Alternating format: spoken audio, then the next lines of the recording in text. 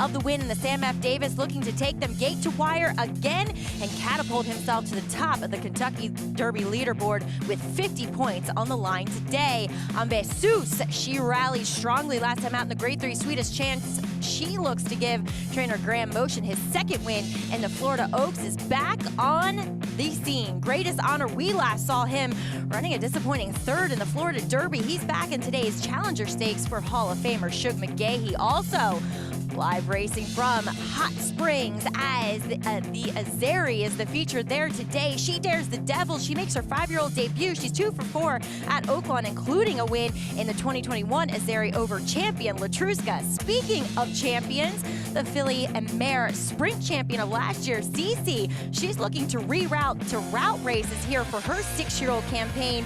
She won at Oaklawn 2 in the 2020 version of the Grade 1 Apple Blossom. We are always brought to you by America's Best Racing. For the love of the race, check out americasbestracing.net today.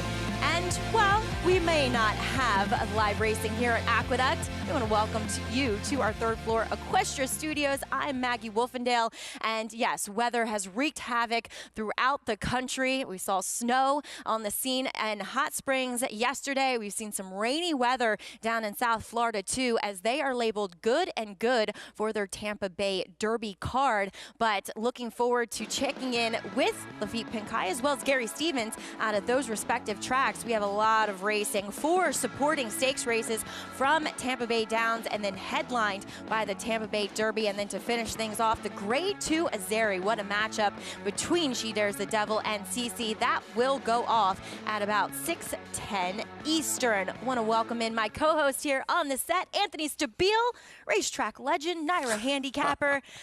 What a great day of racing we have, even though we're not racing right behind us. Let's talk more about the legend word you just used. Just kidding. Yeah, it's always unfortunate when we cancel here at the Big A. These winter days are they're starting to wind down, right? We're just going to push the clocks forward tonight at 2 o'clock. So, yeah, unfortunate not here at the Big A, but some fantastic racing, of course. 50 points to the winner of that Tampa Bay Derby. The Azeri, the springboard for the Apple Blossom later on in the Oaklawn Park meet. Tons of action. I think we have 20 races on the program today. I mean, we are on with you from 1 to 7 here on FS2, and looking forward to that. Also, just the Tampa Bay Derby is your ABR race of the week. As I said, 50 points on the line for the winner to this year's Kentucky Derby. The Run for the Roses installed as your 8-5 morning line favorite, Classic Causeway, Anthony. Yeah, and now with the scratch of Money Supply, who was 10-1 on the morning line for Chad Brown, I would imagine that horse was going to be a lot shorter. I would imagine Classic Causeway now is a lot shorter, probably closer to even money, if not the prohibitive favorite. The Iroquois winner, Major General, coming back. Shipshational was second to Classic Causeway last time out in the Sam F. Davis. See what Happy Boy Rocket can do shipping over for Hall of Famer Bill Mott. He gets a rider change to Jose Ortiz for this. Shipsational, the New York bred, will be representing us for Eddie Barker, but live on the scene, Lafitte Pinkai in Oldsmar, Florida. Lafitte, I know the weather hasn't been kind to start the day.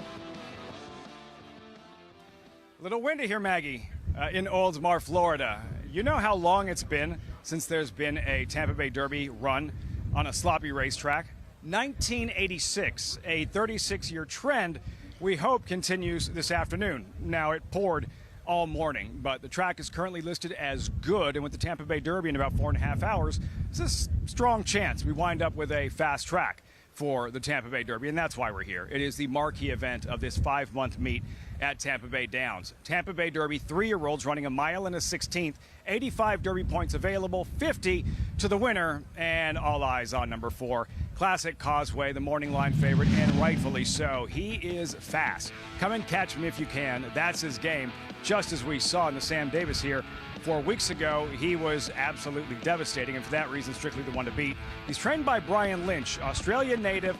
He has never started a horse in the Tampa Bay Derby. He has never started a horse in the Kentucky Derby. Maggie, victory by Classic Causeway today, and he reinforces his status as one of the early favorites for the Kentucky Derby in 8 weeks.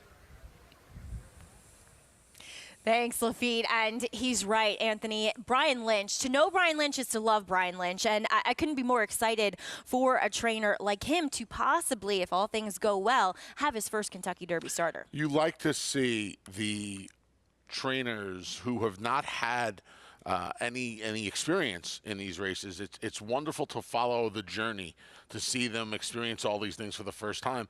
And I don't know about you, Maggie, but I like seeing fresh faces, a little new blood on the Triple Crown Trail. Brian, of course, familiar to American racing for a while now. He's been on the trail. He's never gotten to the first Saturday in May in Louisville. Certainly looks like if this colt stays the course, and he was real good in this MF Davis, if he comes back with a repeat performance today, or if he should improve off that race off the layoff, I think Brian's going to stamp his ticket to that first Saturday in May. It's always exciting this time of year, but it's really exciting when the faces are a little new and a little different. I couldn't agree with you more. And Classic Causeway from the last crop of the great sire Giants Causeway, who only had 3 foals in the year that Classic Causeway was born. Wow, that's amazing. Isn't it? Well, we have a full card from Oaklawn as race 6 kicks off that 50-cent late pick 5, and we'll start things off in the 3rd at Tampa and bring you the entire card from there today, 3 through 11. But Anthony, let's take a look at the older fillies and mares. They are on display. They are the feature in the Azeri Stakes. Grade 2, 350,000, as you were saying, a stepping stone to the Grade 1 Apple Blossom in the middle of April as She Dares the Devil. She's 2 for 4 at Oaklawn, including a win in this race last year over champion Latruska. Yeah, her and Latruska really duked it out through the lane last year. Here she is, She Dares the Devil, taking the Locust Grove back in September beneath the Twin Spires towards the end of the summer at Churchill Downs, before she stubbed her toe a little bit in the Breeders' Cup Distaff like Latruska. Like you said earlier, Maggie, 2 for 4 with a 2nd and a 3rd at Oaklawn, so the local surface not an issue. She loves this distance as well. 7 for 10 in her career at 8.5 furlongs. We'll see. You know, I felt like towards the end of the year last year, despite the fact that her figures, her buyer speed figures kind of held together, I kind of felt like she tailed off a little bit towards the end of last year. I think she was a little bit better earlier in the year. Now, that might bode well for her today. A little freshening. It's early in the year, obviously. We'll see what she does. She's taking on a very interesting runner in CC. I know everybody thinks I'm making too big of a deal about this. I don't know why this filly mare now is ever seeing 2 turns again with the success she's had around 1 turn. It makes She's a Grade 1 winner, though, I know. At 2 turns. I know. You can't deny her 2020 Apple Blossom victory. I know, but she's a 6-year-old now, and she was 4 when she won that Apple Blossom, a freshly turned 4-year-old. Here she is winning the Breeders' Cup Filly and Mare Sprint. And that's the key word there, the sprint. Which is 7 furlongs. Yes, she got a great setup this day. Bella Sophia and Gamine duked it out on the front end. She came and just swooped the group and was able to draw off pretty easily. I think she's better around the 1 turn now at the age of 6. I thought this was a curious move. Maybe it's a stepping stone for the Apple Blossom, and they could always cut her back, I guess. I thought she was a curious entrant, and obviously Pauline's Pearl, who is getting a major acid test as far as class goes today. She's the new shooter to the group, the 4-year-old daughter of Tappan. But look at these 2 race mares, huh? I know, and She Dares the Devil. She has proven too, and what I liked about her is that she's proven that she can sit off the pace because she's a very fast, probably overmatched filly to her outside and super quick. But also with She Dares the Devil, she was a part of that massive pace duel that collapsed in the Breeders' Cup Filly and Mare, in the distaff, I should say. And we've seen Latruska come back and dominate in the Royal Delta, as well as time goes by, she came back to win. She was also part of the pace. So I think she has a serious and legitimate excuse coming out of that Breeders' Cup Distaff. Yeah, she gets a little help with the scratches. Lavender, the number 3, comes out, and the aforementioned Super Quick come out. That helps her cause. Lady Mystify, the number 6, shipping in for Pete Urton and Mario Gutierrez. You would imagine they're going to be as forward as they could possibly be with She Dares the Devil drawn right to their outside. Maybe they let Lady Mystify go, and Florence Giroux just takes the seat off. Like you said, she has one from off the pace. First start back, 5-year-old season. Maybe you want to let her settle and make one run, have a little bit of a target. That's what I would be doing. Florence Giroux's won a few more races than I have in the boot, so I'm sure Brad Cox is going to let him figure it out from the break. But, yeah, I mean, she has options. She can go to the lead. She could sit off a Lady Mystify. It gives her the edge over both CC and Pauline's Pearl. She just has more natural speed than both of those, and she right now, I mean, I would have to think going long a little bit of a class edge. All right, we'll see. Can Cece get back to the success of those route races, or she dares a double? She's just going to be too much. As always, if you want to play today's races, make sure you do so with your Naira Bets account. Sign up today. New members use promo code STAKES200 to earn a $200 deposit match bonus after your first deposit. Check out NairaBets.com, and you can bet any track, anywhere with your account today, including Tampa Bay Downs, as we kick off the action there with today's third race. It is a maiden claiming 16. And Anthony, we do see very tepid favoritism to number 2, Street Lamp in here. He's one that just missed last time out. Yeah. The board just switched a little bit. The number 8 runaway Tom just took a punch down to 2-1. Second time for Kathleen O'Connell on the drop. Here's the 1, Rocky Dice, Maggie. Trainer Robert Raymond already won a race on the card today. This one's at 11-1. This one will be a little bit more of an upset than the opening winner. Yeah, it does come out of a similar race in which we saw Street Lamp and El Fantasma come out of 2 back. Skip that one. Line up here has not really shown that much to be competitive against those ones. There is your second choice, Street Lamp. Blinkers going on. Sat a great trip last time, just couldn't get to the winner. Third start off the layoff for Street Lamp. Tim Ham's number's not the greatest third off the break. Mike Deeney will send out a first-time starter, an Outstanding Island. Yeah, this dam was really interesting. Her dam went back and forth. She has 3 foals over in Europe and 3 foals here stateside. As number 4 is El Fantasma. It's a rider switch to Adamar Santos, who's having a fantastic meet, winning it right around 25%. We'll see if this horse can improve third start off a July layoff. Number 5 I thought was a little bit interesting. That's My Boy Toy, the other one for Robert Raymond. Yeah, this horse ran well last time out. Gets bug rider Miguel Arroyo again. Showed some speed that day. I'm going to go back out to 6 furlongs today. As we do see scratches of the 6 and 7. Speaking of speed, I think Runaway Tom, he could provide just that. Took favoritism last time on debut at 3-1. He's currently your lukewarm 5-2 favorite. Angel Moreno going to try and take him flag fall to that's all. Number 9, switching back to the main track, turning back is Golden Wonder. Yeah, so he's going to beat over 100 lengths combined in the 4 starts. Blinkers go back on. Number 10, a first-time starter, Morisco. This is the interesting one for me here. Marsico, sorry. Marsico. Dam was 2 for 12. 3 of the 4 winners are multiple, 3 to 4 foals, multiple winners. I'm interested in this one today. Number 11, Jacques Make Coco. Ships down from West Virginia off a September layoff. Big price and should be. Number 12 was Classic Escape, as you were checking out a first-time starter, acting pretty green there with the pony as De Oro Coco, another one for this trainer, Alexis Cordero Lopez. Yeah, first-time starter at a big price. Dam was 4 for 19. The number 12 Classic Escape was interesting. This horse went off 7-2 first time out, and is being ignored on the tote board at 14-1 right now. Similar spot. It's the comment said equipment adjustment. So maybe something just want to miss that day. These are the kinds of horses in races like this where there's not a lot of form to go off of. Okay, over at Naira Bets, we're looking at a race tomorrow at Gulfstream Park, where it's a similar thing, not a lot of form. This is the kind of horse you have to use in races like this. All right, we'll have more on this race and the rest, kicking things off here at Tampa Bay Downs. Stay tuned. You're watching America's Day at the Races here on FS2.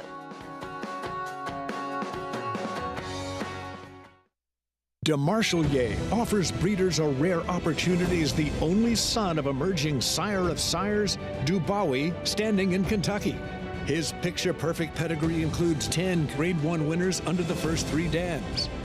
Dubawi and his sons and grandsons at stud have established stars on both turf and dirt. Now his first foals have arrived. DeMarchelier, standing at Claiborne Farm.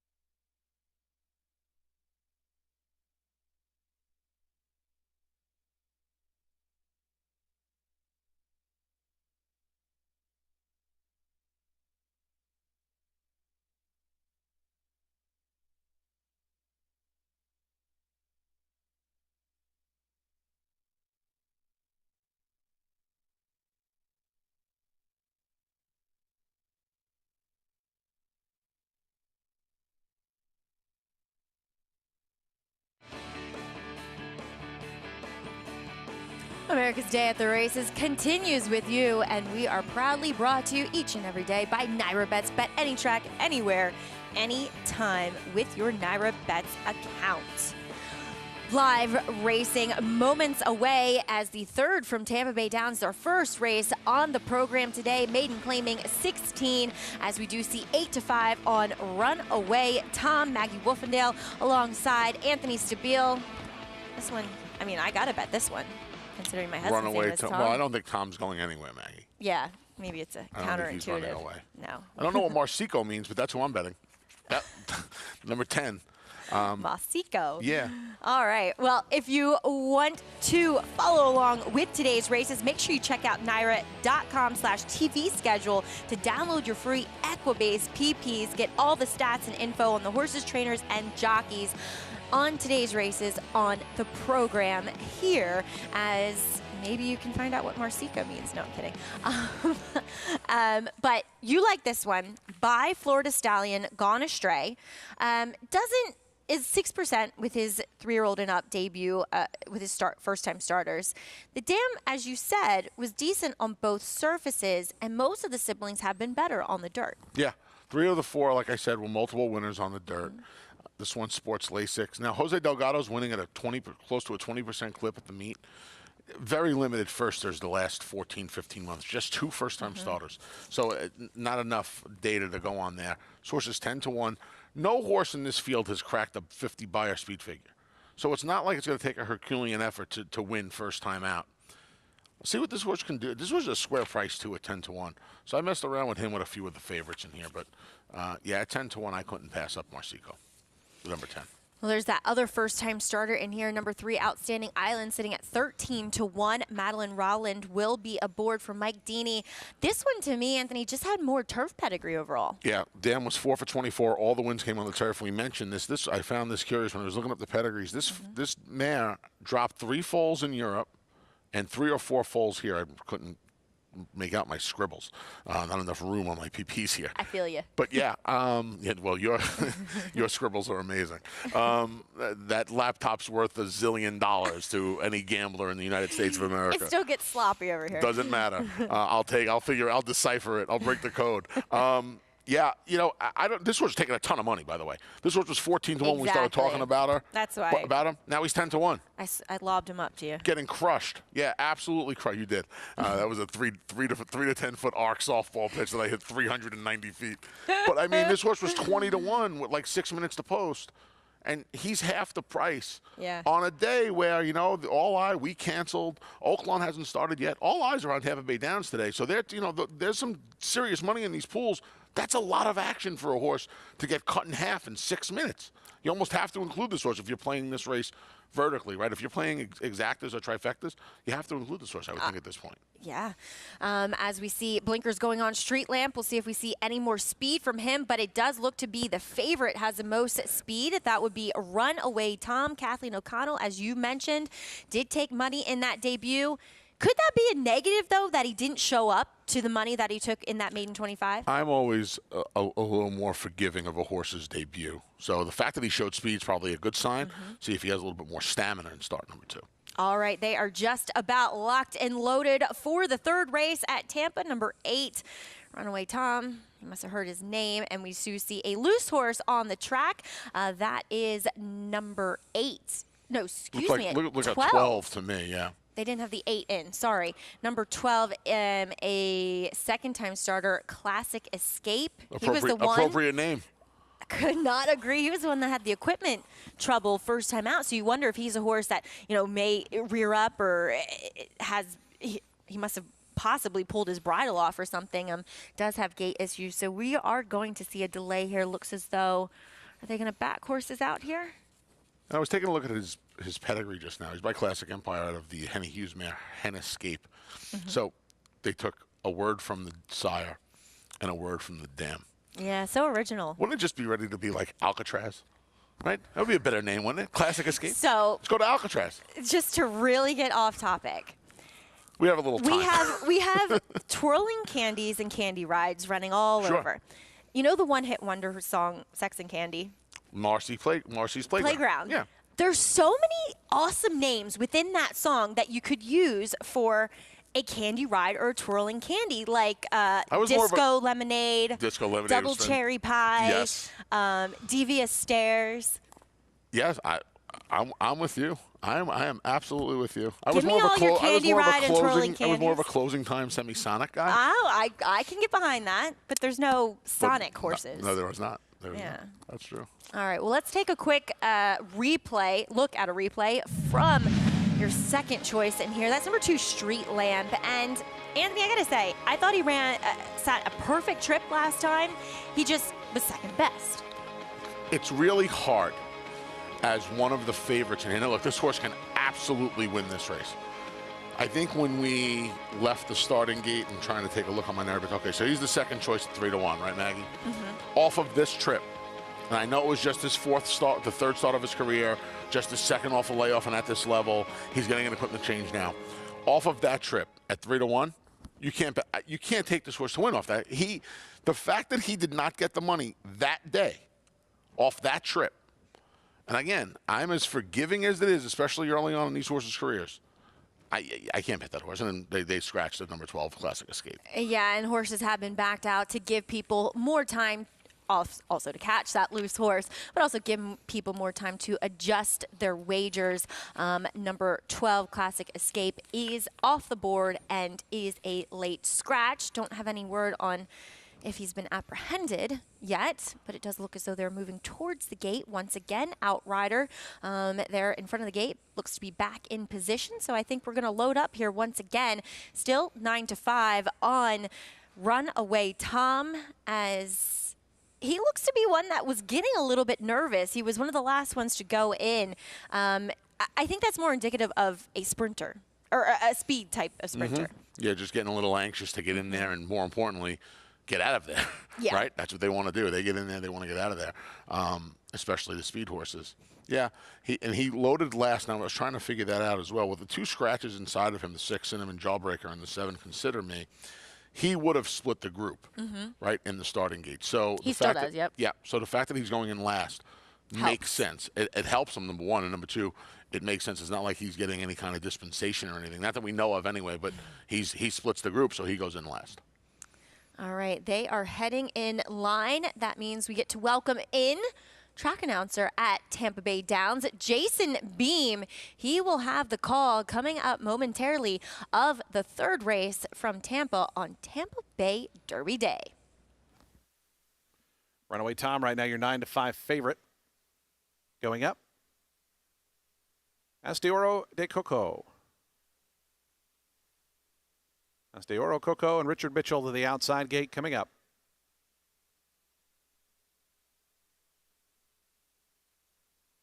Goes in. They're in the gate. And the race is on. Bit of a hop there for That's My Boy Toy, who came away last. Runaway Tom shows good speed. Oro Coco on the outside is also away quickly. Those two quickly open up 2.5 lengths on Outstanding Island, who's up to 3rd. El Fantasma, Street Lamp. They're racing together 4th and 5th. It's a break of 2.5 more to Golden Wonder. Marsico is after that. Starting to make up ground at the inside comes Rocky Dice. Then we come back to Hate Make Coco. And it's 2 more lengths then back to That's My Boy Toy, who after that bad beginning is about 13 or 14 behind Runaway Tom, who has done just that. He's run away into that far turn. In front by 4.5 or 5 lengths now. In the second spot is Street Lamp. Up the inside, Outstanding Island pushed along from 3rd.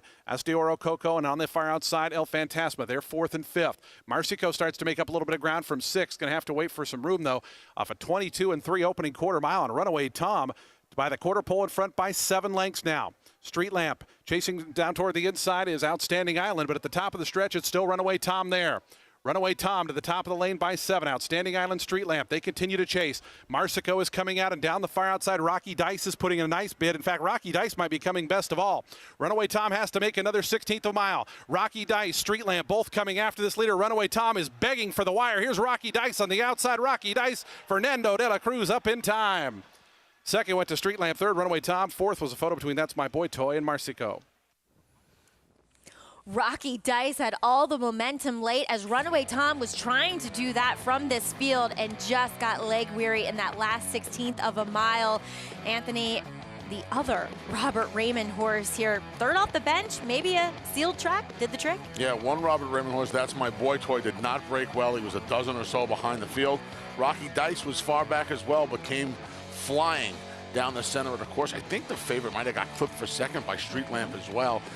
Yeah, big effort. Second win on the day for Robert Raymond. He took the opener at Tampa Bay on Tampa Bay Derby Day with the Speedy Nightcap. All right, well, that will do it as it looks to be 1-2-8 unofficially, but that guy right there, Brian Lynch, he sends out Classic Causeway, your favorite for today's Tampa Bay Derby, as he is looking to further himself down the road to the Kentucky Derby. More to come here on America's Day at the Races. Spun to Run. In the Breeders' Cup Dirt Mile, he defeated a loaded field that included multiple Grade 1 winners Omaha Beach and Improbable. His brilliant speed figures were among the fastest of any 3-year-old at a mile or more. And he hails from the legendary Danzig sire line.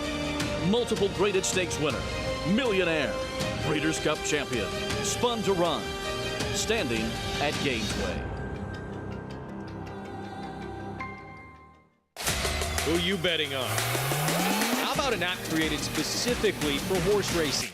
Naira Bets. We specialize in thundering hooves, fist pumping, and boosting your bankroll with robust weekly promotions. And offer betting tips from actual horse racing experts. Bet all day and night, nationwide. Get the action and thrill of horse racing with Naira Bets. Start spreading the news. If you're looking to win in New York, then breed in New York. To War Dancer, the millionaire son of Warfront, and New York's #1 sire of 3-year-olds. Breed to a proven performer, the #1 second crop sire at the Saratoga meet with multiple winners at Belmont and Aqueduct. Earn double the New York Breeders' Awards and participate in the New York Stallion Series with $2 million in purses. War Dancer, proud to stand in New York. Visit wardancerstud.com. Racetrack Television Network brings you every race, from every track, on every screen, every day. With monthly packages starting as low as $5, RTN gives you great value and access to more live HD streaming and race replays than anyone. Visit RTN.tv today to sign up and watch on almost any device, including Roku and Amazon Fire. Use promo code TRYRTN for a 5-day free trial.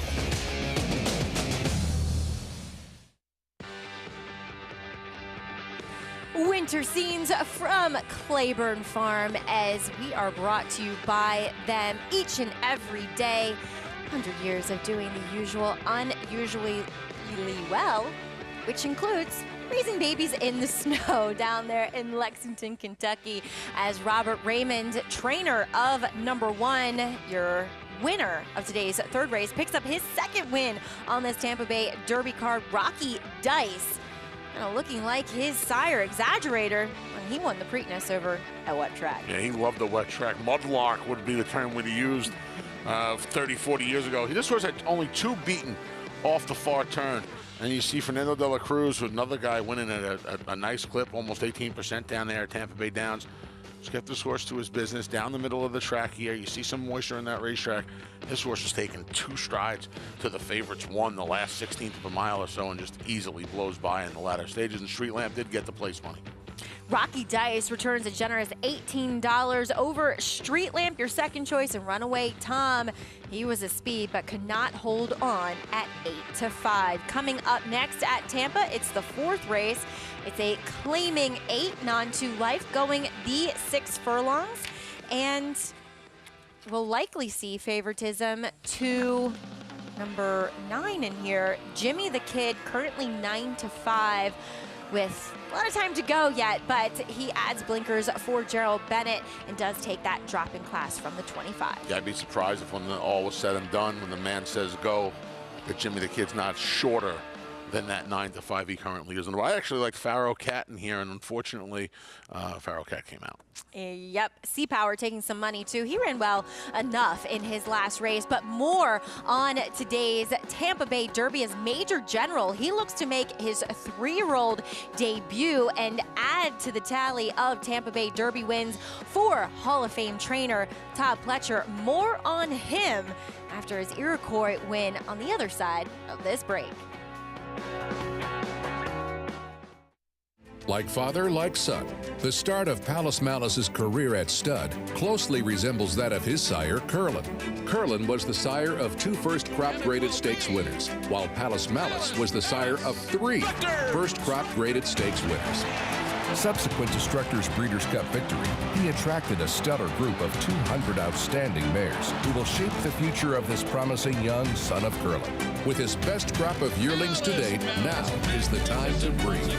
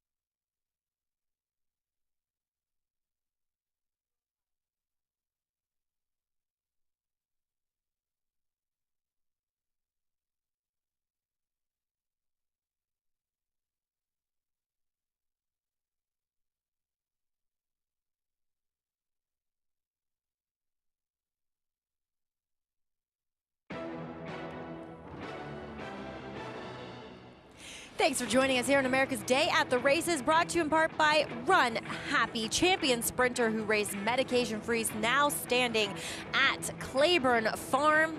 Also has some interesting prospects heading towards the Kentucky Derby as checking out the Kentucky Derby leaderboard epicenter. He took down the Risen Star, the first 50-point race of the season. So that's why you see him ahead of the rest. And the funny thing is, though, a lot of the horses on this list, Anthony, have the same kind of running style as Epicenter, Classic Causeway. They're both speed horses. Yeah, it's amazing, right? You kind of feel like you're waiting for a buzz horse to crash this party. Yeah. Right? You just kind of feel like that. This is the Sam F. Davis and Classic Causeway. Took on all comers in here, Maggie. This was a fantastic return to the races for this horse. This, of course, was his 3-year-old debut, as things didn't go necessarily the way they wanted when they experimented in the Kentucky Jockey Club when they tried to rate him. He was beaten that day by that son of Run Happy, Smile Happy, who still is certainly in the hunt to get to the first Saturday in May, but possibly standing in Classic Causeway's way today is a horse making his 3-year-old debut in Major General. Son of Constitution took down the Grade 3 Iroquois after breaking his maiden, going 6.5 on the lead at Saratoga. He stretched out then to a mile and a 16th. Didn't necessarily get away that well, sat behind horses, and just really kind of grinded out a determined victory. Yeah, this was a professional effort, right? Because he's doing this like an old claimant horse would have done it. Just a complete grind, not letting horses by him, very stubborn about things. A lot of maturity for a horse who's making just his second start, his first around the 2 turns. I don't know about you, I kind of felt like the horse that ran second, they could have still been running around beneath the Twin Spires, and he wasn't going to get by Major General this day. Now we see a long break, though. He has to come back. It's his third different racetrack and his third start. He has to come back and go that same 8.5 furlongs off of what essentially amounts to a 6-month layoff. It's a week shy of 6 months. Good-looking son of Constitution. Javier Castellano could have ridden Shipsational, who he rode to a second-place finish in the Davis, or this horse sticks with Hall of Famer Todd Pletcher and this son of Constitution. Well, I think that's just loyalty. I do too. He's had a lot of success with. I think this helps as well. Speaks to that decision, I'm sure, as Todd will be looking for his 6th Tampa Bay Derby win, obviously winning it most recently with your Belmont Stakes victor, Tappert, in 2017. Yeah, Tappert with a nice performance that day. Destin, Carpe Diem, my boy Verrazano's on that list. And all the way back to Limehouse, the 4th place finisher in the 2004 Kentucky Derby behind Smarty Jones, Lionheart. Don't even. You're sick with that memory. The one-eyed horse that Kristen Mulhall trained that I picked that year. I cannot remember that horse's name that was 3rd. I know it was 4th. I don't know. A gray horse. Yeah, gray horse. I ponied him in the Preakness that year. Did you really? Yeah. That's amazing. That's coincidental. I can't remember weird. his name. I can't remember. It was Imperialism. one word. Yes. Imperialism. That is it. Yeah. I was like, I picked anyway. him. I picked him. He got to be 12.5 lengths, but he was 3rd. Hey, Smarty Jones. Oof. Well, the Derby Bankroll Builder is on the line at NyraBets.com. You can boost your Kentucky Derby bankroll, win up to $100 towards the Kentucky Derby when you bet. Make sure you select Derby Preps with Nyra Bets and bet 50 on the Tampa Bay Derby today. You'll get 25, so it's a win-win situation. Make sure you check out NyraBets.com. Don't forget to opt in as well. Yeah, you are good at that. Opt in, always what you gotta do. 4th race coming up from Tampa Bay Downs.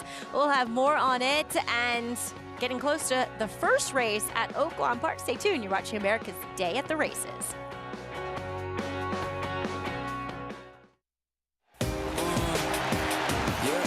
Charlatan is back, and he turns it on with 1/8 of a mile to go. Express Train moves into 2nd. Nashville dropping out of it, and then Collusion Illusion. What a spectacular return for Charlatan, who will romp in the Run Happy Malibu Stakes by 4.5 emphatic lengths. Charlatan, ultra impressive. It's a new day for a new king. How does horse racing support New York's economy? It's responsible for 19,000 jobs and more than $3 billion in annual statewide economic impact. These good-paying jobs support working families across the state and sustain thousands of small businesses both on and off the track. Horse racing in New York means jobs and opportunities now and in the future. We are New York Horse Racing.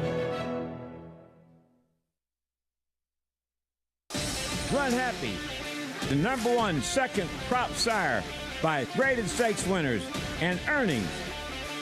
Run Happy is represented by Smile Happy, the Kentucky Derby individual future pool favorite. A leading dirt sire and now with an exciting Kentucky Derby hopeful. Call Bernie Sams now and book your mare to Eclipse Champion Run Happy right now. Run Happy standing in stall 1 at Claiborne Farm. This season at Oaklawn, we've got more of everything. More of the top thoroughbreds in the world. More days of live racing. And the largest purses in our history.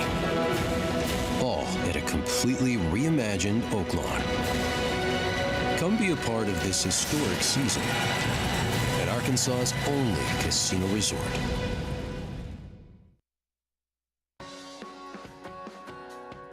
Thanks for joining us here on our program, America's Day at the Races. Rolling along with you, Maggie Wolfendale, Anthony Stabile. We have Lafitte Pinkai down at Tampa Bay Downs, and we're getting close to the first post at Oaklawn Park. That means we'll check in with our Hall of Famer Gary Stevens shortly, but the next live race coming up is the 4th from Tampa.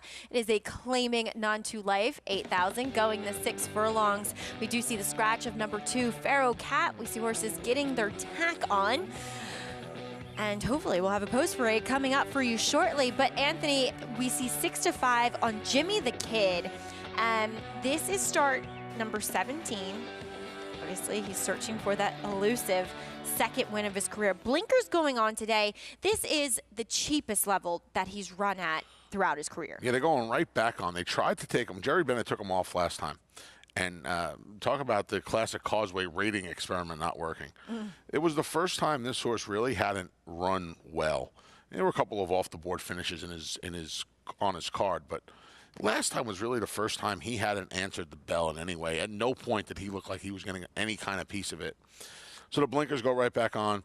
He gets a significant rider switch. Sammy Camacho, the last few winters down in Oldsmar, has really established himself as a household name down in South Florida. Sammy does a fantastic job.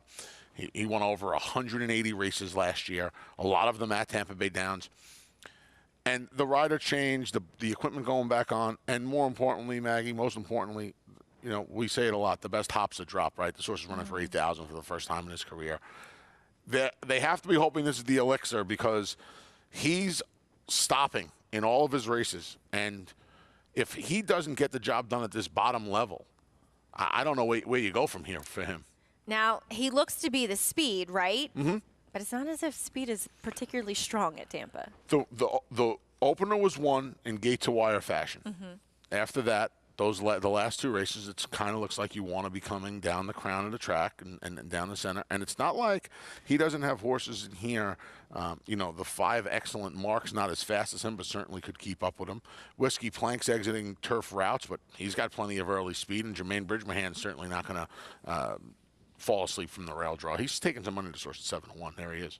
I think he's interesting. Getting back to his last dirt race, which albeit was on a sloppy sealed track, we are good today. But a 65 buyer wins this. Wins this race, and he's cutting back, and he's drawn inside. We just talked about wanting to be outside, but he's interesting. Scratch to 2. Number 3 is Jackson Strong. He's going to have to find his best effort, and that hasn't happened recently. Failed at this level as 6-5 favorite last time. If you like him today, you're going to get paid at 8-1. Can Robert Raymond go 3 for 3 with Nantucketer? Yeah, I mean, I thought this was had a little bit of an interesting look. The last race aside, where again he was 3-1, today he's 17-1 against the similar bunch.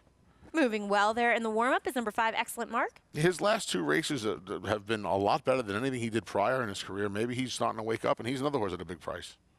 Number 6 is a big long shot. That Spanish Soul, just well beaten at this level last time. Yeah, last 2 times after his maiden win, he really is. He's failed to find his form from his debut victory. Scratch the 7 in here. Number 8 is Captain. Kathleen O'Connell looks to get back on the board here. Source Brokers made it for 10. He went up in class in the 2 life. Now he's running at the appropriate level. This is the rule of thumb to cut him in half, and maybe he can get the job done at 5-1. There's your favorite, Jimmy the Kid. Yeah, we've talked about him. He's going to be on a front-running mission with Sammy Camacho. Hopefully the blinkers going back on help. We saw the 10 before, the 9 Sea Power. We'll get back to him in a second, but there's number 11, Tinker's Pal, another long shot. Start 25 was the winning one for him last time. He would have to come up with another big effort. Son of California Chrome, Miami Chrome, rounds out the field. Winless since his debut back in May of last year at Gulfstream Park. Sea Power was the one that ran by us, the number 10. He had a little bit of an interesting look as well. I thought so too. If he could get back to his race when he broke his maiden, that was fairly impressive. And you know, he beat a next time out winner in the Little Green Machine. Kind of feel like him and Captain, the 10 Sea Power and the 8 Captain, are almost like the same horse, right? They broke the maiden. They broke their maidens for 10,000. The rule of thumb generally is you break your maiden, and then you go for a maiden claimer. You cut your price in half. Now there's no $5,000 races, but there's an 8, and that's the bottom here. This race here is the bottom level. Instead, the connections of both the 8 Captain and the 10 Sea Power went the other way. They went up in class, and now they take the drop after the 1 race. So I think if you're looking for alternatives to the favorite, those would be the 2 most logical places to go. The tote board's telling you that as well. One of them's 5-1, the other one's 9-2. We just got word that the 8 was still in the paddock when we were going through our post raid. That's Captain. Well, there you see him now. He's hit the track as we will switch gears and hop across the country to Arkansas. Hot Springs maiden claiming event kicks off the action at Oaklawn, and it is a maiden claimer. We see Prather at 8-5 for trainer Steve Asmussen, as we want to check in with our man on the scene. That's Hall of Famer Gary Stevens. And Gary, wow, it was nearly a whiteout for the latter half of the card. Did you have your snow boots? Did you have your snow tires on? What's the conditions looking like today? The conditions are excellent, Maggie, and yeah, it was a whiteout last night. Pretty much the last race, there was no official chart, just the winner of the race. That's how snowy it was. Vic Stauffer doing a great job trying to call the latter part of the card yesterday. Got a lot better day today. Listen, we had a frozen racetrack this morning, and they did an excellent job preparing this racetrack for this afternoon's races. We've got a good racetrack, but right now, I'm telling you, my opinion, it's a fast track. I'm standing down on the racetrack right now, and this track is going to be lightning fast by the time we run the Grade 3 Azeri later on this afternoon. We talked yesterday about CC, and She Dares the Devil had never run on an off-track before. Good news. They're not going to have to race on an off-track this afternoon either, where it's going to be fast. I predict by the 9th race. I got a feeling that after this first race, they'll change the labeling from good to fast. So we've got the Azeri. Looking forward to that. Looking forward to the Tampa Bay Derby later on this afternoon, guys. Very excited. Gary, looks to be a great day out there at Oaklawn. Thankfully, yeah, that track is fast, and we will have those top mares competing over a fast racetrack. As Gary said, She Dares the Devil and CC lining up in that Grade 2 Azeri. More to come on the opener as well at Oaklawn, but they are getting behind the gate here for today's fourth race, the 6-furlong start over at Tampa Bay Downs Non-2 Life. And 6-5, holding strong, Jimmy the Kid. Are there reasons not to like Jimmy the Kid, Anthony? Yes, there are exactly 15. Those are the times he's gotten beat in his career. I don't like taking these horses that show speed and stop on a consistent basis. He's only shown speed and didn't stop one time in his life, and that's when he won. And when the blinkers came off last time, it obviously dulled him down. The blinkers are going back on. I would imagine, Maggie, and you could probably attest to this better than I can, he might be even sharper than he normally is getting those blinkers back on, getting his friend back. I couldn't agree with you more. He may have found the right bunch. Part of the reason I liked Pharaoh Cat as much as I did was if you identify the horse to beat as Jimmy the Kid, you almost always have to try and beat them with your bankroll.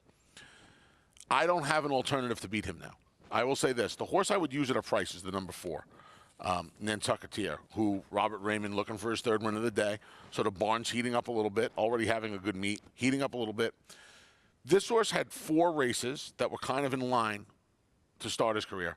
I don't know what happened last time at 3-1, but I'll forgive it because of that price underneath his yellow 4, 17-1. Yeah. It's way too big a price on a horse in his career. He's been... After his debut when he was 33-1, he was the 8-5, the 9-5 favorite, the 2-1 favorite, 4-1, and 3-1. 2 of those races came against this level. He's now 17-1 in here. You almost have to use this horse if you're playing exactas and trifectas. And a win bet flyer at that price wouldn't be the stupidest thing I've ever done. Believe me, I've done a lot stupider things in my life. I thought the 5, excellent mark.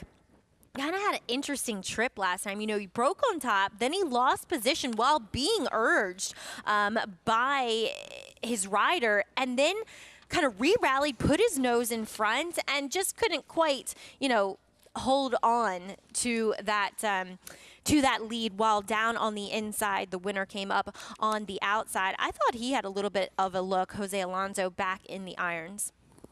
Yeah, and he broke his maiden and paid over $100 who starts back. Jason Beam has your call. Race 4 from Tampa. And the race is on. Nantucketer hopped at the start.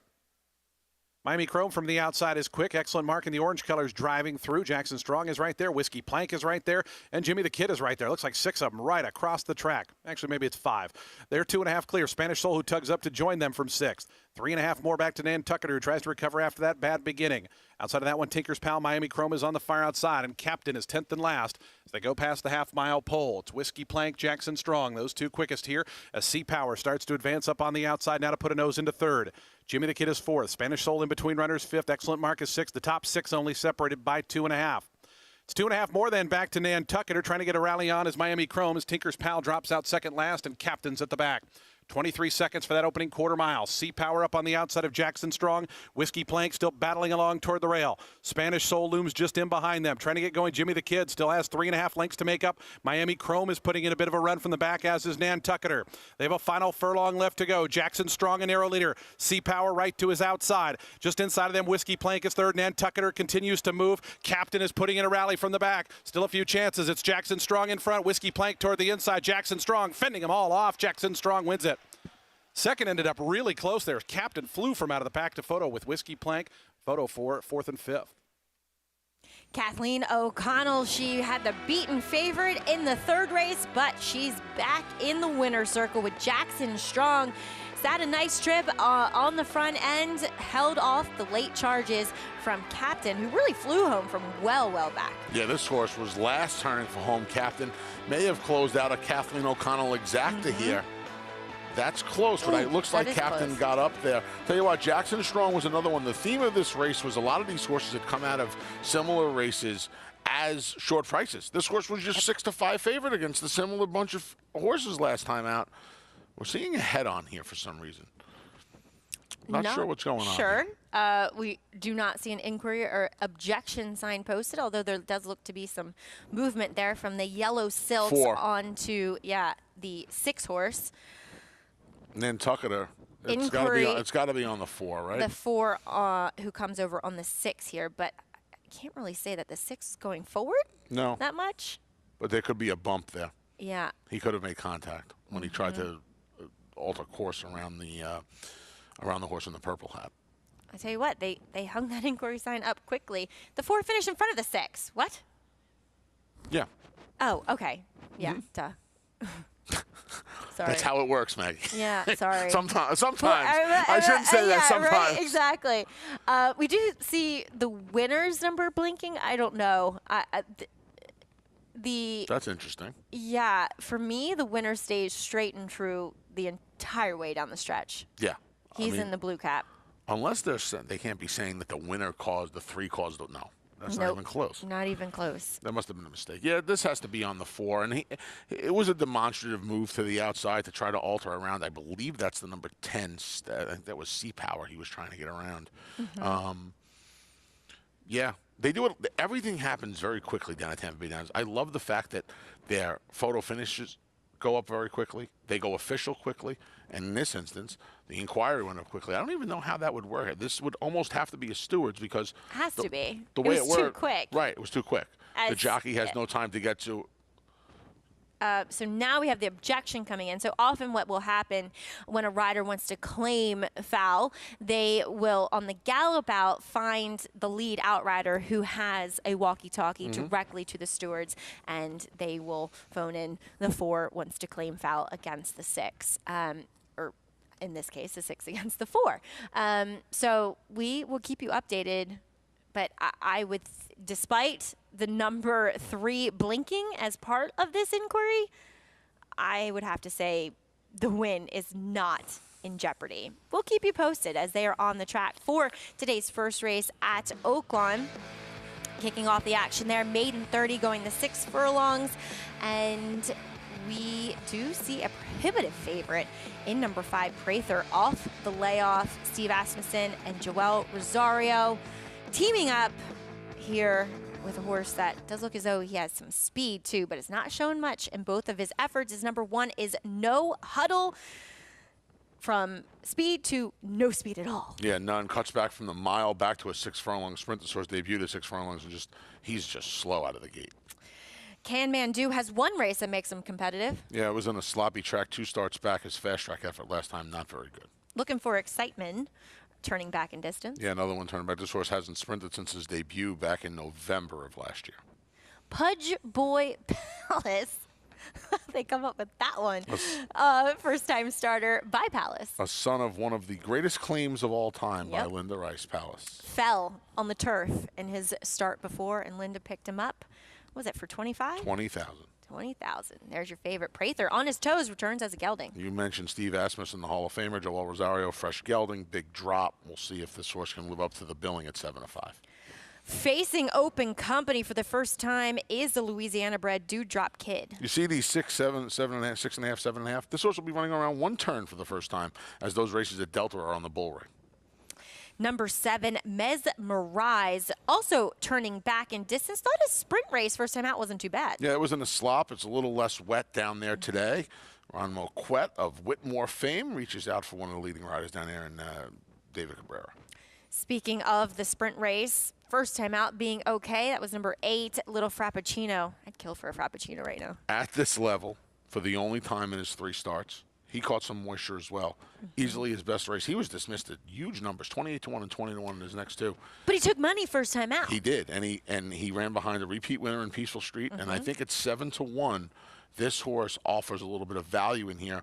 Based on that, he can run back to that first effort, Maggie. Yep. No one in here, including your 7-5 favorite, has a race that comes close to sniffing this horse's first effort. He is the value in this race. No question. If you are playing this race, now you have a Hall of Famer who's won 3 Kentucky Derbies and 5,000 races telling you he thinks the track is fast. If you think there's a little moisture in this track at 7-1, I mean, even on a fast track, you have to bet this horse. I would think, just dropping back to the level. Yeah, just getting back to the level. You and I talk about Christian. It seems like Christian Torres wins the race every time you and I are on the early shift. So I'm a fan. Get it out of the me too. Yep. I am too. So let's see if he can get it out of the way at 7-1. I hope he does, because I'm going to bet a few dollars on this horse at that price. The favorite, I get it. Shipping in, dropping down. It's Asmussen. It's Joel Rosario. You want this horse at even money off those 2 off fresh gelding? You want this horse at even money? I mean, he just has packed it in. I mean, granted, I know debuting in the slop at a mile is not easy, but he packed it in at the quarter pole last time out the fairgrounds. Yeah, I don't get it. I don't and get he was even beaten by his entry mate, who was not coming out of the barn of Steve Asmussen. I guess there has to be a favorite in every race. I don't. And they're just why it has to be even money. We see it time and time again at Oaklawn. A lot of times when they don't know who to take, they just take connections. And I get it. As you said, he's a drop down, but I think there's some more interesting propositions, as we did see a change in today's 4th race at Tampa.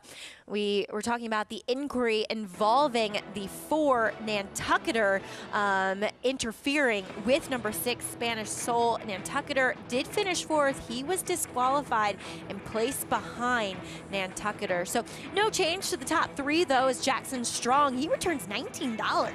At 8-1 over Captain and Whiskey Plank, and a no-show effort from the favorite in there. That was Jimmy the Kid. You Kathleen O'Connell fans got almost $100 on the $2 exacta from her 2 trainees. Back over at Oaklawn, warm-ups nearly complete. Minute away from post time, as you know who I thought looked pretty good on track was number 7, Mesmerized. Yeah, I thought the one. Granted, that's Ron Moquette. That makes a lot of sense, right? He comes from the Dwayne Lucas school. His horses often look good. This horse could have also been training and getting taken care of in Ron's backyard, as Ron lives right on the right by the 6 furlong pole. I thought the 1 no huddle looked okay on the racetrack as well. It's just he's so hard. No speed. No speed at all, and the cutback. The cutback makes no sense, right? No sense. Yeah. I mean, Alan Milligan bookends his field, and as we said, I think we both prefer the 8 in here. Little Frappuccino is half the price of his stablemate. I'm not a Frappuccino guy. Oh, really? I've moved away. I love an iced mocha latte. That's kind of my jam, but... As we say in Queens, coffee. Coffee. I just want coffee. You know, it's funny, because obviously my husband and I, neither of us are clearly from New York, but my daughter One of you in particular. Yeah. My daughter has a Long Island accent. Good. Mommy, you were having coffee this morning. I'm like, what? I mean, I know you were born here, but... It's fantastic. She doesn't even hang out with me that much. I know. Gracie P. Gracie P. Anyway. back to this race. We're taking some money now, Mags. Little Frappuccino down at 5 to 1. We are dropping 7-2 on the 7. Mesmerized. If he can get back to his first race, I thought he was a legitimate player. You know what the funny thing is? When I handicapped this race, I put an X through one horse. And it's the horse on the screen right now. It's the one No Huddle. And based on his looks, he's the kind of horse where I would ordinarily include. But when, again, just to me, though, he looks like he speed. wants to run long. Yes. Physically.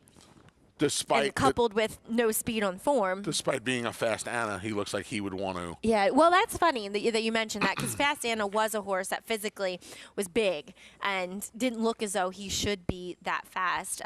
No Huddle, though, a Maryland bred, so let's get some bonus points from me for that. But first-time starter, Pudge Boy Palace, not taking much money at 12 to 1. The Dam one going long, and she has not produced a winner with 2 foals to race. Quiet pedigree there. Double the morning line at 12 to 1. Money's went elsewhere. All right, well, will they be right? Going on connections. That's number 5, Prather for Steve Asmussen, Joel Rosario. As Joel Rosario, reigning Eclipse or champion jockey of 2021. Will they get the money here, or will we have an upset? To kick things off, the action at Oaklawn Park starts here. Race number 1, Vic Stauffer has your call.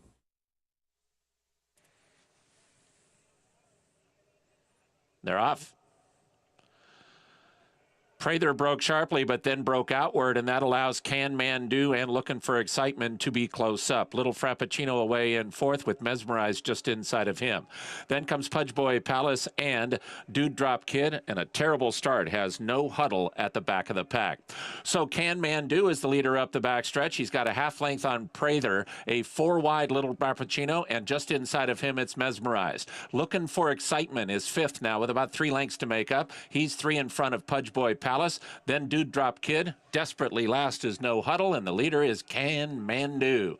Prather's gone. Prather has dropped out of it. He's going nowhere. Can Man Do at the top of the stretch has the lead. It's a 3-length advantage over Little Frappuccino and Looking for Excitement. And here's Looking for Excitement to take 2nd. Little Frappuccino's back to 3rd with Mesmerized 4th. Can Man Do has a 3-length advantage. Looking for Excitement is 2nd. Little Frappuccino is 3rd. Then to the outside and Mesmerized, but Can Man Do took command on the backstretch, and he's home free. Can Man Do over Looking for Excitement. A late run Pudge Boy Palace. Can Man Do in front. Can Man Do won by 5.5. Looking for Excitement was 2nd. Pudge Boy Palace 3rd. Close for 4th between Mesmerized and Little Frappuccino. Can Man Do dominant from the start as Luis Contreras, he guides him to a gate-to-wire victory for Steve Hobby. And Anthony, no-show performance from your favorite Prather. Tracking under Vic Stauffer pointed it out. When Prather broke, he broke sharply, but then he kind of made a little bit of a right-hand turn. Luis Contreras on the 2 Can Man Do noticed this, got aggressive, left from the inside, and just made every polo winning one.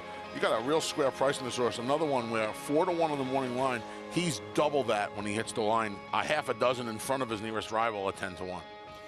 Over the 3, Looking for Excitement, who ran well, turning back in distance for the ever-dangerous Chris Hartman barn.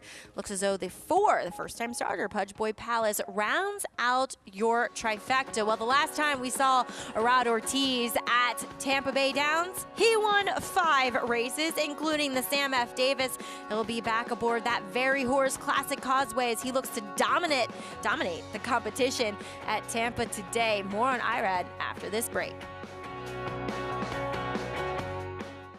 They're off in the hopeful.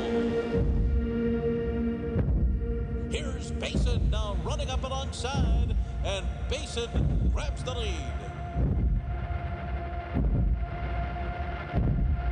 Basin and Jose Ortiz are running away in the hopeful.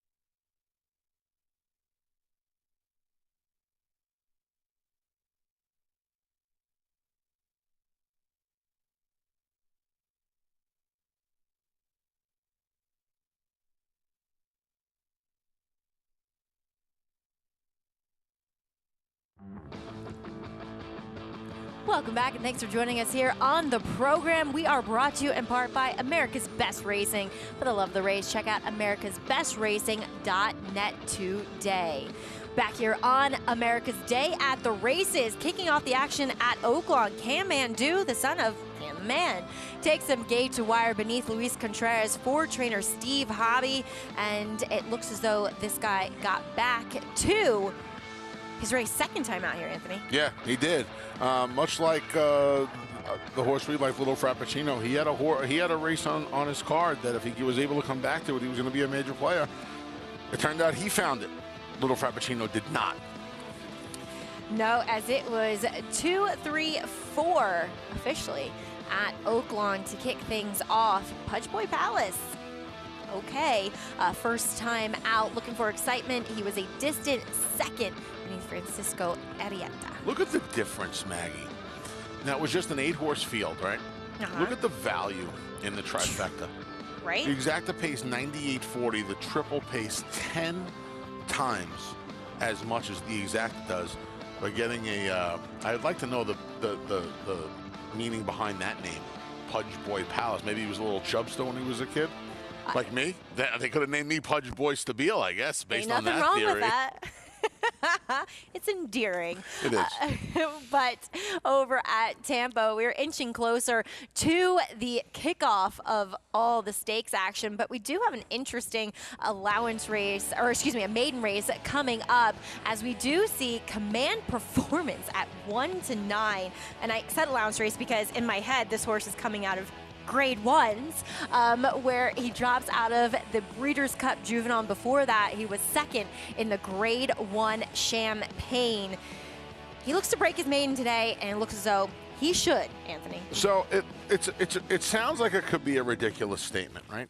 But is there a chance we're seeing the best 3-year-old on the Tampa Bay card right now? I kind of feel that way in a weird way. I thought this horse was really, really good. Me too.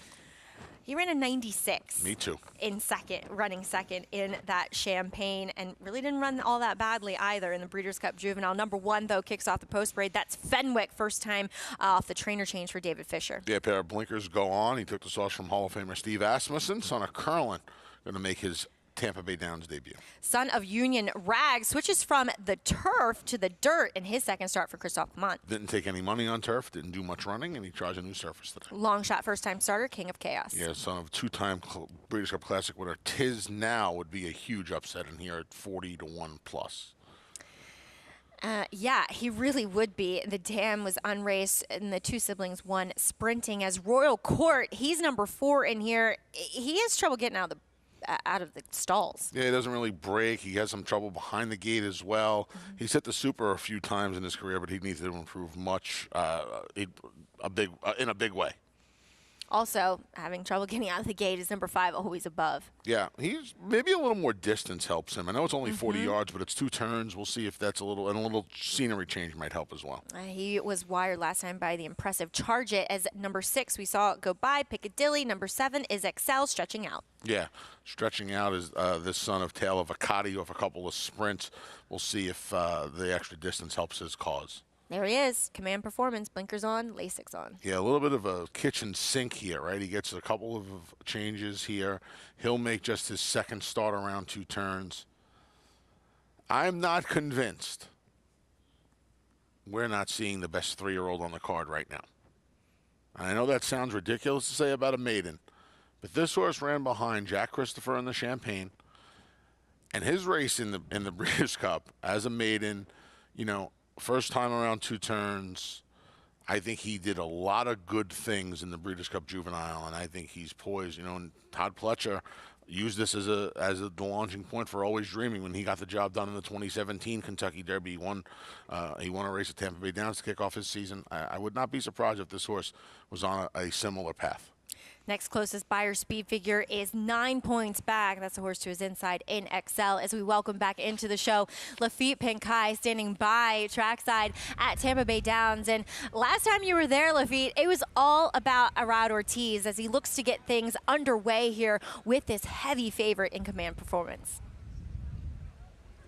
You're not kidding, Maggie. Yeah, Ortiz back to plunder some more here at Tampa Bay Downs. He won 5 races on Sam Davis Day. We asked him early on because he was riding all those contenders and stakes races. So how many stakes races are you going to win? And he said, I hope to win them all. Pretty close. He won 3 of those stakes races and 5 overall, including the main event, the Sam Davis with Classic Causeway. So how much damage is Ortiz going to do on this afternoon? Well, there's 8 races left. He's riding in each one of them, starting here with the heavy favorite in this upcoming 6th race.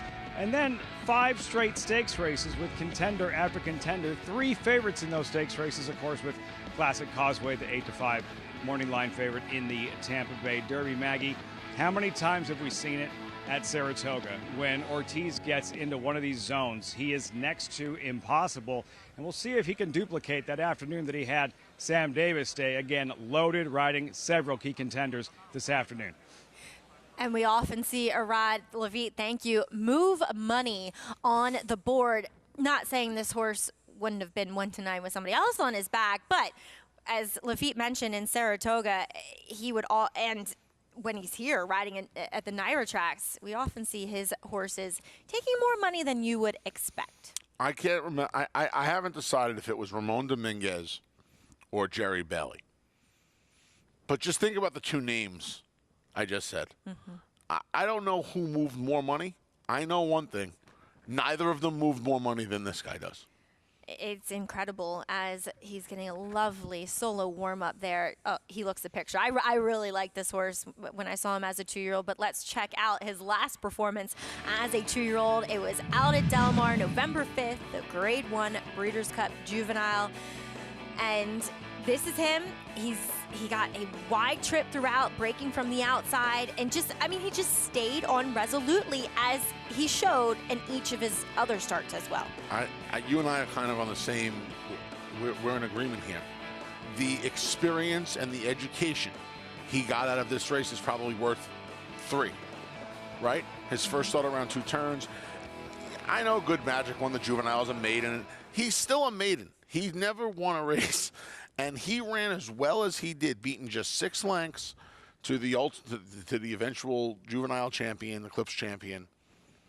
I mean, he's supposed to, 1-5. He's supposed to be, I don't say that often, he's supposed to be 1-9 in here. I suppose a slight criticism is that, and not that he can't beat this field, is that the horses out of that Breeders' Cup Juvenile really haven't gone on and done anything. No. As 3-year-olds so far. They haven't. And you kind of felt, I know I did, when Jack Christopher scratched, you kind of felt like it was, a little of the sting, a little of the starch came out of the race. But I've been waiting for this horse to come back. I'll tell you what, gray horses always look better, right? No, I disagree, but that one looks very good. That one looks really good. We check back in with Lafitte. Lafitte, kind of what's the word regarding Command Performance in this comeback race today? Maggie, I spoke with Todd Pletcher this morning, and he said this was the plan, to give him some time off after the Breeders' Cup, give him time to regroup, freshen up, and develop. He did so at WinStar Farm. He said they got a little bit behind schedule, but that he's really happy with his development. He has grown. He has progressed. You see they've applied the blinkers on for his start this afternoon. And asking him about expectation, what he wants to see from Command Performance this afternoon, Pletcher said, to be honest, against this field, I'd be disappointed with anything short of a victory. And if Command Performance does run well today, he says we can expect to see him in one of those Kentucky Derby prep races on April 9th, either the Bluegrass Stakes or the Wood Memorial in New York. Well, he is owned by Rapoli Stable and St. Elias Stable, and they have had a lot of success over the years at this Aqueduct Oval, including the Wood Memorial. Love seeing these Brooklyn Queens unifications. Yes, I'm a big fan of this horse, and I would be disappointed if he didn't break his maiden today too. I'm with Todd, to be honest with you. Piccadilly's a little interesting, right, Maggie? Yes, he's number 6 in here. Yes, he is. He is stretching out. He's kind of a funny horse. He was, as a 2-year-old, the 2 times I had seen him running at the Naira tracks, he always lacked a bit of focus. So I'm wondering if coming back now as a 3-year-old, if Shog's got him a little bit more, focused on the task at hand. And he did seem as though he was a horse that should appreciate getting out to 2 turns. Agreed. I'll tell you what, the late bloomer theory, I think, is kind of confirmed by the fact that this horse is not nominated to the Triple Crown. This horse was not nominated to the Triple Crown. With that pedigree, you would imagine he would have been. But, I feel like I don't disagree. And, when you see a race with a horse like Command Performance in the race, pressure's almost off a little bit to get out of the maiden ranks today. Obviously, you're trying to win. But if there are long-term plans for this horse, right, is it the worst thing to run into a 1-5 shot first time back? Probably not. Probably not. Because the odds of this horse being cranked to win today or being ready physically or mentally to win today are small. Yep. I mean, I thought the other horse, too, that was a little bit interesting was Excel. He kind of lost ground throughout. He took a while to switch leads, but I thought stretching out in distance to Son of Tail of Acadi, he could be effective. Yeah, we'll see. All about Command Performance as he moves in line for Hall of Fame trainer Todd Pletcher. Jason Beam has a call of his comeback race. It's race number 5. And the race is on. Royal Court got away well. Excel sent for speed from the outside. Fenwick is also there close up, and Command Performance going to try to work over as they run to that first turn. It is going to be Excel, the leader. Fenwick down toward the inside, holding rail position, though, and cuts the corner now, goes to an advantage. Then comes King of Chaos. Command Performance on the outside is away 4th. Royal Court's in between horses in the 5th spot. Then comes Flatford Mill. It's another length back to Piccadilly. And another 2 back to Always Above, who is the trailer 8th and last. And about 8 lengths front to back. As they wind toward the backstretch, Fenwick is the leader. Fenwick 3/4 of a length in front to Excel in second. The opening quarter, 22 and 4/5 seconds. All eyes on Command Performance here. Stays out in the clear. Does the favorite just a length off the early leaders up front. Then we come back to King of Chaos in that 4th position. Royal Court is 5th, about 3.5 lengths adrift. Then comes Flatford Mill, Piccadilly, and still at the back is Always Above, but the 8 of them only covered by 7 lengths as they go to the half-mile pole. It's been all Fenwick up front. Paco Lopez and Fenwick. Command Performance up on the outside now into second. In between horses, Excel is third. The opening half-mile timed in 47 and 3/5 seconds. They wind around that far turn. Fenwick tries to kick away. Leads it by a length and a quarter to Command Performance, who sent out after that one from the second spot. A length and a half more to King of Chaos. Trying to get going, Royal Court is 4th. Always Above starts to make a little bit of ground. Is up to the 5th spot and about 3.5 lengths behind.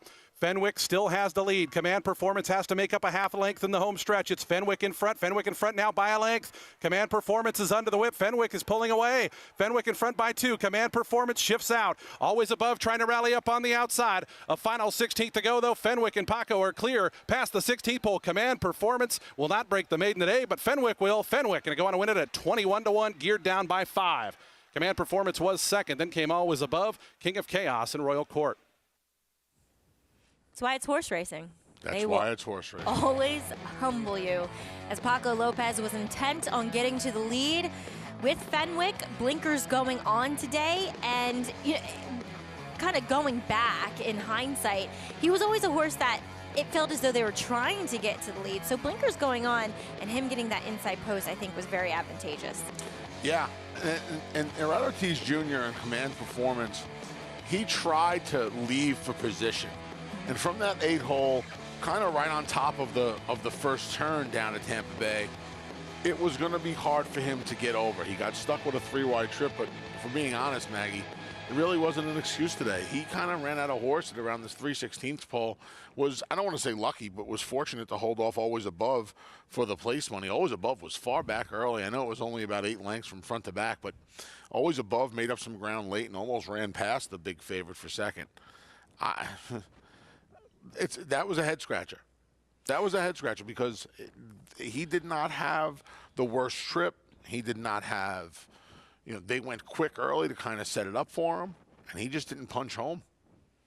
Back to the winner, though. Fenwick, he had a promising debut when he was 6-1. Forced ranking beat him that day. Then he came back to disappoint at Aqueduct here, and his subsequent 2 races have not been what we saw on the racetrack today. Maybe a horse that's just been crying out for the lead. Congratulations, though, to David Fisher, who took over training, I would say, probably relatively recently. Does not show a work since his last race over at Tampa. But congratulations. They get the money, and Command Performance remains a maiden. Good-looking son of Carlin. He is. I loved him first time out at Belmont. over at Oaklawn. Race 2. It's coming up. They're in the paddock there. Little different scene down at Oaklawn than yesterday, huh? Yes. It was insane. I felt like I was watching Aqueduct. I feel like we're the only ones who get weather like that, but it's true. Ron Moquette tweeted this morning saying, we get 4 seasons in Hot Springs. It just so happens that sometimes we get all 4 seasons in a week. So, he's good with the one-liners, Ron is. Oh, Ron's the greatest. So we see very tepid favoritism to a horse named for a very good family friend of mine, Kevin Whitty. Really? Yes, he was affectionately known by me and my family as Bubba. He was a assistant trainer in Maryland, jocks agent for a long time for Horacio Caramanos. So, yeah, this one named for Kevin. All right. Well, he's 3-1 right now. I'm kind of surprised he's favored, though, to be honest. Aren't you? These condition claiming races, with the horses haven't won a race in a certain time, and here it's July 12th of last year. These races, these tote boards always are a little puzzling. They are, aren't they? Well, it's because these horses, some of these horses in here, as Blue Ridge Travelers, earned $420 million. Well, back at Tampa, Lafitte Pinkai, he is with Arad Ortiz to give us a scoop on the beaten heavy favorite Command Performance. Lafitte? Yeah, Maggie, second place finish here for Command Performance. Irad, why do you think he came up a little bit short in his 3-year-old debut? He come back from a long layoff. He don't run since the Breeders' Cup. I think he run good. First time in this track. He do everything I asked for. The winner was much the best today. Congrats to all the connection, and I think Mario a nice horse. He's coming on the long way. He'll be all right. Were you surprised when the leader started to pull away from you? Honestly, by the half of my start moving and 3-4, and he looked pretty comfortable to me, so I tried to jump on him, and I can get close to him. I know I was in trouble, but my horse never struggled, and he just kept trying all the way to the wire, Several live mounts the remainder of the afternoon. Let's look ahead to the Tampa Bay Derby Classic Causeway. Wire to wire and Sam Davis, essentially. What are you going to do if another rider is hell-bent on applying pressure and trying to deny you the lead early? Honestly, my horse is fast out of the gate, but if somebody tries to go, I have no problem to sit off. I've been working with him, and we've been working in company, and he can sit off and do his thing without a problem. So I don't have any pressure on it. I don't think somebody in the race faster than him, but if somebody goes ahead of him or something happens, I have the plan B, and I think he can do it. All the rain this morning, how does the track feel to you? It was a great job, honestly. It feels great. It felt like never rained, and it was raining so hard early. So congrats to them, and thank them for doing the job that they're doing so far. Best of luck the rest of the way, Irad. Thank you very much, Lafitte. Maggie, he has a date with a $1 million filly in about 20 minutes. You're right, Lafitte. Gina Romantica, a little over $1 million as a yearling, daughter of Into Mischief, goes back to the family. This one's a half to Stone-tastic, multiple graded stakes winning dirt sprinter, as well as gift box, multiple graded stakes winner as well, and another stakes winner by the name of Special Forces. So a lot of pedigree with this Peter Brandt, Chad Brown trained. Yeah, a little bit. Horse. Just a little bit. A couple of graded stakes winners. Yeah, well, race 5 at Tampa did go to Fenwick.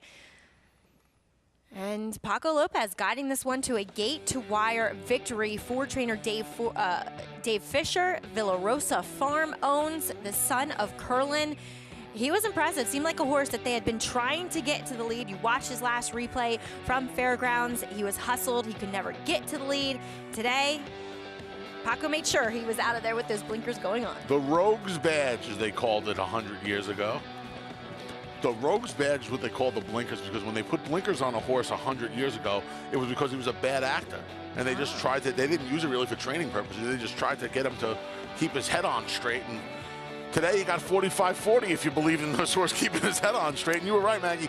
They've been trying to get this horse to the lead. The blinkers and Paco certainly seem to help. The rail draw, 21-1. Always got a little nervous when I was galloping when they'd bring one out with cotton in the ears, blinkers on, ring bit. Yeah, that was hold on. As coming up at Oaklawn, it is their second race, claiming 62.5, as you mentioned, condition claimer going the 6 furlongs.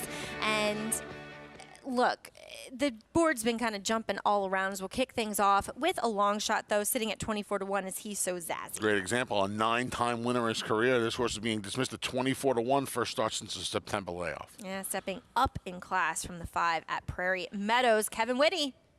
Shout out to my man Bubba. Are we calling this one Bubba? He's won on a fast track, a wet track, on turf, just 4 for 12, one of the more lightly raced horses in this bunch. Blue Ridge Traveler, talk about some backlash with this guy. Former stakes winner. He's earned over $420,000 in his career. This is what I mean. These are the horses you see in these races. Long shot, Arkansas bred, Burton Joe. Yeah, stretching out off a series of sprints at Will Rogers Downs, Remington Park, Oaklawn Park, etc.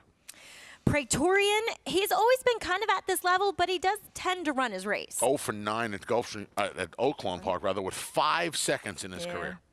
As My Time, first off the claim for Tim Martin out of the Robertino Diodoro. Yeah, that's a tough task to ask. 0 for 7 in his career, and he's one that I would need a little bit of a bigger price on him. True Saint hasn't been good in his last 2. Another stretch out. Pedigree does not say this horse is going to want to go long. Pull My Chain, this one as well, just beaten double digits last time. 0 for 6 at Oaklawn Park, another one that doesn't really fit the bill here. 9-2 though. Olsen just went by. There's number 10, impressive student off of the layoff for Steve Asmussen, owner and trainer. Yeah, far outside draw for this one. Hasn't raced since Louisiana Downs in June of last year. Hasn't won in over 2 years. Yeah, and he was facing Louisiana breds down there. Although his race 3 back at Oaklawn makes him a major player. Which one will we get? As always, if you want to play today's races, do so with the Naira Bets account. New members earn that $200 deposit match bonus with promo code STAKES200. Check out NairaBets.com today. 10 does look good on the track, though. This race, of all the races I've handicapped for the last 2 days, Headache? This one was the head scratcher of all head scratchers. I will say, I found a stat with Steve Asmussen. You know, typically, I plugged in off of a 6-month plus layoff in dirt sprints, and his numbers actually weren't that good overall, but then you put in claiming races and it jumps up a bit. He's 9 for 41. That's 22%. Negative ROI, but look, his horses do tend to always take money. So I left the 2, 3, 5, 6, and 10 open in half the field. They're the horses that are taking the bulk of the money. Are you surprised at the 9-2 on Pull My Chain? I am. I mean, maybe he takes a little bit of a class drop, but a lot of these horses have more back class than he does. And he's already made a stop at this now one is of a year, now one is of, 2 different times. And he's only won 3 times. So once he graduated out of that non-3 for $5,000 last fall at Louisiana Downs, his form has not been particularly good. I mean, I know he ran a 66-2 after that. His 62 makes him somewhat of a player here, just a fringe player, not a 9-2 kind of 4th choice. I wish I knew 5th choice. Who was going to get to the lead in here. This pace scenario is murky, to say the least. I don't know who's going to get to the front in here. I'll tell you what, I think whoever gets to the front can win. Now, more often than not, what will happen in a race like this is Joel Rosario will look at the same PPs I'm looking at and say, you know what, there's no speed in this race. I'm going to the lead. He's outside. He's all the way outside here with an impressive student. And he showed some speed last time. I mean, to say he showed speed last time. He's just not really that fast, and it's 7-2. The 5 Praetorian is the safest horse to pick and play in here because he's taking the biggest drop. He's in those open races, and he's been competitive in those open races. So with the proverbial gun to my head, Praetorian would be the horse I would bet on here. He's the same price as the Rosario horse. He doesn't have any speed, but he's the one I would land on here. Well, you mentioned the lack of clear-cut pace, especially for a 6-furlong race.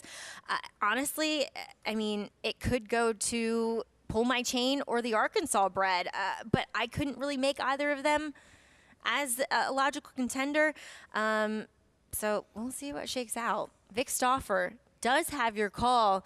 See if impressive student Steve Asmussen can get on the board here. Joel Rosario will ride as we throw it out to Vic for the call of race number 2. They're at the post. They're off. Kevin Whitty and Olsen shows speed. Mind My Time, Impressive Student, and Pull My Chain are close up. Burton Joe's on the move. Blue Ridge Traveler is next. Praetorian is third last. True Saint, and the trailer is He's So Zazzy. They are mixing it up front. Pull My Chain emerges with a short lead from Impressive Student and Burton Joe. Alex Concharian, Pull My Chain a half length in front. He's So Zazzy, Mind My Time, and a 3-wide Olsen, all within 2.5 of the lead. Praetorian's on the move 4 deep. Here's Praetorian within 4.5 of the front. Then comes True Saint, followed by At the Rail Blue Ridge Traveler. He's So Zazzy is the trailer, and Pull My Chain is now the clear leader, but Praetorian is after him in second. So here's Pull My Chain and Praetorian at the top of the stretch. Pull My Chain leads by a length. Praetorian is second by 3.5 lengths to True Saint. Pull My Chain cuts the corner and leads. He's a 2-length leader now over Praetorian in second. Kevin Whitty moves through from the inside to the outside. He's So Zazzy. Pull My Chain still has a final 16th to get. He's got a 3-length lead. Praetorian continues to chase. Then a late charge from Blue Ridge Traveler. Pull My Chain, Blue Ridge Traveler, Kevin Whitty. Pull My Chain in front. Pull My Chain won by 2. Blue Ridge Traveler got second. Kevin Whitty third. Praetorian fourth. Timeform US had him as the fastest horse early.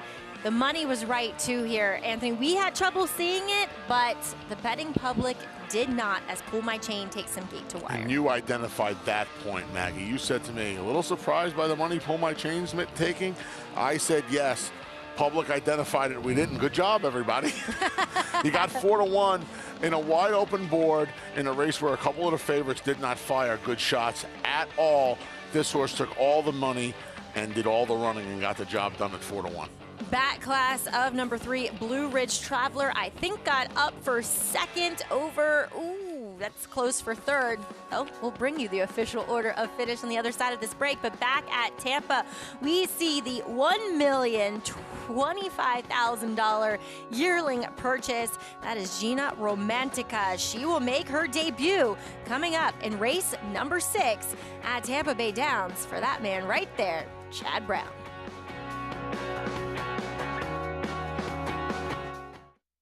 Catalina Cruiser. He won 7 of 9 starts coast to coast, with 6 triple-digit buyers and 5 dominating graded stakes wins, including a record in the Grade 2 True North Stakes. A son of leading 5th crop sire, Union Rags.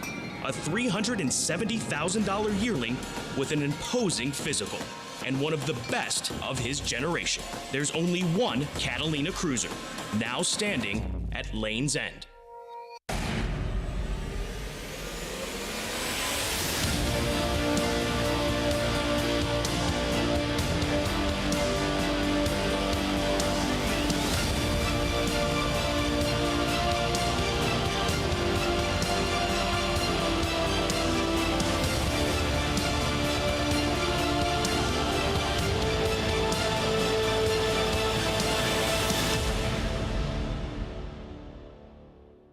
I'm very bullish on it.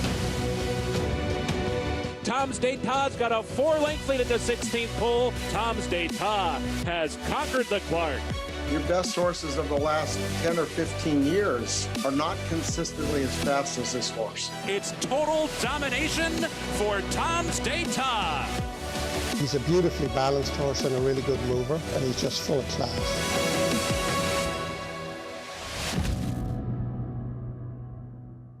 Today at Tampa Bay Downs, top-ranked 3-year-olds face off in the $400,000 Grade 2 Tampa Bay Derby to earn Kentucky Derby qualifying points. Watch and play the Tampa Bay Derby today, live on FS2. Boost your Kentucky Derby bankroll The Derby Bankroll Builder is back at Naira Bets. Get $25 to bet the Kentucky Derby. Each week, you bet $50 to win on the selected Derby prep. Opt in at NairaBets.com.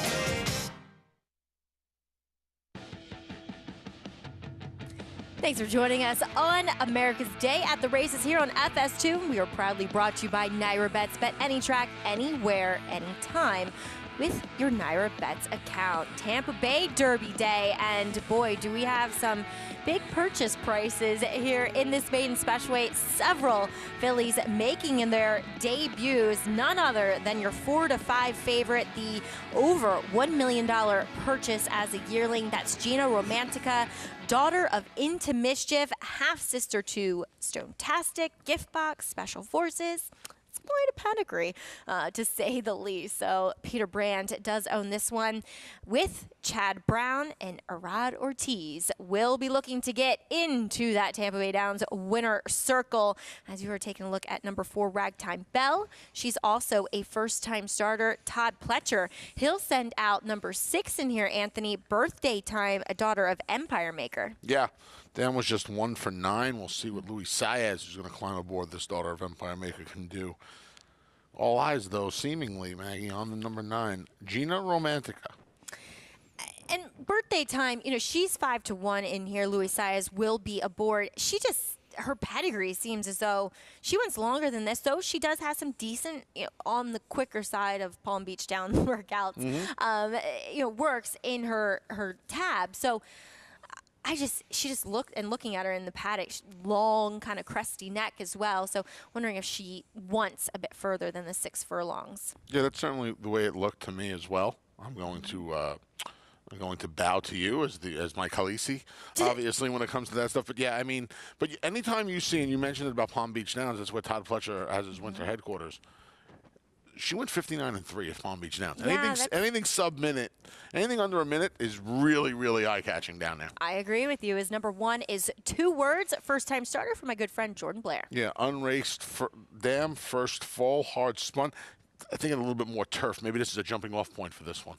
Yeah, kind of taking some nibbles at 13 to 1, first time out here. His number 2 is La Casa de Oro. This horse is a half to a horse named Topline Growth, who was an Iowa Derby winner. They debuted this horse on the all-weather Tapeta down at Gulfstream. Now gets conventional dirt to Stretch Out and Sammy Camacho. Taking a ton of money into the first is at 5 to 1. Crosstalk for Derek Ryan, a daughter of Temple City. Yeah. Derek popped with a big first over the last year or so, and see if this one can follow suit. Long shot at first, Ragtime Bell went by. There's number 6, Birthday Time. There we go. Then Empire Maker out of their smart strike. Just on paper alone, you would think this horse wants a little bit more ground. Have to Aquam, who was a dirt route winner. Number 7, Spiked for John Terranova, daughter of Unified. Gets Pablo Morales, has a nice little work tab, but John's numbers first time out leave a lot to be desired. The dam actually have to center aisle as Sweets Maker goes out for Reeve McGahee.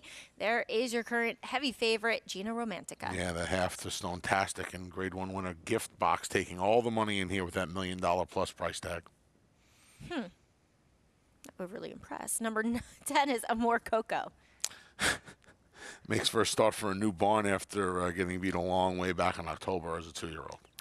Number 11 at 51 to 1, Lady Creative tries a dirt in her second start. This was a weird one. Dan was 4 for 18. She was grade 1 state placed on the dirt. She's 27 years old. This horse is 50 to 1. She just had a very curious. My eyes kept going back to her. I just thought it was a really odd pedigree. Number 12, Brookwood Hills went by. Blinkers coming off his own Hardy trainee. Yeah, this was a big price in all 3 of her starts so far. She'll need to improve. She's another one. I won't be surprised if maybe a little bit more ground. Not a lot more. A little bit more ground. Maybe some turf in her future as well. I can't. This Lady Creative, she's bugged me. The pedigree is so weird. You know what I also found funny is that the dam's name is YOLO Lady, but she's named YOLO before YOLO became a thing. Right. I know. The whole thing is strange. The whole thing is strange. I mean, she's running in the late 90s. That's how old she was. This horse is 55 to 1. 55 to 1. Okay, if I'm picking horses on looks, I prefer the 6. I know there's – I think the thing that probably is striking us both about the big favorite is there's not a lot to her. No, she's petite. There's not a lot to her. She looks very fit with Yeah. that in mind, but I mean, my kind of filly is the 6 birthday time. But Chad Brown, he often wins with these types. As Lafitte, we bring you back in. He's also looking to jumpstart a big day, as in the next race, he sends out 2 in the in the Hillsborough, including the undefeated Bleecker Street. Yeah, Maggie, could be a big afternoon for Chad Brown. What else is new and very well represented here by Gina Romantica? As you mentioned, the $1 million purchase for Peter Brandt. I spoke with Chad on Thursday, and he said she's, kind of a pistol. She has seemed behaved so far. This is all new for her. She's been handling things well for her first day on the job. I asked Brown, what was it about her? Why did Mr. Brandt spend, so much money, the $1 million? He said, it's simple. It's her pedigree, and if she does well, the opportunity to become part of his broodmare band. In terms of preparation, Brown told me she trains like a filly who can absolutely fulfill those lofty expectations. In terms of assets, Brown said she's quick, but emphasized that she acts like she wants to run long. Plus, she'll be ridden by Irad Ortiz, but that's something to keep in mind. She's sprinting today. Again, the emphasis on how good he thinks she'll be moving on, running farther. Odds on, a lot of excitement here at Tampa about seeing what this $1 million filly does in her debut, Maggie. I feel bad for horses like this, Lafitte. It just, so much is expected of them before they even hit the racetrack. When you see that, you think of a horse like Chestertown, who went for $2 million as a 2-year-old, and I'm sure Connections were really happy. And not that he hasn't turned out to be a productive horse, but they were happy when the sales price drops when they're 5. Yeah. From the form. And when you have to geld them, when it goes $2 million, it doesn't go well. More often, she doesn't have to worry about that. No, she doesn't. She's safe. As Peter Brandt does, run his White Birch Farm, a international breeding program. But we offer the 10K hit and split when you use your Naira Bets account. And again, Anthony, this is an opt-in promo. Win your share of $10,000 when you bet with your Naira Bets on Saturday in March. Check out NairaBets.com for all the information, and don't forget to opt in. Your share, you can win your share of $2,500 per winning wager.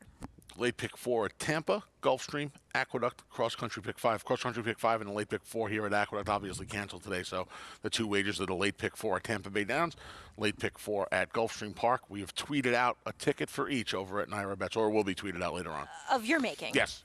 Excellent. We'll have a little. We'll have an all stakes pick 5 ticket coming up shortly on the program. Awesome. Yeah, I continue to like what I see from the 6. It's kind of funny. It's just difference of pedigrees, where you think Gina Romantica, being a half to Stone-tastic, who won the Prioress, who won the Inside Information, and is it daughter of Into Mischief, you would think would be a little bit more of a sprint type. But birthday time, despite being a daughter of Empire Maker out of a Smart Strike mare, who won only 1 race on the synthetic and is a half to a route winner, I don't know. I like her on the racetrack. She's built like she could handle the 6 furlong distance. So, based on your assessment, my assessment, and what Lafitte's been told, that's who I would want to bet on in here. The 2. Yes. Let's get back to La Casa d'Oro, as she switches from the synthetic over at Gulfstream Park. Christoph entered her for the synthetic. And as you mentioned... Intended, correct. Right. It's not as if there was an off-the-turf race. She is a half to graded stakes place, top-line growth, another Maryland bred. A lot of the other siblings, though, were productive enough sprinting on the dirt. And she is a daughter of Dialed In, who most of his progeny, they want this 6 furlong distance. And this horse showed some speed on the all-weather. So... I'd be curious to see if Sammy Camacho, who's climbing aboard today, just decides to put her on the front end and see if he can outrun the more highly anticipated firsters, if you will. Now 4-1. And kind of as you alluded to, experience counts for a lot. Mm-hmm. And oftentimes we will see the experienced rival getting the better of the inexperienced rival. And Christoph does ship over to Tampa with intention a lot of times. Yes. Yes. No question about that. So does Chad Brown.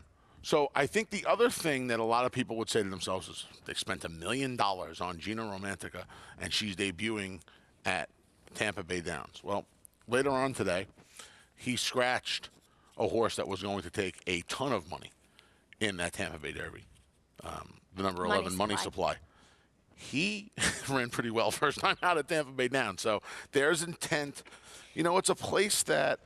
And two, I also think, with Chad training at Payson now, Mm-hmm. it's a little bit more of a central location. It's a little bit further to Tampa than Gulfstream Park, but it kind of lends itself to keeping your options open when running in South Florida for the winter. No question about it. And, the obvious thing is the purse money.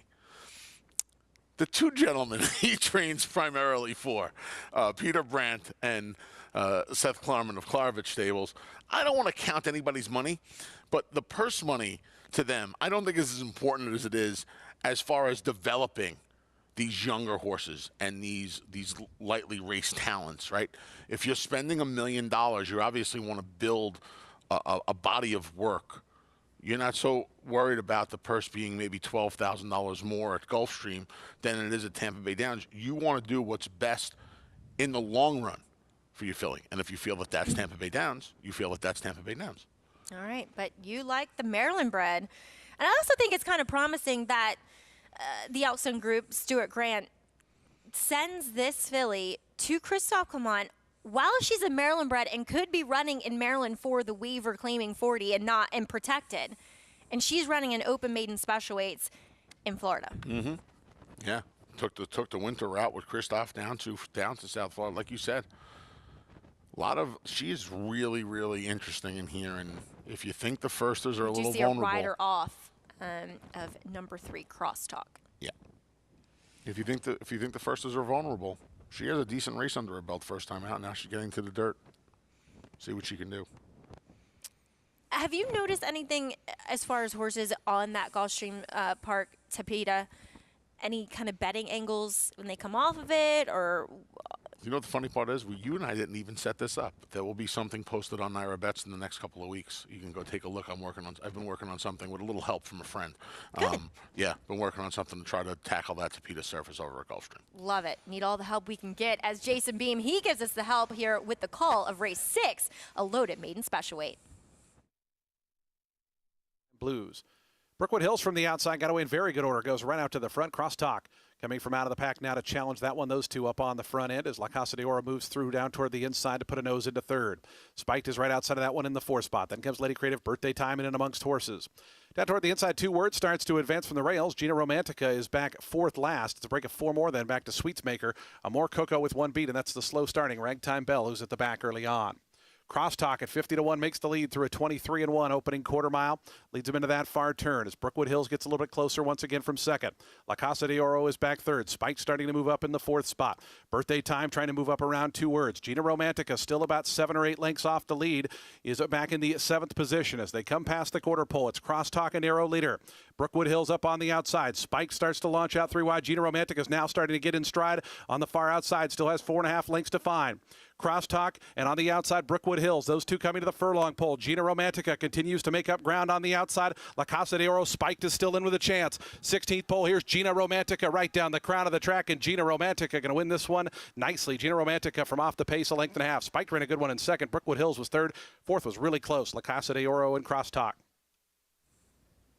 She ran to the money she took and to the money that they paid for her, as she didn't get away that quickly, and she kind of ran exactly as Chad Brown told Lafitte thought she would, in that she didn't get away that quickly, but boy, she rallied well, kind of hinting at the fact that longer might ultimately be better for her. Took her about 3/8 of a mile to find her feet. Right, Maggie? Mm-hmm. She was kind of trying to find her way around there, figure out what was going on. When she did, she finished up nicely in here. And, yeah, the way she finished up and closed, you would imagine that a little bit more distance is in her future. She'll probably see her next. The David Keeneland are up here in New York, and especially here with the shoot races, the distances stretching her out will not be an issue. Irad are upset with the heavy favorite in the previous race. Gets the job done here with Gino Romantica, Chad Brown, Peter Brandt, and Rod Ortiz. As Chad Brown looks to keep things going in the next race, he'll send out the undefeated Bleecker Street as well as the Irish-bred Rocky Sky coming up in the Grade 2 Hillsborough. More to come on America's Day at the Races. This proven son of Giants Causeway has sired 7 millionaires. With over 10% stakes performers, his recent top runners include Tarabi, placed in the Grade 1 Spinaway and Breeders' Cup Juvenile Fillies, Grade 2 winner Plum Ali, multi-millionaire Shivaji, plus these standout performers. Now his biggest book in the past decade will be 3-year-olds in 2022. A proven value sire, First Samurai, standing at Claiborne Farm.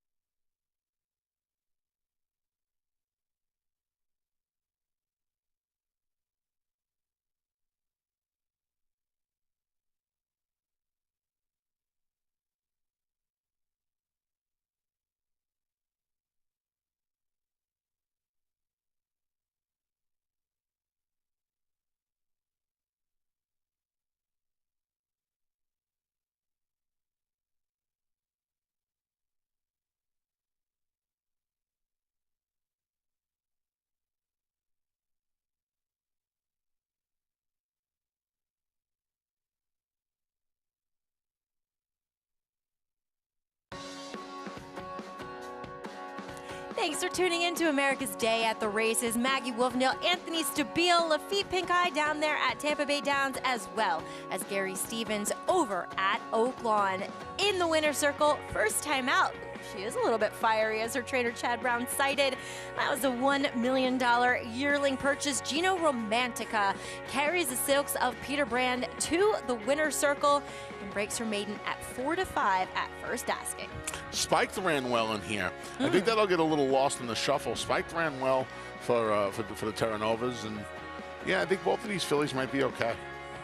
Yeah, and then rounding things out in the trifecta, the long shot in here, number 12, Brookwood Hills. See what that pick 3 paid just now because Fenwick won? What was it? I missed it. Well over $1,000. Oh, wow. Well over $1,000. Yeah, because of Fenwick. Well, welcome to our Equestrious third floor studios here at Aqueduct. Racing canceled here today. Some inclement weather and high winds, but we still have racing down at Tampa. Their track in great shape after some serious storms rolling through there earlier this morning. And after the snowstorm at Oaklawn, they're fast as well. Yeah, you heard Rod Ortiz Jr. talk about the great job the folks at Tampa Bay Downs did. You saw Gary Stevens talk about the great jobs the folks at Oaklawn Park did. Nice to see. I can tell you this, my office here at the Big A is as high up as you can go.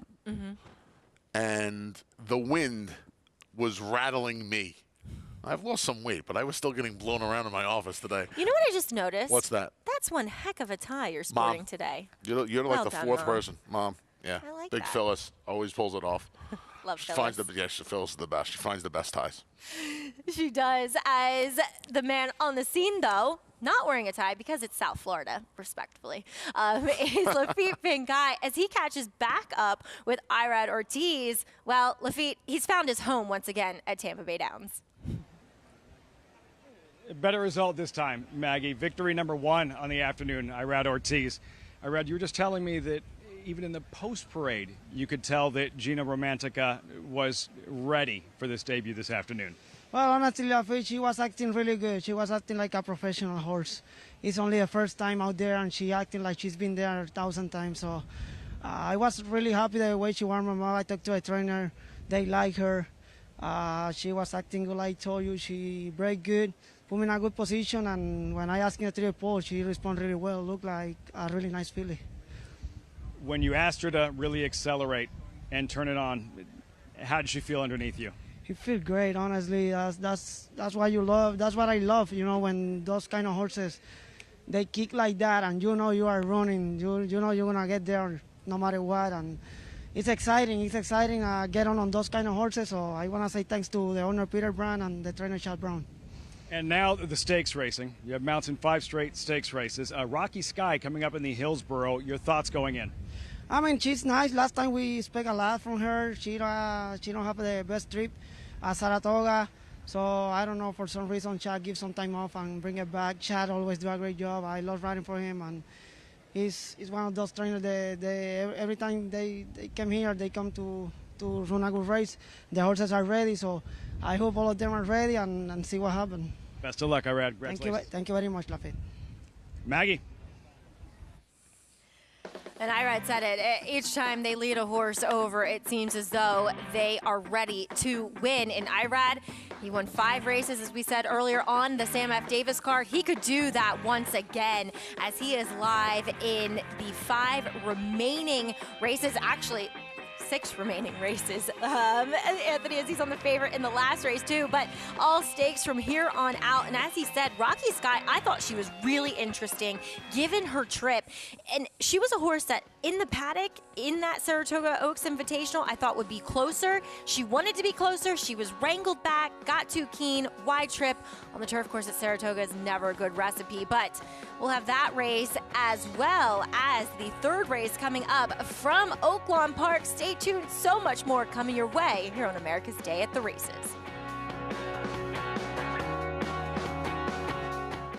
Start spreading the news. If you're looking to win in New York, then breed in New York. To War Dancer, the millionaire son of Warfront, and New York's #1 sire of 3-year-olds. Breed to a proven performer, the #1 second crop sire at the Saratoga meet with multiple winners at Belmont and Aqueduct. Earn double the New York Breeders' Awards and participate in the New York Stallion Series with $2 million in purses. War Dancer, proud to stand in New York. Visit wardancerstud.com.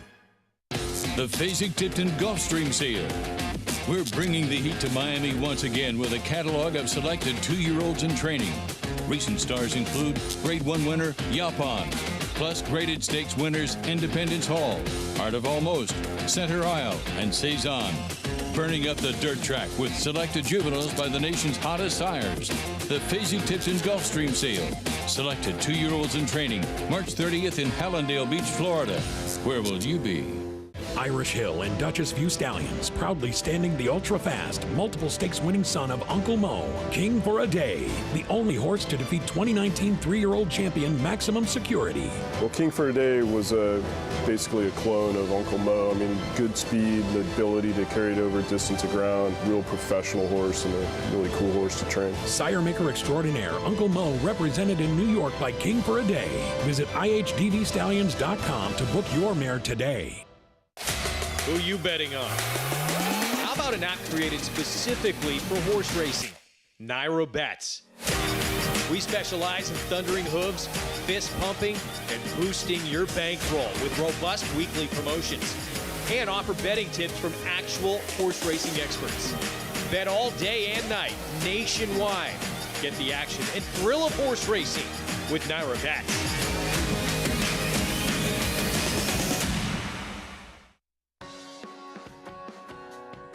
Welcome back to America's Day at the Races here on FS2, live racing from Tampa Bay Downs for their Tampa Bay Derby card, as well as Oaklawn Park, the featured Azeri Grade 2 event featuring She Dares the Devil, Kentucky Oaks winner and winner of this race last year, going up against the filly and mare sprint champ, Cece, a bit later. But first, it's race number 3, claiming 10 non-2 life. We kick things off with the 2-to-1 favorite, that's Seish.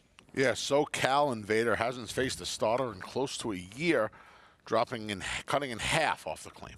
Turn back, blinkers on for Generator. Yeah, blinkers on, like you said. We'll see if this horse can wake up. Her last three leave a lot to be desired. Marvelous Thunder. Second off the layoff, could improve. Useful off that useful race off the year-and-a-half layoff. We'll see if this helps. Extension blinker on the Rock says. You know what the Rock says, Maggie? I don't know. It doesn't matter if you know what the Rock says.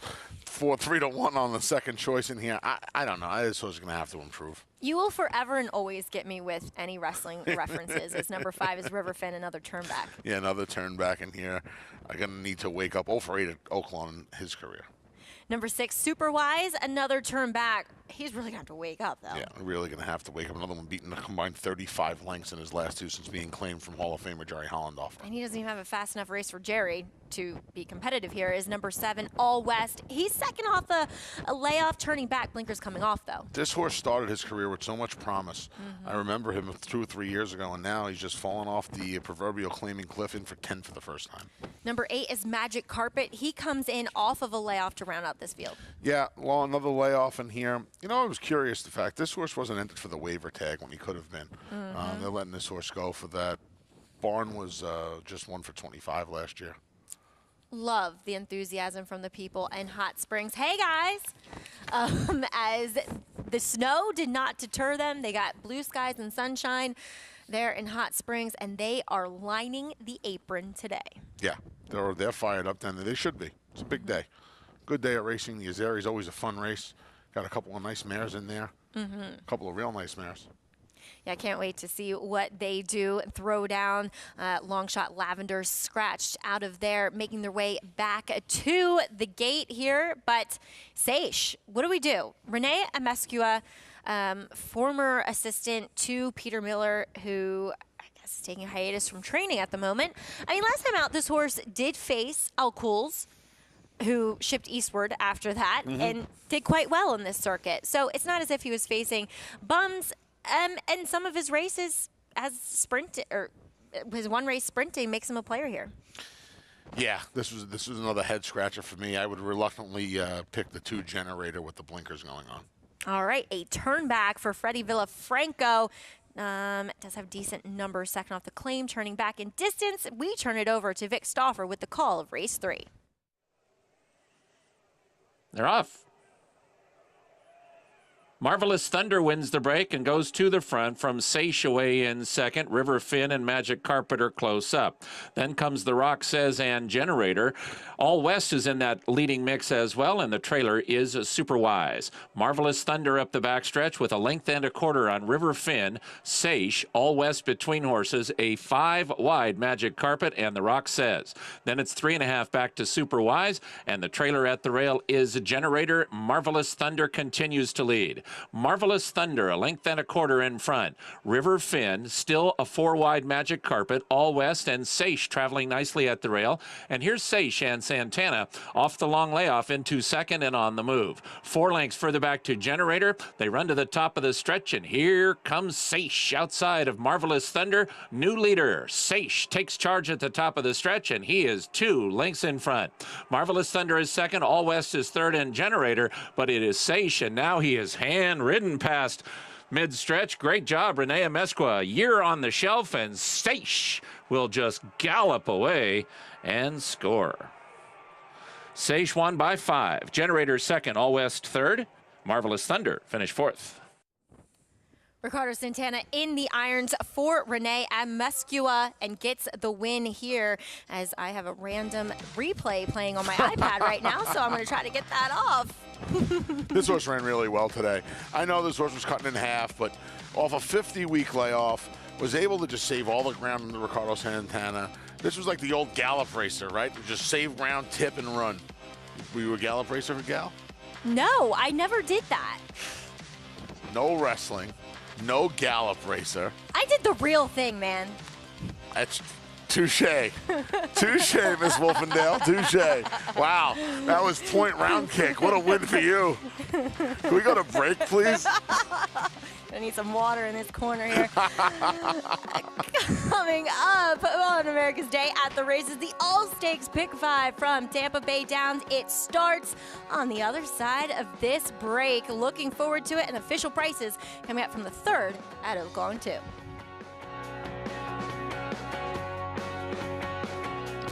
Anybody going 70, 50, 75, 850, 75, 175, 175, 150, 175. Ralph, 850,000. Thank you.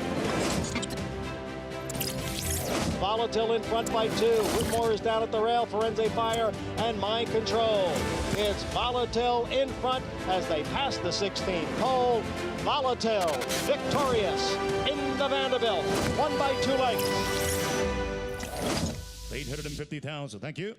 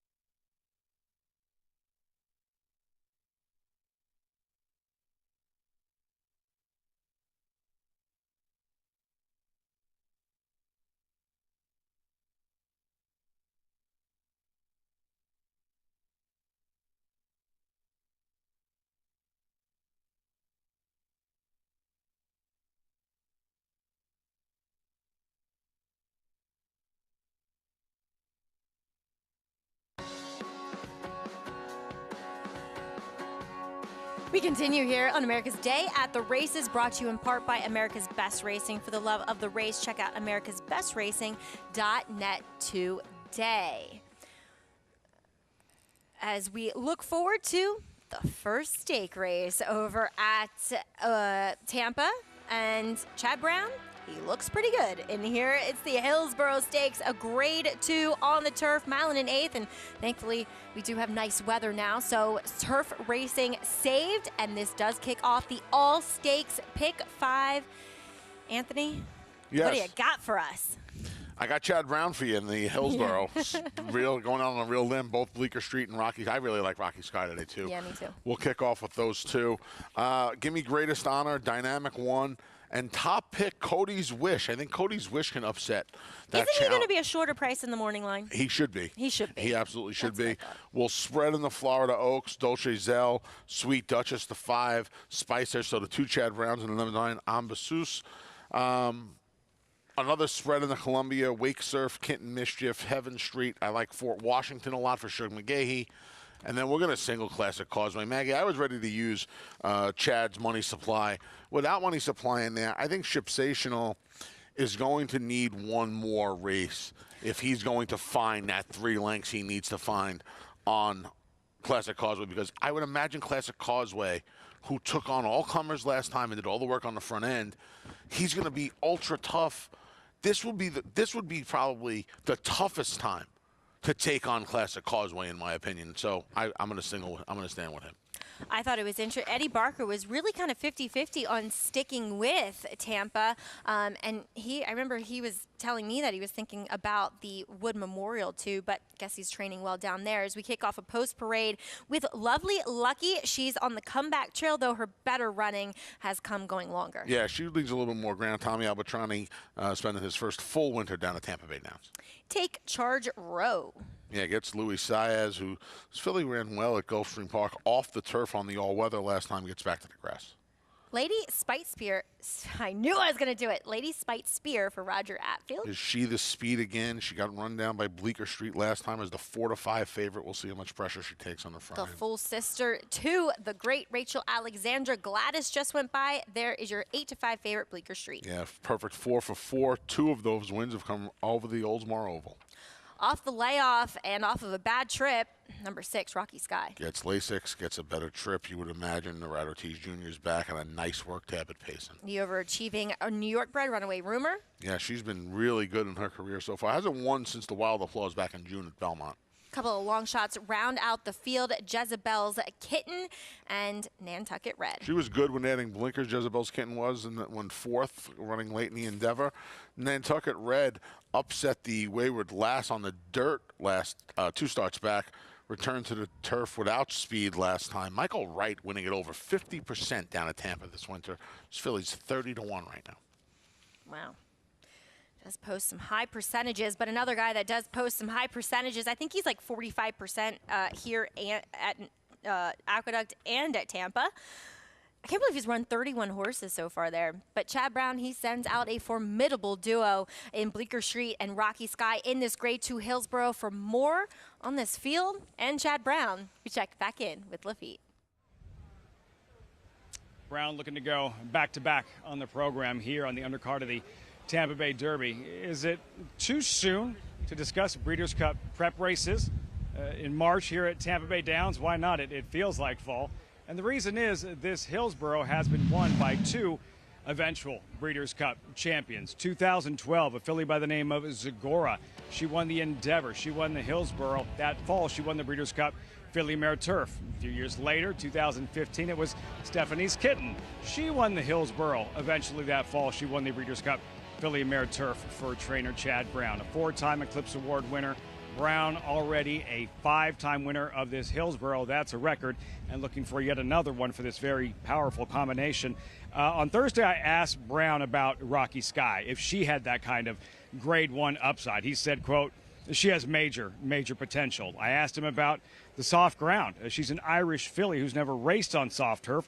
No concerns, and that's why he was going to scratch Bleecker Street today. More on that in a moment, the soft ground.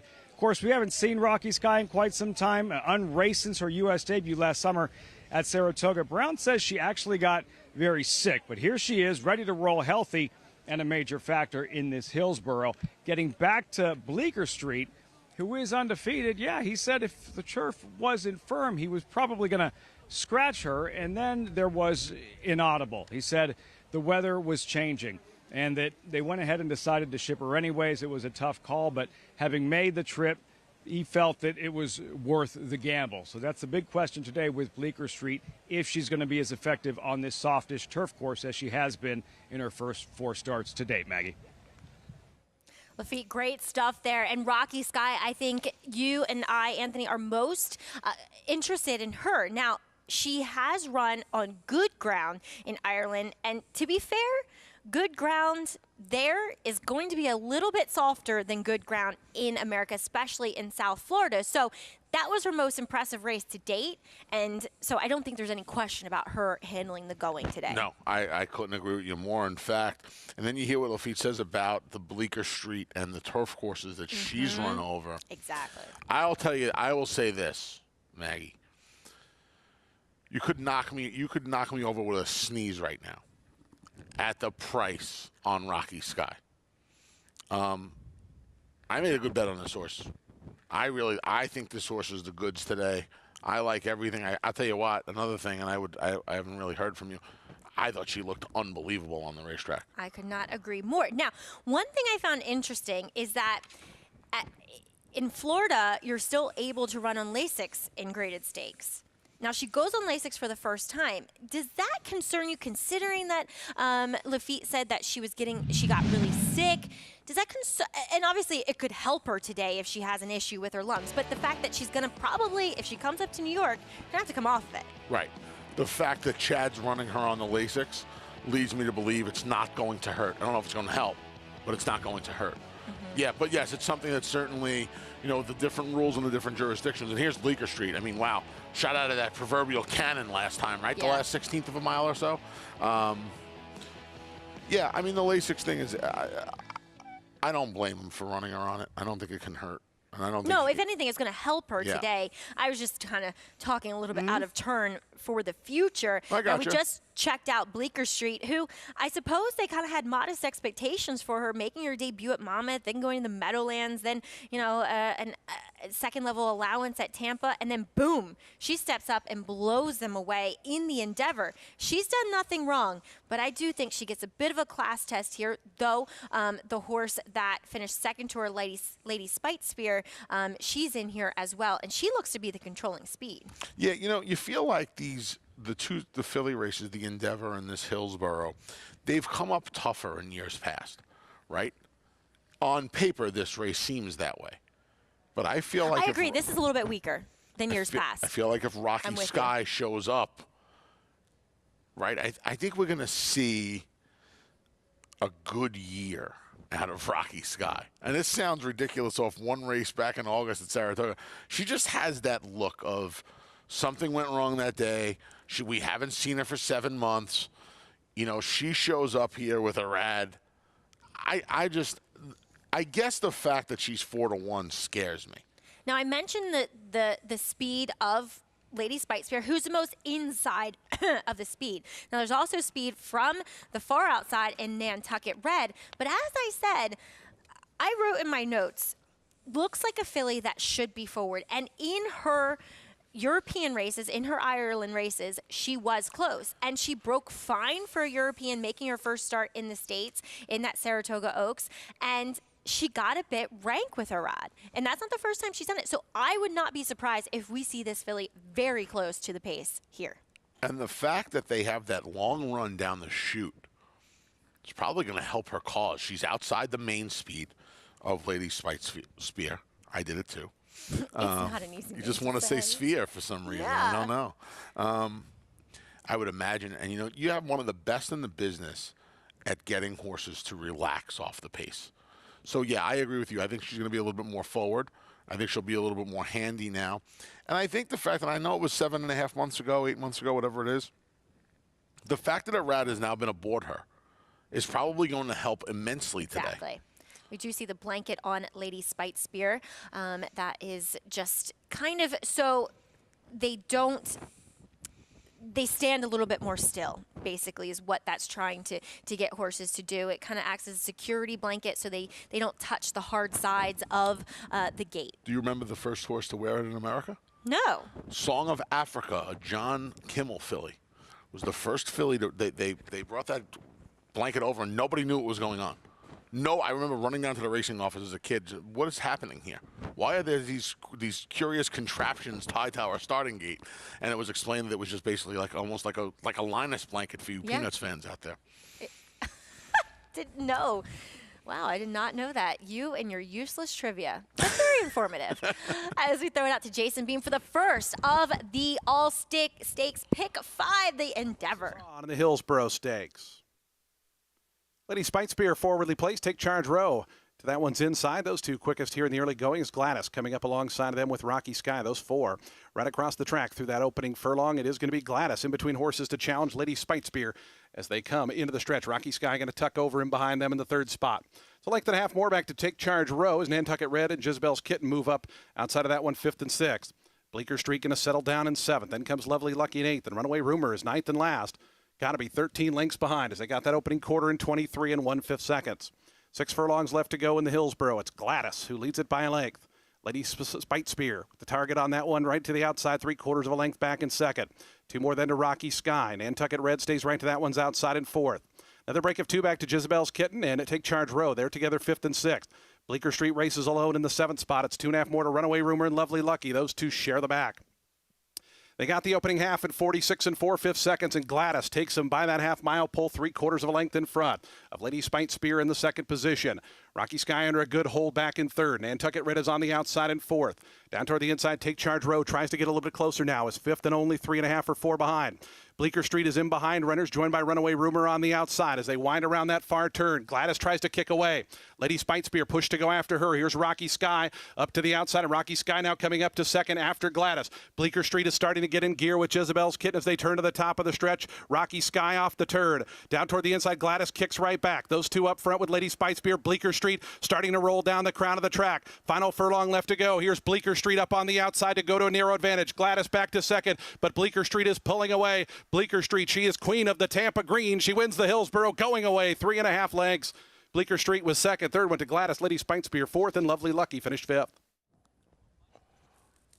Bleecker Street, 5 for 5 in her career. And it just goes to show you, they may not show you that much in the mornings, but once they get on the racetrack, and Bleecker Street is just a shining example of that as Chad Brown and Peter Brandt go back-to-back here and kick off the stakes action. Pardon me, I misspoke, in the Hillsborough. Back-to-back and 1-2 in this Hillsborough. With Rocky Sky finishing second here. Maggie, I think I saw 148 and 2. Yeah. With the rain they got down there, right? You would imagine, I mean, they went some good fractions in here. That's racehorse time. It is. And the thing is that they didn't have much rain prior to the storm that rolled through there this morning. And yes, they did get 0.6 of an inch, so that is a considerable amount. But considering the sun shining, as Lafitte said, the wind's blowing, it's drying out. And but they ran too. These two fillies, I mean, the filly of Rocky Sky ran fantastic. I mean, this filly is just, she's like the Rodney Dangerfield. She doesn't get any respect, right? 5 for 5 she was now. Favored. She was, but if she had some faster figs coming into the last race, she would have been 7 to 1. And she was 8 to 5 today. She could have had the look of being a 4 to 5 shot in here. Yeah. She gets shot out of this again, that proverbial cannon at the 8th pole. She just launches. She's gone. It's fun She's to watch gone. her. You don't see that really from these. Her acceleration is exceptional, especially in her last 2 races. She loves it down there at Tampa Bay Downs. 3 in a row now. It is difficult to win a race at best, but to remain undefeated in 5 starts is truly a racehorse. And good job, Hector Diaz, who has guided her to victory in every single one of her starts. More on this filly and the Hillsborough on the other side of this break on America's Day at the Races.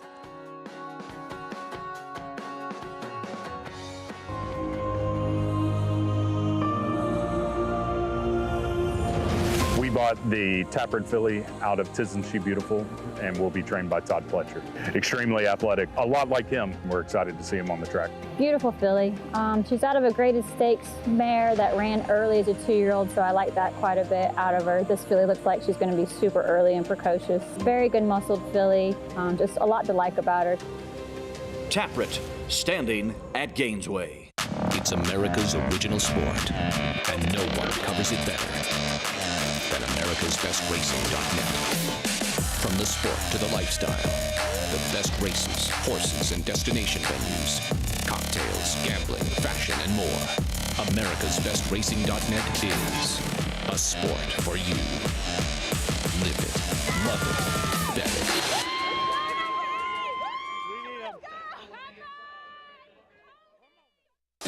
Run Happy, the #1 second crop sire by graded stakes winners and earnings. Run Happy is represented by Smile Happy, the Kentucky Derby individual future pool favorite. A leading dirt sire and now with an exciting Kentucky Derby hopeful. Call Bernie Sams now and book your mare to Eclipse champion Run Happy right now. Run Happy standing in stall 1 at Claiborne Farm.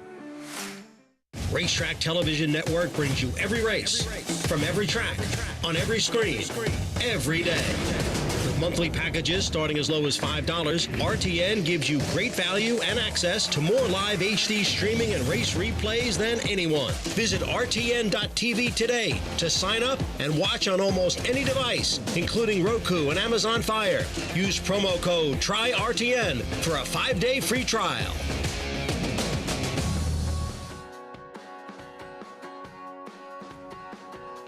Thanks for taking taking the ride with us here on America's Day at the Races. We are brought to you by Naira Bets. Bet any track, anywhere, anytime with your Naira Bets account. Bleecker Street, 5 for 5 in her young career. This daughter of Quality Road for Chad Brown and Peter Brandt, guided to victory yet again by Hector Diaz. Yeah, that for the last eighth of them, she passes the green and white eighth pole.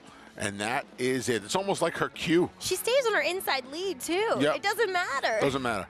She's so far, it doesn't matter. I mean, you know, the way she won this race, almost 5 lengths right under the line, people don't realize how 5 lengths on the turf is like 10 lengths on the dirt.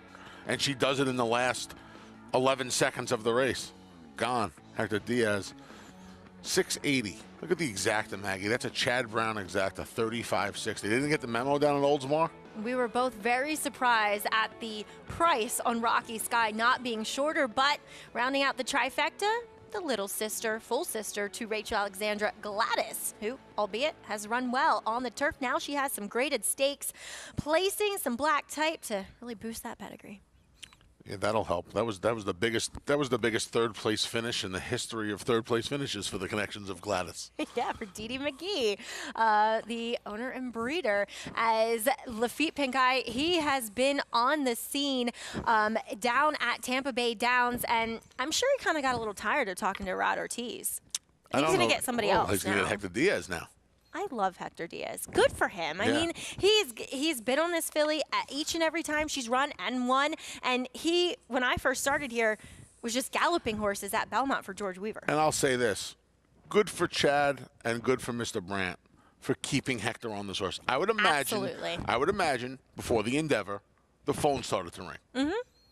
Multiple times with a lot of people trying to get on her.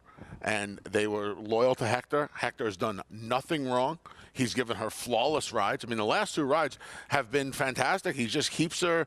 He lets her do her thing. You brought up a great point. She's on the quote-unquote wrong lead. He doesn't try to get to do too much. He doesn't try to get her onto the right lead. You know, there are a lot of riders that would have tried to do that. Right. He'd leave her alone. When you're 4 in front, they could be on whatever lead they want to. I really hope too, because Hector has been a guy who's ridden in New York. Obviously, this is his home. I mean, he's told me multiple times that this is where he wants to be. And look, our jockey colony just continues to get deeper and deeper with Flavor and Pratt and Umberto Rispoli, Ramon Vasquez coming here, not to mention all of our Eclipse winners and Hall of Famers that we already have on the tab. But spoiled. How cool would it be if he keeps on this filly who's just been on this awesome upward trajectory? Oh, Chad will leave him on her. You can't take her off at this point. You can't take him off. He's done nothing wrong. 5 for 5. So amazing. So congratulations to the connections, especially Hector Diaz, and hopefully we'll hear from him in a moment. But we do have a post parade to bring you from Oaklawn Park. It is the 4th race. Okay, we'll get to that post parade in a second as we'll check back in with Lafitte as he is standing by with Hector Diaz.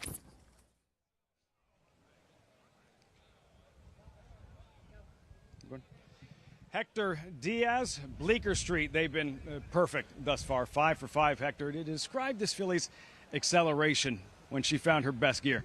Especially the last 2 starts she ran, she accelerated like nowhere before. I know she's on the feet and she's doing everything good step by step, but the last 2 starts, she's been on a different level. Like when I asked in that 10 on foot she gave me, it's impressive. The only good horses do that.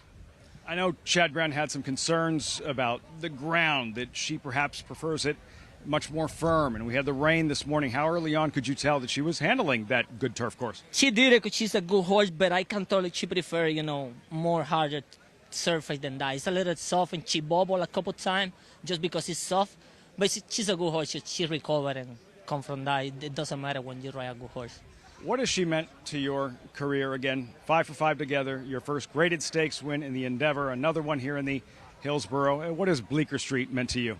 She, right now, I can say my queen. She's the filly is taking me like next step. I rode a couple of graded stakes, but never got like a really live option. And, this filly bring me so far. So I got to say thanks to her. Everything going on forward is because of her. And what does it do for confidence to put on these silks for Peter Brandt and to ride for Chad Brown? You might laugh, but honestly, I don't approach to these races different than like claiming races. I try to just focus, do my homework, and ride like a regular race. Because if you put extra pressure, it don't work. The horse gonna win no matter what. Congratulations, Hector. Thank you. Maggie. I love Hector. Tell it how it is. Always has been humble. He's a man. Love that answer. Mm. Right? You go, that's when you play poker. That's what every trainer You're playing wants. for a nickel and a dime, you're playing for 200, 400, you're supposed to play the same exact way. That's what you do when you go out of that room. You ride those races the same exact way, if it's a 10 claimer or if it's a grade 1. Well, we're going to take a brief pause here on the show on FS2 to welcome in new viewers on SNY.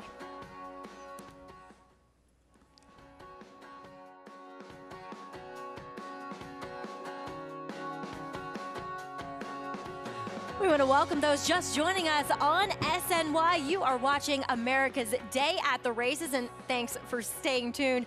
If you're watching on FS2, I'm Maggie Wolfendale, Anthony Stabile, as well as Lafitte Benkai and Gary Stevens. On the show, we have live coverage from Tampa Bay Downs, their Tampa Bay Derby card. We just saw the first stakes, the Grade 2 Hillsborough. It was won by the undefeated 5-for-5 Bleecker Street, for trainer Chad Brown and owner Peter Brandt, and ridden to victory by Hector Diaz.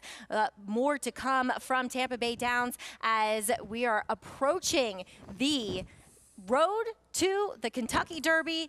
It starts at Tampa with this 50-point race, Classic Causeway. He is your morning line favorite, Anthony. He'll look to wrap up the road to Louisville through Oldsmar, Florida. He won the Sam F. Davis. We'll see if he can go back-to-back and take the crown jewel in that 5-month meet down in South Florida on the west coast of the Sunshine State. See if he can get the job done with Classic Causeway. Rod Ortiz Jr. already has a win on the card. We'll see if he can get another one later on today. Yeah, last time he was aboard Classic Causeway, he had won, 4 races before that? Yes. So he's just got one so far, but we do have 4 more stakes, including that Tampa Bay Derby, to bring you on the show today. We also have live racing from Oaklawn Park. It is featured, their feature there, I should say, is the Azeri, a great matchup between last year's winner of the race, who defeated a champion, Latruska, in She Dares the Devil, making her 5-year-old debut, and also the filly and mare sprint champion, Cece. She comes back. She last won her route race in the Grade 1 Apple Blossom 2 years ago at Oaklawn. They're saying they are targeting a 6-year-old campaign that features those longer distance races, according to her trainer, Mike McCarthy, as we do welcome in our Hall of Famer on the scene out there in Hot Springs, Gary Stevens.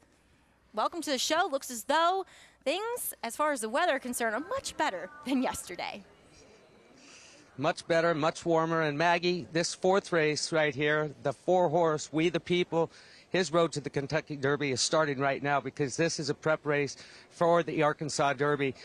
He's 2-5 right now on the morning line. He's owned by the right people, and he's special to look at. This horse going a mile and 16th today. He broke his maiden first time out, going a flat mile, and did it in an absolute gallop. It was more or less a paid workout, and I'm expecting the same thing from him today, stretching out to the mile and a 16th. This horse has Derby pedigree. He's by Constitution. That's his daddy, out of a Tisnow mare. Tisnows will run all day long, so a mile and a quarter. I'm thinking way outside the box right now, but I know what this horse is being pointed towards. It's asking a lot. 2nd race of his life, and then the jump back in the Arkansas Derby. But if you see a performance very similar to what we saw when he broke his maiden, I would expect fully to see him pointed to the Arkansas Derby or one of the other Derby prep races. Guys? Gary, you're right. His debut, Anthony, was something special. I mean, he even got a little headstrong going down the backside. And how often do you see horses just kind of chuck it after that? He powered away from this field. Now, we'll see, was he facing anything that day? Sometimes that does come back to haunt horses. But his margin of victory and his figure, first time out going 2 turns, it makes him a serious contender here for the Arkansas Derby if he wins this test. Not comparing the efforts, but earlier today we saw the $1 million plus filly Gina Romantica. She kind of figured things out about halfway through that 6-furlong race, got her feet underneath her and went. He kind of did the same thing. Mm-hmm. Right, Maggie? It was almost like he kind of figured out, all right, I got to turn off now a little bit and try and settle a little bit. He settled, he found his stride, and it was over. They got 7-2. They didn't let the cat out of the bag. People didn't know about this. This was one of 7-2 in his debut. It's a little bit of a different different price on the tote board today. Yeah. He's a 2-to-5 favorite. Now Gary Stevens telling you that this horse is being pointed towards the Arkansas Derby. Cart before the horse a little bit? Yeah, maybe. But, you know, he's 2-to-5, and he absolutely off the debut should be. Trained by Rudolph Brissett, he'll be ridden once again by Florent Giroux. If you want to play this race, as well as all of our remaining races here on the show, or just anytime you want to wager, make sure you do so with your Naira Bets account. New members will receive that $200 sign-up bonus. Make sure you enter the promo code STAKES200 to start earning that today. Check out NairaBets.com. As Gary mentioned, too, he's quite a physical specimen, and you can almost see that, too, on the replay. But, you know, as we've seen, we saw 1-to-5 favorite at Tampa get upset. Is there anybody to beat him here? I think Elusive Target, the number 5, who trainer Hall of Famer Steve Asmussen has been pretty intent on keeping around 2 turns. The blinkers went on last time. He made up some ground late. He heated with the number 2 Barossa, the other Brissett horse in here. I would think he's the horse that would round out the exact. I went to my Naira Bets account and I played a cold 4-5. He just seems a horse that just keeps coming and coming. He always is just staying on in his races. But heavy favorite, highly regarded, We the People, son of Constitution. 2-to-5 at Oaklawn, facing winners in his second start. Vic Stauffer has a call. They're off. Elusive Target broke fine, and then he stumbled very badly. Ruggs and We the People to the front, with Barossa being taken in hand, and he'll race in third. Then Long Crow and the Skipper, too, and the stumble after the start has Elusive Target at the back of the pack. So they're slowing it down up front, and Ruggs is the leader from a pumped-up We the People. Florent Giroux wants him to sit second. He wants to go up and challenge Ruggs, and he will. Now these two will sprint along just a little bit quicker. 1.5 lengths to Barossa. Then comes Elusive Target. He moves up in the center, and Elusive Target is all the way up to a joint third now as he passes stablemate Long Crow. The Skipper, too, is the trailer as they quicken up the backstretch, and Ruggs and We the People are 1-2. Ruggs now only leads by a head with We the People alongside in second. Elusive Target is third now, and 1.5 lengths from the front. Just inside of him, it's Barossa. The Skipper, too, is in the green sleeves. He's at the rail fifth and 3 off the lead.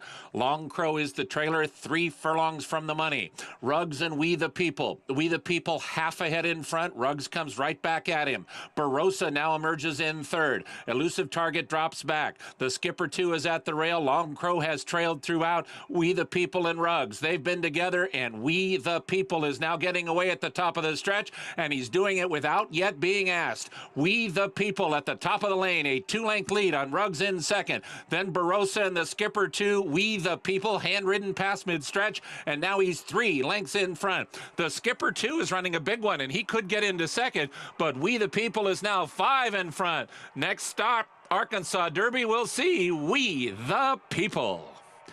We the People won by a full 5 lengths over the Skipper, 2, Barossa, and Ruggs. He was the goods, Anthony. He even wanted to get a little headstrong again, but he had so much left in the tank for Florent Giroux, who even has his hands full pulling him up after the race. I'm going to say this again. I'm not comparing horses or efforts.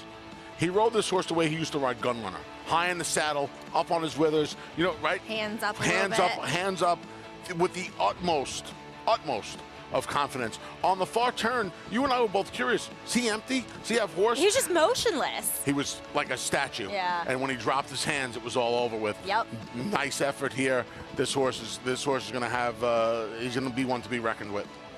Is it just me, or do you want to start Schoolhouse Rock when you say his name? We the People, in order to people. I don't want to start preambling about him, but he's going to be a. I had to.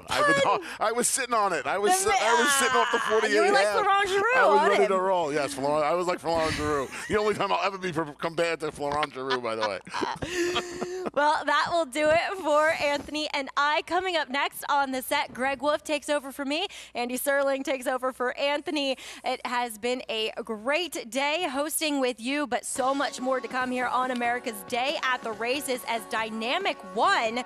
He looks to get back to the races, as well as another horse that was a promising 3-year-old in Greatest Honor. Both of them making their 4-year-old bows in the Grade 3 Challenger, coming up next at Tampa Bay Downs here on America's Day at the Races. Union Rags, proving Lane's End's tried and true stallion making formula. A formula that leads to success for our partners and our stallions. He's a leader in his sire crop by graded stakes winners and grade 1 winners. He's a commercial standout with multiple million-dollar sales and a 6-figure yearling average. And with 4 full books bred at 50 and 60,000, he has even more exciting progeny in the pipeline. Union Rags, a stallion that stands above the rest.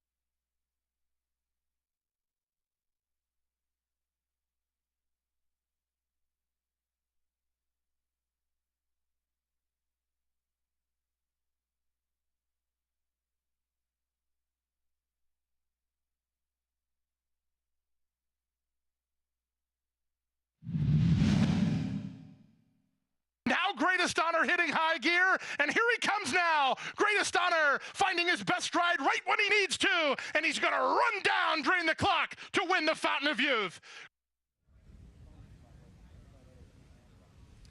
Welcome back to Tampa Bay Downs. Greatest Honor last year in the Fountain of Youth.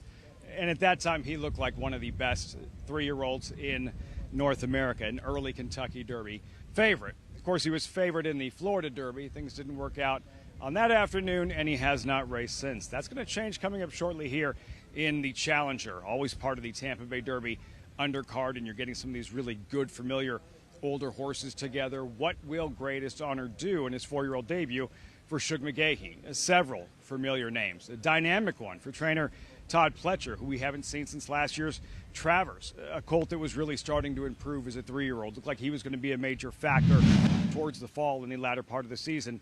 Travers didn't work out. He hasn't raced since. Had a chance to speak with Todd Pletcher regarding Dynamic One. He said he wanted to give him some time, freshen up, bring him back for another campaign. Actually compared him to Vino Rosso and how he responded with some of that time off, an eventual Breeders' Cup Classic winner. So this is pivotal for some of these older horses stepping forward in where they are now. Dynamic One, we'll see what he does in his 4-year-old debut as we get set for the Challenger here. Second of 5 stakes races as we get closer and closer to the Tampa Bay Derby. Greg?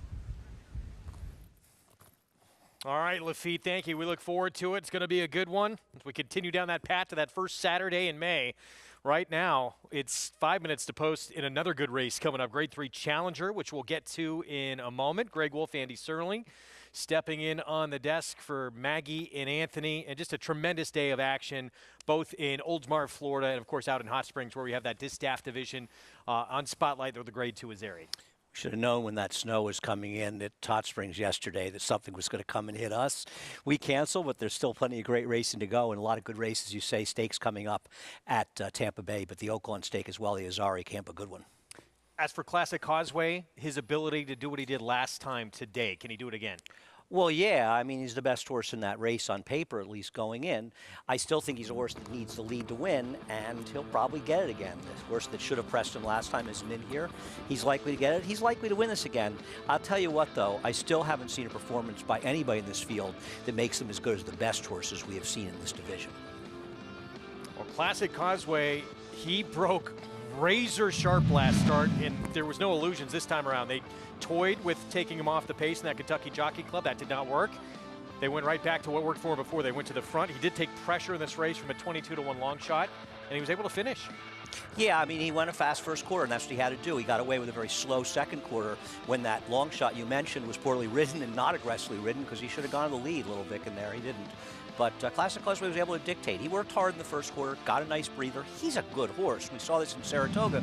The question is, where are his talents going to lie as far as running in top races? Are they going to lie going shorter or in races like the Derby? I've yet to see him as a Derby contender, but we'll see what he does today. We'll find out. He had plenty left past the wire even in that mile and a 16th race. It's only a mile and a 16th again today. He's one of only 3 foals by Giants Causeway in what was his final crop. We'll see if he can continue on that path to the Kentucky Derby with another performance on the front end here that will impress. He's the 8-5 morning line favorite. Irad Ortiz Jr. aboard. This Challenger, this is a tremendous race with who's coming back in here. We'll start with Wolfie's Dynagos. Yeah, I like Wolfie's Dynagos near. 7-2 seems a little short. He is the controlling speed from the inside with Paco Lopez. And dirt, in my opinion, is a surface that he belongs on. It is his best surface. Mischief afoot, 23-1 next door. Yeah, I'm not really sure. You know, the reality is he has some figures in the Mid-Atlantic that are fast enough to be competitive. His last race on synthetic was bad, but his other races on dirt, they're not that bad for a 23-1 shot. Lafitte mentioned it. This horse was on the way to being one of the favorites to the Kentucky Derby before he faltered in that Florida Derby. He's been on the bench since. Yeah, I mean, this is an interesting horse for Jimmy Toner on the right surface. We missed Greatest Honor. Oh, Greatest, I'm getting confused. I'm against Greatest Honor and Dynamic One. Dynamic One was in last year's Kentucky Derby, just missed in the wood. Here's the 7 Tune In. Yeah, Tune In does seem like the rank outsider here. I'm surprised the 7's a shorter price than the 2. I'd like to put the 2 heads up against the 7. 9-2, meanwhile, on Scalding, who has put together back-to-back wins. Yeah, he is improving for Shug McGay, and some will think Shug only has one in here in Greatest Honor. This one's a player. And no way were you going to get 8-1 on Cody's Wish. Yeah, but 5-2 is ludicrous on this horse. He is the now horse. And as opposed to other horses like the 3 and 4 that are coming off of layoffs, he's a horse that's been running well recently, but he is stepping up in company. I boxed 1-9. Let's go back to Greatest Honor. So he wins the Holy Bull, the Fountain of Youth. He was trying to become the first horse ever to sweep that Florida series on the way to the Kentucky Derby. We've not seen him now since late March after that disappointing third-place finish that day. Long time off. Obviously had shown a lot of talent early in his 3-year-old campaign. He had, but the reality was when he was winning those races, he was getting fast paces in general that benefited his closing style. Things fell apart in the Florida Derby. Now, was it an issue? I don't know, because that race kind of came apart a little bit, and now he's in a race in his comeback that doesn't feature much pace. I'm against this horse. Meanwhile, a horse who did make it to the Kentucky Derby for Todd Pletcher, Dynamic One. He just missed in the wood.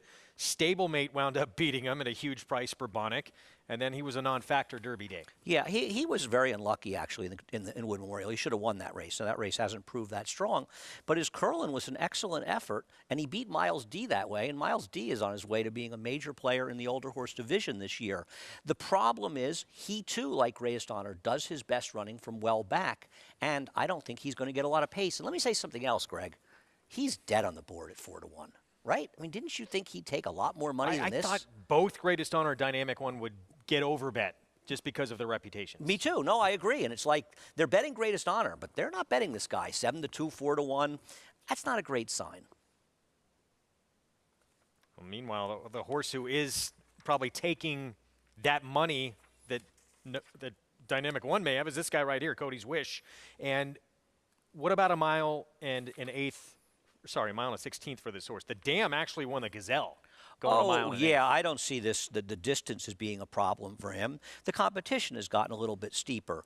It's up to Luis Saez to try to get some position with him because he isn't a bad post. He's in post 7 now with a couple of scratches, so it's not really a big deal. This is kind of the race that's going to show us, is he a horse that ran well at allowance races, but he can't step it up against tougher competition? Because in theory, this is a pretty tough grade 3. 4-year-old debut for him. He's won 3 in a row, and his last couple of numbers on some of the figures I look at, everyone's trying to play catch-up to him in here, at least on Thorograph. Oh, okay. Well, that's probably why he's favored at this point. You know, I listen, like I said, I boxed 1-9. I like the one in here. I think he has a very good chance to wire the field, and I think he's an interesting horse. But I'm scared of Cody's Wish. But sometimes these horses, you know, Bill Mott, sort of the old-fashioned approach, right? You don't see that as often. He took his time with this horse, and he was a bit unlucky. He ran very well with Trouble in his debut. He blew the break in his second start. The next time out, he ran into a monster in Pipeline. He didn't run that well, but Pipeline is a stakes horse for Chad Brown when he comes back to the races. He was last seen not doing well in the Cigar Mile. And he really put it together at Churchill Downs. And I agree. I just think 5-2 is a tough price to take it here. How loaded is Bill Mott right now with older horses? Right. Well, Speaker's Corner is coming here for the Grade 1 Carter. Olympiad, who looked so good winning at New Orleans. In fact, he beat Miles D with a pace advantage. Yeah, Bill Mott has a very, very strong hand with older horses. And he's got a young, up-and-coming 3-year-old we're going to see in the Tampa Bay Derby as well. We'll find out how good the son of Run Happy is. Happy Boy Rocket coming off a big maiden win. Big test for him later today in that road to the Kentucky Derby. Right now the favorite, Greatest Honor, his comeback race. First time we've seen him since his third-place finish in the Florida Derby last year on the Triple Crown Trail for Shug McGahee and Cortland Farms. Jason Beam with a Grade 3 challenger on Tampa Bay Derby Day from Oldsmar, Florida.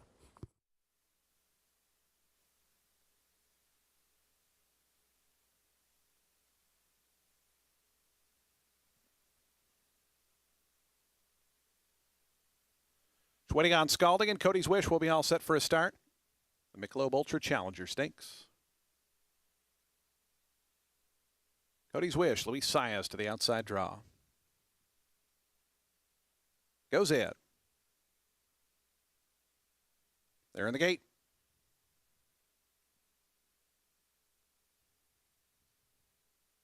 And the race is on the Michelob Ultra Challenger Stakes. Good start down toward the inside. Wolfie's Dynagos showing good early speed. Tune in. Right up alongside that one in the second spot. But Wolfie's Dynagos able to get the lead pretty easily here as they run to the first turn now. Tune in getting a little closer from second. On the outside, Scalding is out in third. Greatest Honor cuts the corner from the inside fourth, about 3.5 off the speed. Then comes Cody's Wish. It's another length then back to Mischief Afoot, and Dynamic One is the early trailer in the Challenger with 6.5 furlongs to go. It's Wolfie's Dynagos the leader. Wolfie's Dynagos onto the backstretch in front now by 3 to tune in the second spot. Scalding up on the outside now puts a spot into third as down toward the inside. Greatest Honor is fourth, 23-2. For that opening quarter mile with Wolfie's Dynagos coasting up front. Wolfie's Dynagos to the 5 furlong marker, still in front by 3. Scalding up on the outside, getting a little closer now as that second pack as Tune In moves along with Scalding. Greatest Honor continues down toward the inside as fourth, now just 2.5 lengths behind. Then comes Cody's Wish. Dynamic One and Mischief Afoot, those two still at the back, but now just 6 lengths front to back. In fact, not even that much, 4.5 maybe, as they go toward the far turn. 48 seconds flat for that opening half mile. Wolfie's Dynagos the leader by a length. In the second spot, Scalding. Cody's Wish starts to launch up on the outside, coming up alongside of Tune In, who's now back fourth. Dynamic One went right by Greatest Honor. Greatest Honor being pushed along, but losing ground as Mischief Afoot going by that one as well. They come to the top of the stretch. Wolfie's Dynagos, Scalding, and a 3 wide. Cody's Wish coming after them. Dynamic One continues to make progress. Going to be 4 wide as they come to the top of the stretch. Still has to make up 3. Wolfie's Dynagos still the leader. Here's Scalding right up alongside. Cody's Wish joining them as 3 of them line up. Dynamic One, Greatest Honor is getting back into the bit on the outside, trying to rally up. Final 16th to go. It's Cody's Wish. Scalding trying to go with that one. It's down to these two. Scalding digs in. Cody's Wish on the outside. Scalding going to go on to win it. Cody's Wish was second. Dynamic One third. Multiple horse photo for fourth and fifth. Scalding, he has now reeled off 3 consecutive wins for stakes win in his first try for Shug McGahee. Javier Castellano aboard. And he was a very deserving winner of this race. He went up after my horse, Wolfie's Dynagos, the speed, who had absolutely nothing left in the tank and no excuse. He got caught wide in the first turn, lost valuable position that turn, dropped back. Meanwhile, Cody's Wish, was able to get nice position behind horses. He pulled outside of Scalding, who really did a lot of the dirty work in this race and had every chance to go by him, and Scalding was drawing away at the finish. Disappointing efforts, obviously, by the returnees here, but Shug McGahee has a promising horse in Scalding. He does indeed. Son of Nyquist has now won 3 consecutive victories, the last 2 at odds on. This was the first try in stakes company, and he does not disappoint. He outdueling a pretty nice horse there in Cody's Wish. We'll have the prices from this one when we come back here on America's Day at the Races. CC, champion sprinter, filly, going to stretch back out in the Azeri today. Stay with us.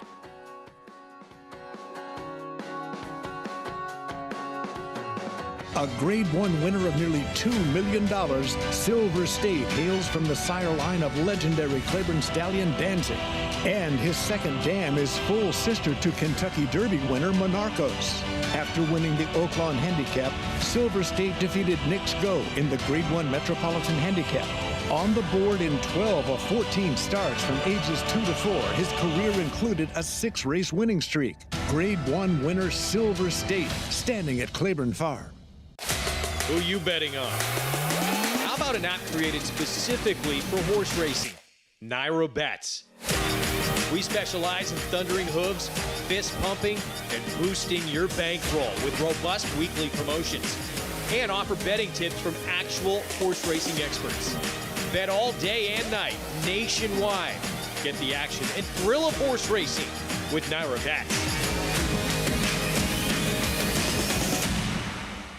Harris Farms, proudly standing Smiling Tiger, a triple Grade 1 winner, defeating Breeders' Cup champions Dancing in Silks and Amazombie, a leading California sire with over $9.7 million in progeny earnings, with 94 winners in 2021 and graded stakes superstars like Spice Perfection. Spice Perfection wins the Grade 1 La Brea. And Tiger Dad. Smiling Tiger, a leading California sire, standing at Harris Farms. It pays to be Cal-bred. Today at Tampa Bay Downs, top-ranked 3-year-olds face off in the $400,000 Grade 2 Tampa Bay Derby to earn Kentucky Derby qualifying points. Watch and play the Tampa Bay Derby today, live on FS2. Boost your Kentucky Derby bankroll. The Derby Bankroll Builder is back at Naira Bets. Get $25 to bet the Kentucky Derby. Each week you bet $50 to win on the selected Derby prep. Opt in at NairaBets.com.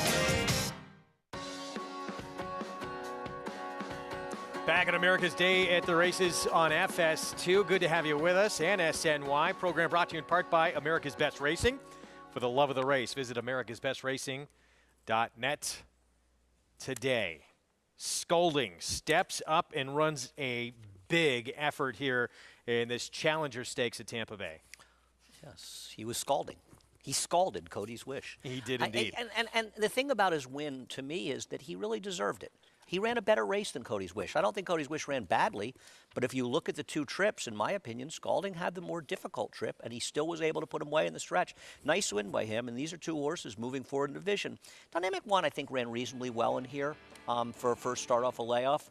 Greatest Honor was a massive disappointment, though, and I have my doubts about him. It took so long to get back to the races. Hopefully he turns it around, but I'm starting dubious. point for both those two. We'll see. Yeah. Dynamic One at least showed up, and he ran reasonably for third. I mean, the other horse, Greatest Honor, just never got into the race. No question a starting point, but a much better one for Dynamic One.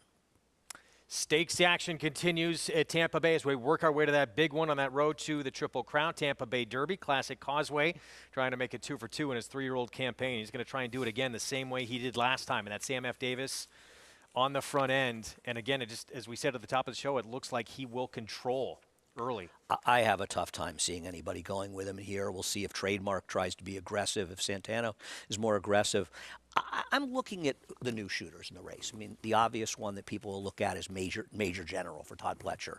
It's hard to know. He ran well enough as a 2-year-old that with routine improvement, he certainly could be a player. I was never a big fan, but for what it's worth, these 4 to 8 month layoffs in dirt route 3-year-olds, Todd Pletcher's 40% with 20 starters and a 317 ROI. So coming back in layoffs off these 4 to 8 month layoffs work for him.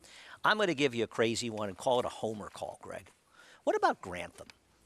After Uno Ojo won the Rebel, you start to ask yourself, maybe that Withers was a better race than it looked. Now, obviously, I'm being a bit of a homer. The race was run here at Aqueduct. Fan of the horse that won the race early voting, but Uno Ojo, who was second there, he improved 13 buyer points to win the next time out. This horse, Grantham, he at least chased the fast pace in there. What if he improves 10 to 12 buyer points? Yeah, that's a good point. He's 4 wide on the backstretch. He was the one that was making that move. He actually put himself into second, trying to chase down early voting into the stretch, and then, of course, he flattened out. I'm with you. I think he's very interesting coming back. Yeah, I'm kind of looking at the new players. Everyone will be looking at Happy Boy Rocket, and I'm not saying he can't win. I think Grantham could be a little interesting. Well, it was Scalding here in the Challenger. Javier Castellano aboard for the victory. He's standing by with Lafitte. Scalding, Castellano, razor sharp, 3 straight. Javier, how much fight did he show you in deep stretch of this challenger? Lafi, I like the way he did it today. The way he finished, he fought all the way to the wire. He felt the horse come from behind too, and he felt hardly the most something in the tank. I like the way he finished today. Can you describe how much he has improved during this 3-race winning streak? I fall in love with the horse. Every time I rode the horse, I get excited because it seemed to me he had a lot of potential. Little by little, every single race, he give me more, better and better. Seemed to me, it's kind of a little late developed horse, but he doing so well. Every single race, he move forward. That's what I'm very excited about the horse. This could be the start of a big afternoon for you. You're riding in the next 2 stakes races, then the Tampa Bay Derby with Major General. You rode and won on him in the Iroquois at Churchill Downs. It's the last time he raced. After the race, you said he's still kind of a baby, still kind of immature. You've been breezing him. You've been working him. What have you noticed for Major General as he gets set for his 3-year-old debut? Well, that's correct. He's the kind of type of horse he only run 2 times in his career. It's a young horse. I'm really excited because he put a good work to toward to this race. The way he moved, the way he moved forward, I think it's good to have a fresh horse for those kind of big race. And I have a lot of confidence in the horse. I think he's going to put a good shot today. How much of your strategy are you willing to share with us? Well, absolutely. It's the kind of type of horse. He's very fully with position. You can see the background. He pick you up. He always going to be right there. Hopefully he can break good. He put me good stage in the beginning of the first turn, and I think I take it from there. Best of luck, Javier. Congratulations. Thank you, Lafi. Greg, might not be the last time we talk to the Hall of Famer this afternoon.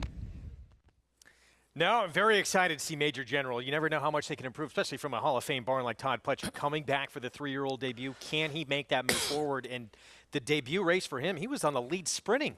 No, I Pretty agree. quick fractions. And he ran very well in that race. I don't know how strong the race was, but he ran extremely well in it, and then he stretched out in the second start. He's not impossible. We go to Hot Springs, race 5. This is a non-winners of 2 lifetime claiming race. The One Fallen Empire went by, and here's another long shot, Recklessness. Yeah, a couple of long shots to start it out before we get to the logical favorite. Who is right here. Chris Hartman, dropper in class, but been off since July. I agree. You don't like to see horses dropping like that off layoffs. Chris Hartman horses, though, are running through walls at Oaklawn Park. Took 13 tries. Guard broke through gate to wire last start. Yeah, well, he's moving up in company. I guess, if Espionage doesn't show up, there are a lot of horses here that don't look on a paper with a chance. 4 cutting back in distance, making his 4-year-old debut. Here's My Dominator. Yeah, this horse is running second time after a 6-month layoff, would have to improve. Mas Tequila, 1 for 14 for the 6-year-old. Tequila shots for everybody if you bet this horse and she wins. 42 to 1, tough to make here. African Warrior, next door, another one who's 1 for 14. Yeah, I mean, he's a little faster than one inside of him, but he's probably going to have to be faster to win. He's a fringe player at best. 13 to 1. Major Chance, the Grace on a mizzen mast. Well, I mean, the only way you could play this horse is if you're somebody who just blindly bets new geldings as he runs first time as a gelding. Holding pattern, Robertino Diodoro at 5 to 1. He was dead a week ago. He's back to being live. I think he's the biggest threat to Diodoro. the 2 favorite. wins yesterday, had 2 wins on Sunday. Certainly back to his winning ways. The feature major player dropped down in class. Yeah, I mean, he's a player as well. The 3 horses taking money are the horses to beat. The Diodoro horse is the value at this point. And 19 to 1 Papa Star, Francisco Arrieta, one of the leading riders at the meet. Yeah, he's going to have an engine on his path to get this horse in the winner's circle. And also eligible that draws into the field. He was just 3rd at a similar condition last start. I mean, she's 1 for 23 lifetime. That's the problem. But she is a horse that has races that could easily get her into the money somewhere. Not easily, but somewhere at a price. 5th here from Oaklawn. 6 furlong sprint coming up. And Chris Hartman winning at 25%. He's sending out the 3, who's still the 2 to 1 favorite. Easiest spot that this 4-year-old son of Into Mischief has been in yet in his career. First try here coming up at Oaklawn. Yeah, I mean, what do you do, right? The horse hasn't run, what are we talking about, 7.5 months, okay? Was a terrible performance at 4 to 5. The claim is voided, shows up running for 12.5. These are the kind of horses you're supposed to be betting against, but this trainer, the way his horses are running, do you really want to bet against him? Might just be gone early when the gates, I mean, he showed speed against Bo Liam in his debut, who many thought was marked to be a superstar. And he went wrong in the ACAC and was retired, and it's a good point. And With the scratch of the 6 horse in this race, Alpine Ghost, it takes a significant speed rival out of the race. In that race, maybe the 6 would have been pushing him along without that horse in here. But I guess it comes down to whether you trust him or not, right? Tactically, he has an advantage. If he's still a racehorse, he has an advantage. But all those are real questions. But this trainer's horses, they're winning. There he is. 3 horses been favored throughout. Has the apprentice John Geraldo in the irons. He's having a nice meet. Clips Award finalist as top apprentice. As we're getting set for the load here in just a moment. Coming up, of course, the big one today at Oaklawn in that distaff division, the Grade 2 Azeri, that really everyone's just kind of focusing on the reigning champion female sprinter in CC, stretching back out for Michael McCarthy, and then She Dares the Devil, who beat the champion Latruska in this race last year at Oaklawn. Yeah, no, this is a very interesting matchup, and she was the only horse that was able to beat Latruska until the Breeders' Cup distaff last year. If She Dares the Devil, who was actually sold before the season for quite a bit of money, if she maintains her form, she's the one to beat, because CC is more of a sprinter. On the other hand, CC won the Apple Blossom at 2 turns in a very, very, very tough 14-horse field 2 years ago, and I think she's arguably coming off 2 of the better races she's ever run, even though one of them was a defeat. She's a multiple Grade 1 winner around 2 turns. Can she stretch back out and be as effective as she has been in the past? Now as a 6-year-old, that's still to come. Our feature later today. Right now, it's race 5 from Oaklawn. The 3, Espionage for Chris Hartman. The 1 to beat. Let's go to Vic Stauffer for the call. 2 more now, Mas Tequila and Fun and Funny.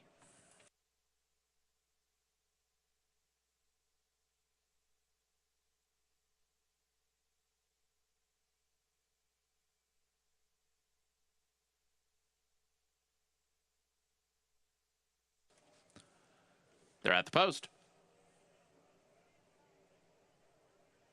They're off. My Dominator and Major Chance, Espionage, and in the center, Fun and Funny. Major Chance and African Warrior are next. Then comes Guard, followed by the Feature and Recklessness, then Holding Pattern and Fallen Empire. And the trailer is Mas Tequila, and the leader is Espionage.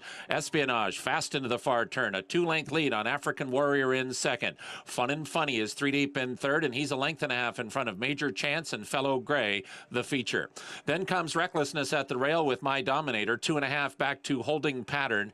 Just inside of Holding Pattern is Recklessness, then Fallen Empire. Mas Tequila is the trailer. Espionage is the leader, but now he's got company up front from Fun and Funny, and a 3 wide, the Feature. And here's the Feature running after Espionage. 3.5 back to Major Chance. They run to the top of the stretch. Espionage is sharp on the lead, and now he's opened up a nice lead. Espionage with a 2-length advantage over the Feature in second. Then to the outside in My Dominator, Espionage and the Feature. Espionage clear. Great job off a long layoff. Espionage and the Feature. Espionage in front. Espionage won by 3.5. The Feature was second. Fun and Funny finished third, and Holding Pattern was fourth. Well, if he broke sharp, he was probably going to win this race. He did, got the lead, and that was it. Yep. This Chris Hartman train just keeps rolling along. We saw a long shot win yesterday. His win percentage is probably starting to verge on 20% at this meeting. It was around 25. He's won with 2 or 3 in the last few races you and I have been watching. As a matter of fact, no surprise, the logical second choice finished third. He got the also eligible Fun and Funny into the number. Maybe that'll make your try, as Holding Pattern was too far back and finished a distant fourth. Got bet down even more late, 7-5 in the end on Espionage. Gate to wire score here in the 5th from Oaklawn. We're going to step aside for a timeout. Still to come later today, the road to the Kentucky Derby and Major General for the Hall of Famer Todd Pletcher, getting set for his 3-year-old debut coming up.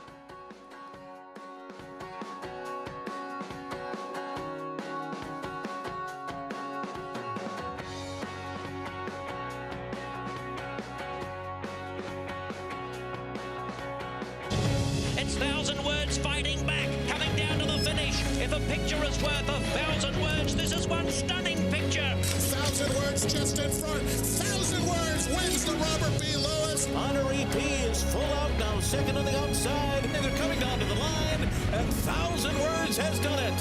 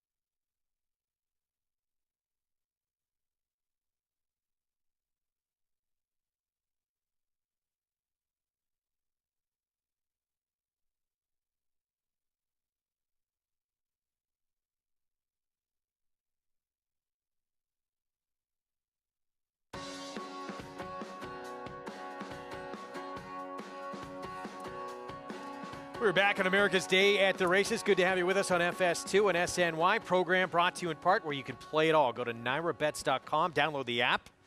Stakes 200, that promo code to use for new members at sign up.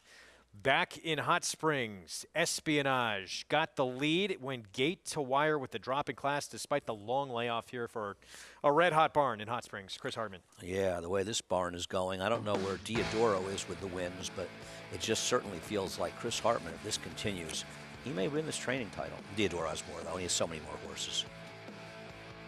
But JD Thoroughbreds, Hartman and John Geraldo team up for the victory here. Wonder if they took this horse for 12.5. The way they claim they being anyone. Probably, yeah.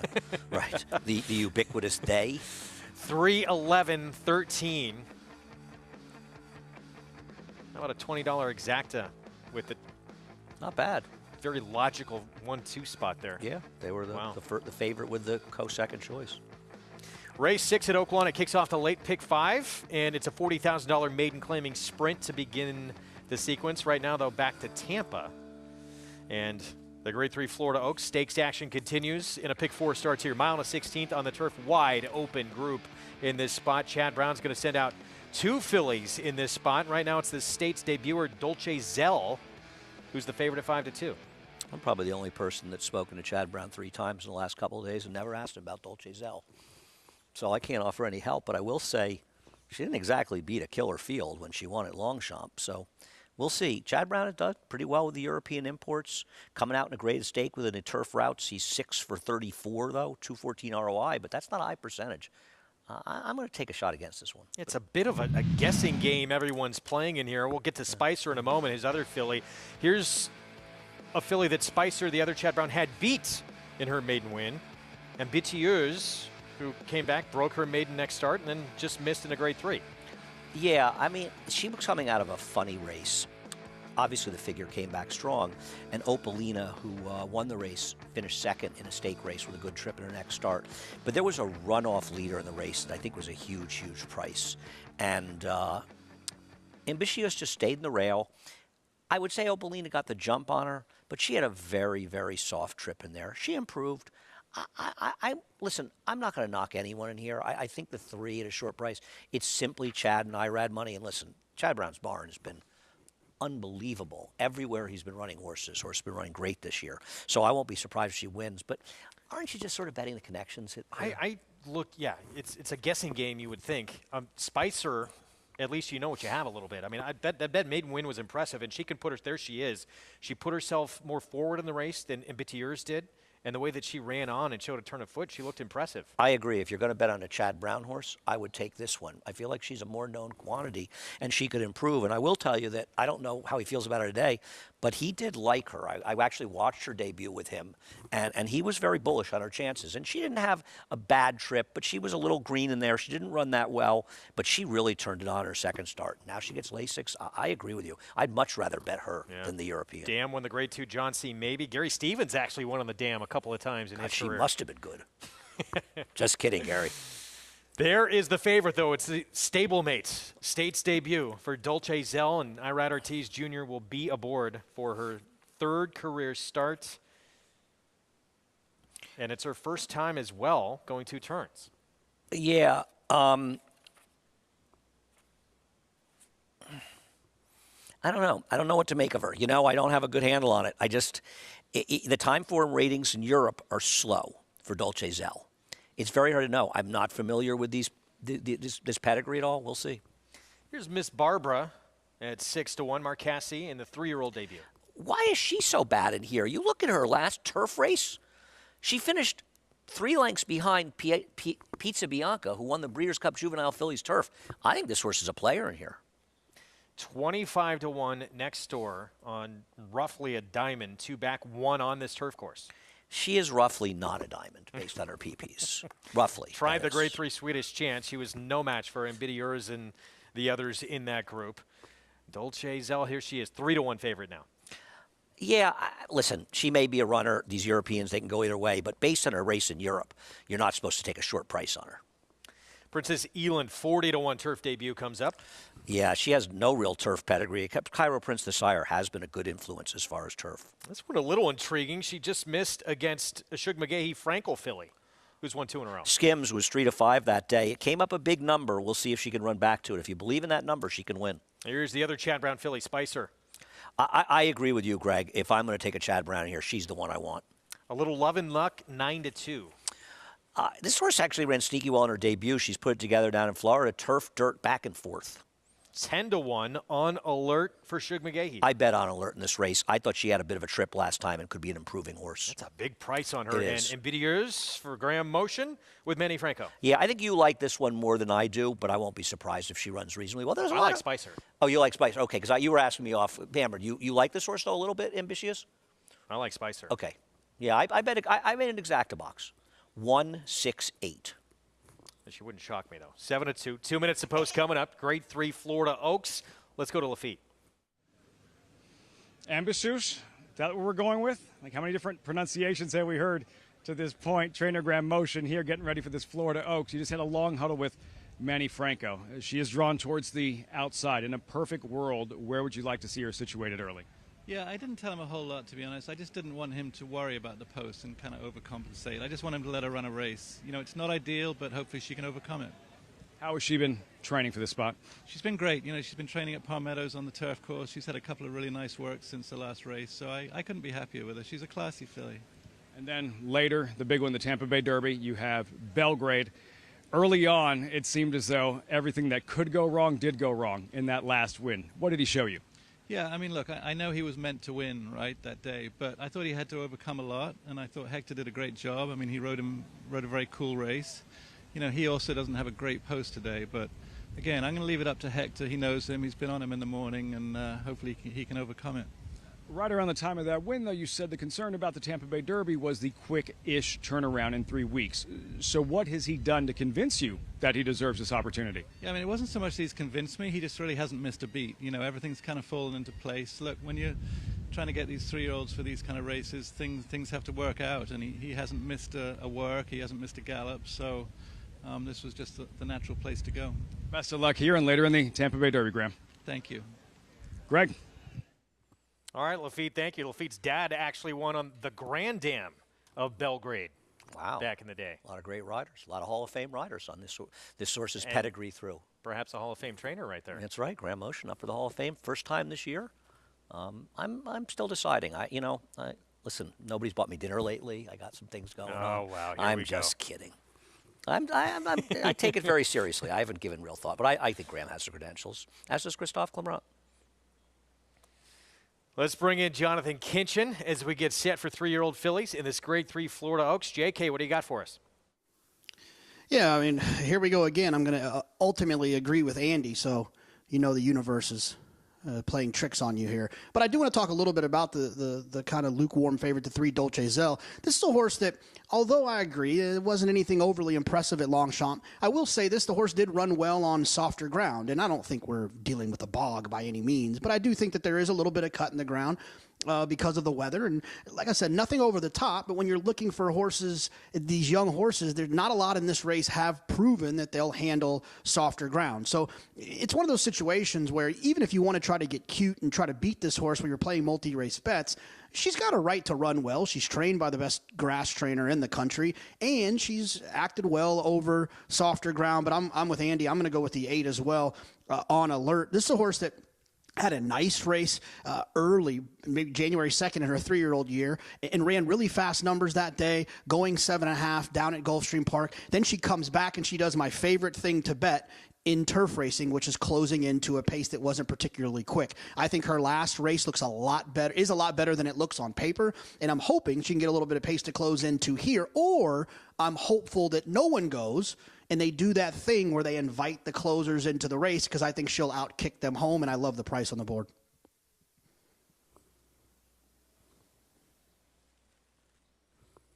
All right, JK, thank you. With all that, wow, 5-2 now.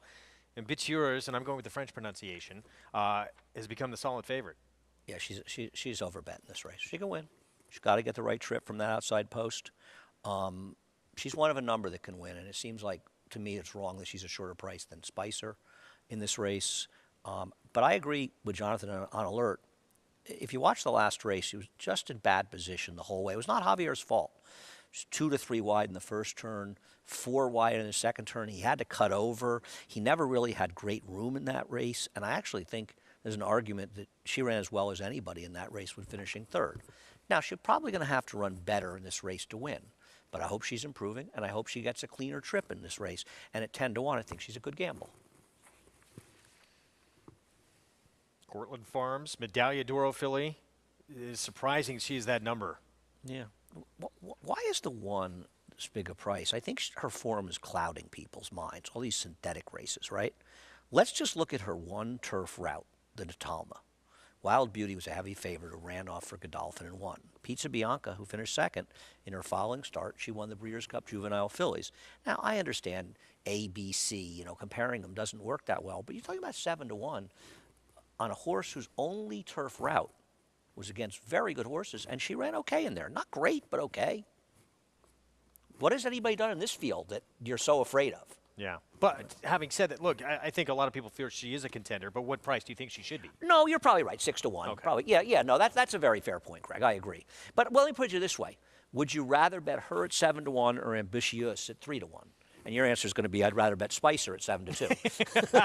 You took the words right out of my mouth. No, on that point, you're right. I'd probably go with Miss Barbara. But I agree with you on Spicer. I'm surprised she's a little bit chilly. Now, they're betting the 3.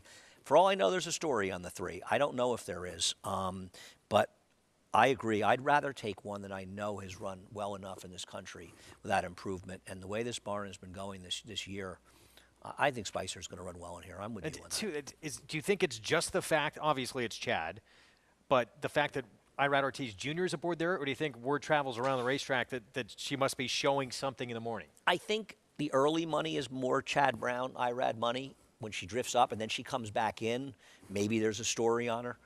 Like I said, I guess I should have asked, but it's not my style to ask.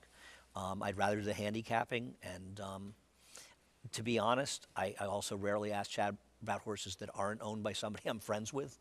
I don't think it's appropriate for me to do that. Just where I am, and I'm more interested in handicapping anyway.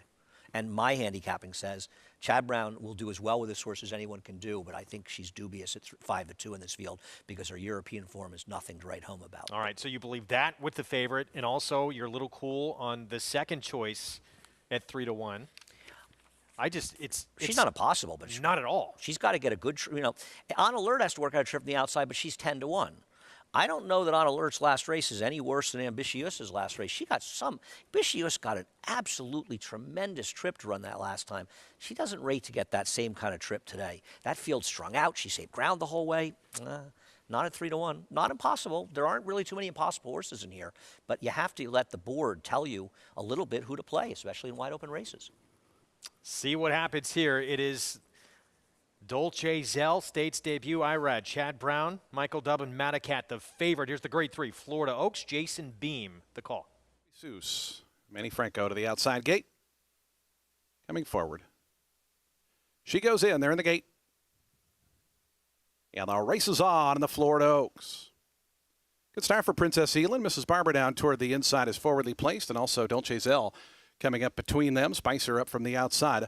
Also part of the early mix as they come toward the top of the stretch for the first time round. It is Princess Elin, a narrow leader. Spicer up on the outside is second as Dolce Zell, a tugging, willing third toward the rail. After that comes Sweet Duchess in the 4th spot. A little Love and Luck off the pace today is running back in the 5th position. It's another half length then. Inside of that one comes Ambitieuse. Mrs. Barber settles back third last. Then comes Roughly a Diamond. On Alert is the trailer, but only 8 lengths front to back as they wind around that first turn. Long shot Princess Elin to set the pace, 24 seconds. So it's a moderate tempo over this good going. Princess Elin to the back stretch, a length in front of Spicer in the 2nd spot. It's 2 more lengths then back to Sweet Duchess in 3rd.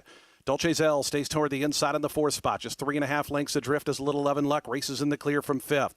Ambitieuse in and amongst horses is 6th, about 4.5 behind. Then comes Mrs. Barber, Roughly a Diamond. On Alert is still the trailer. 3.5 furlongs left to go in the Florida Oaks, and Spicer right up alongside of Princess Elin. They got that opening half in 49 2/5 seconds. Princess Elin kicks back and neck in front. Spicer, here's Sweet Duchess on the outside. One of the first to make a move from the back is now up to 3rd. Dolce Zell in behind horses is fourth right now. Just 2.5 lengths behind. A Little Love and Luck is starting to lift. Roughly a diamond. Ambisou still in between horses as they wind around to the top of the stretch, and Spicer takes over. It's Spicer to the top of the lane. A Little Love and Luck starting to charge up on the outside, trying to rally into contention. Also right there, still battling away Princess Elin. Dolce Zell now sees daylight as they have a final furlong left to go. Here's Dolce Zell right up alongside of Spicer. The two stablemates, 1-2. On Alert has made up a lot of ground from the back. Dolce Zell, Spicer, game toward the inside. Dolce Zell and Spicer down to these two. Dolce Zell on the outside. Dolce Zell going to go on to barely win it there. Spicer was game in second. Third was On Alert, and a photo for fourth. Dolce Zell, Chad Brown, 1-2, and State's debut, winning one for this filly. There have been 2 turf stakes so far at Tampa Bay. And lo and behold, Chad Brown has run 1-2 in both of them. This filly looked like she was going to go on and win quite easily, and actually didn't finish as strongly, or maybe Spicer was battling back, and they both ran very well. And I'll tell you something else. The horse that John and I liked ran extremely well because nobody gained any ground in this race. These 2 horses were right there the whole way, and the 8 On Alert was way back. Javier did a great job weaving through traffic, but that horse ran well to be third. Irad Ortiz Jr. collects another win, teaming up with Chad Brown, who completes the exacta here, Grade 3 Florida Oaks. We're going to take a timeout. We'll be back. The Columbia is next at a mile on the turf for the boys. Stay with us. A lot more coming up on America's Day at the Races.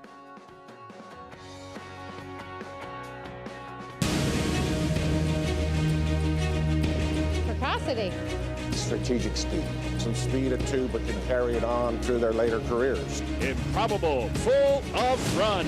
Improbable, now a Grade 1 winner. It is a complete runaway, an authoritative run. It's Improbable to win the Whitney.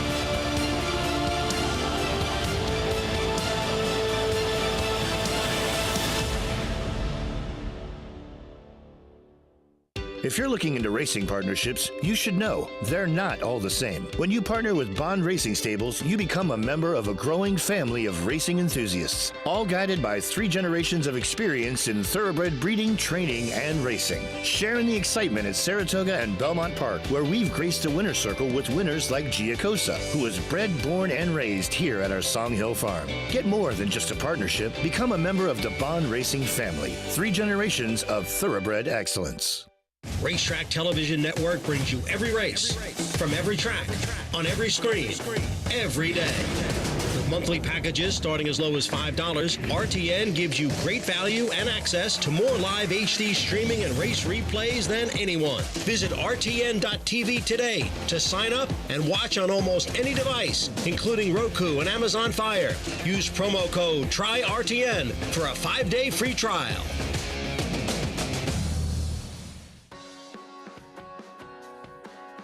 You're watching America's Day at the Races on FS2. Our program brought to you in part by Hillendale at Alapa.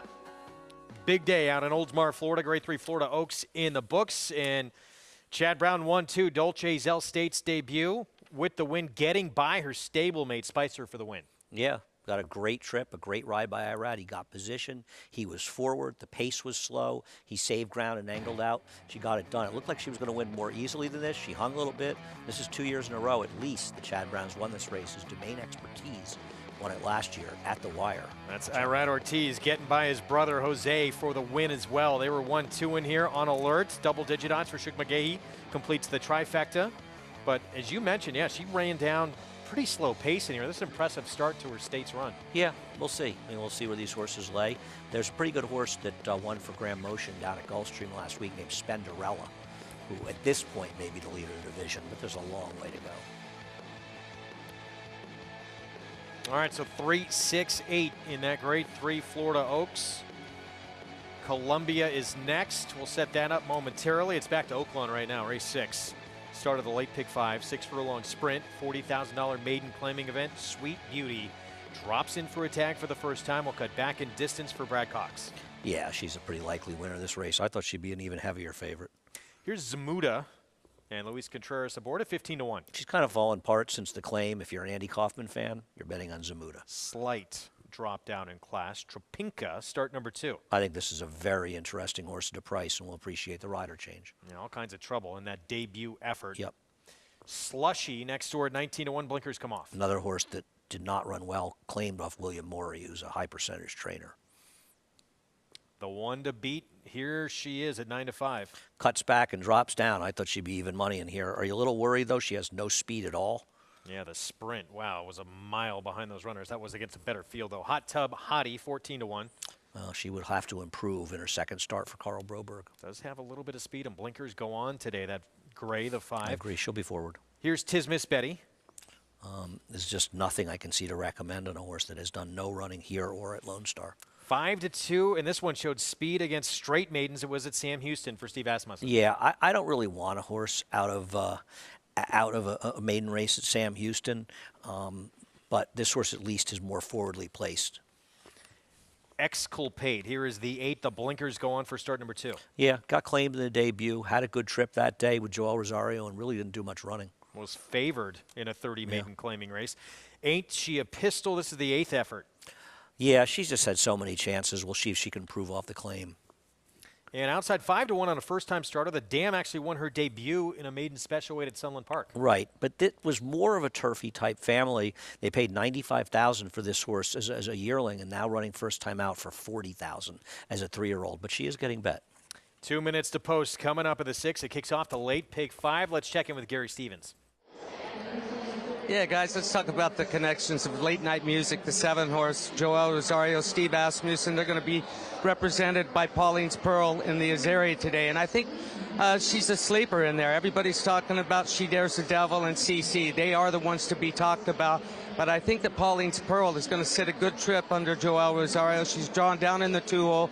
He's going to be able to save ground. There's plenty of speed in there. This filly likes to stalk just off of the pace. And you're looking at the Houston Ladies Classic here where she ran an incredible race. She fought hard that day, and she is a fighter. She's going to have to step her game up today to be able to beat the big 2, CC, Pauline's Pearl, or excuse me, and She Dares the Devil. But I think she is capable of picking up a good piece of it.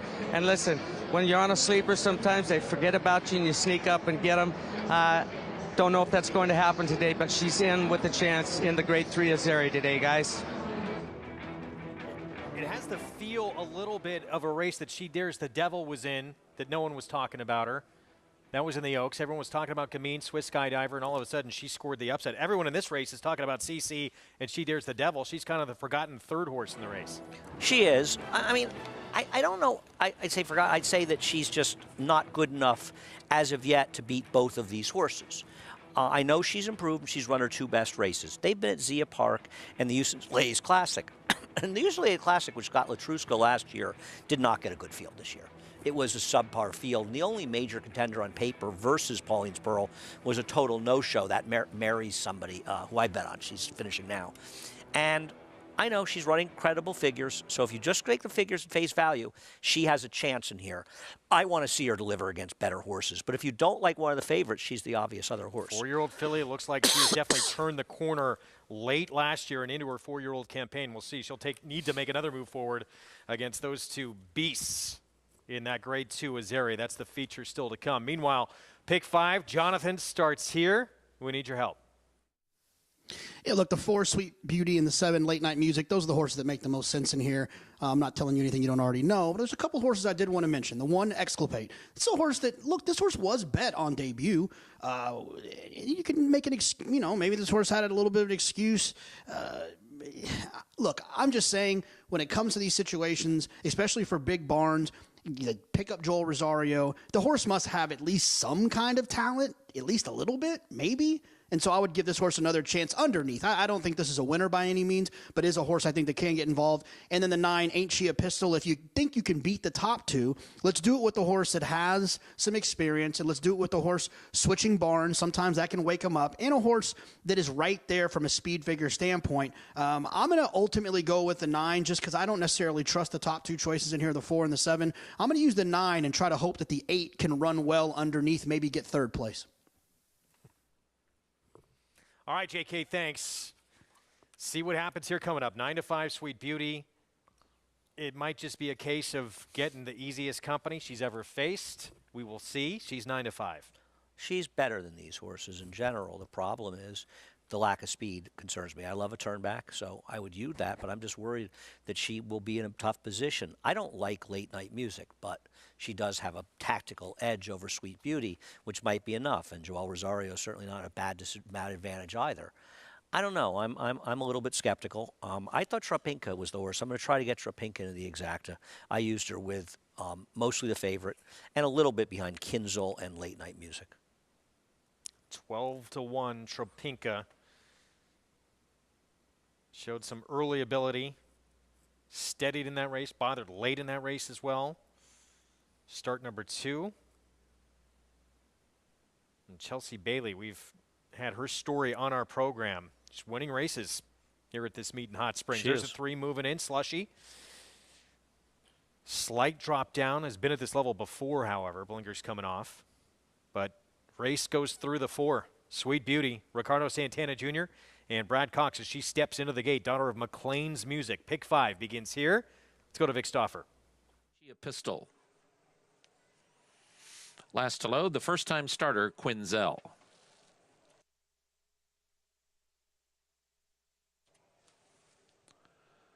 They're at the post.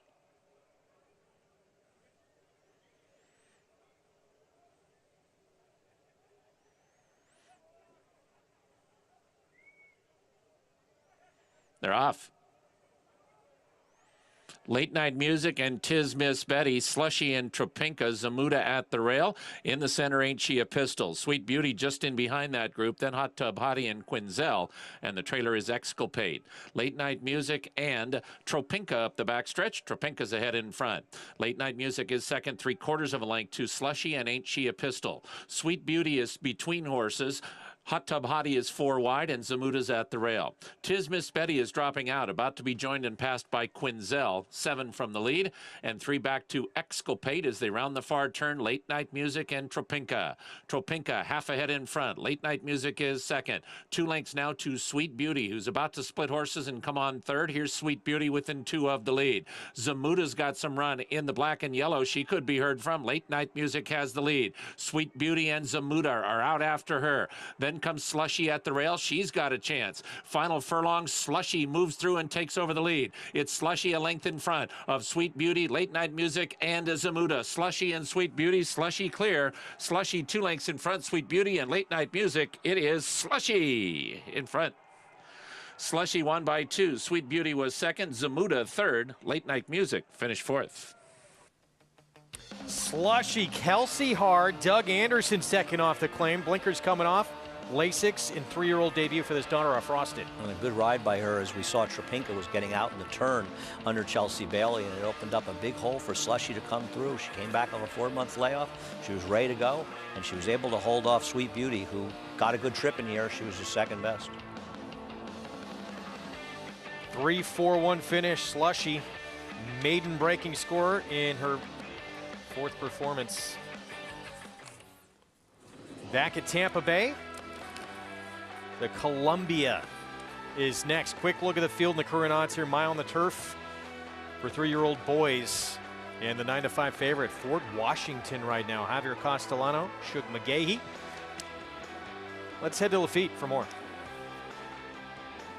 And Jose Ortiz is going to ride Wake Surf in this upcoming Columbia here momentarily at Tampa Bay Downs. Jose, you've never ridden him. How do you prepare to ride a horse in a stakes race, again, that you have no experience with in the afternoons?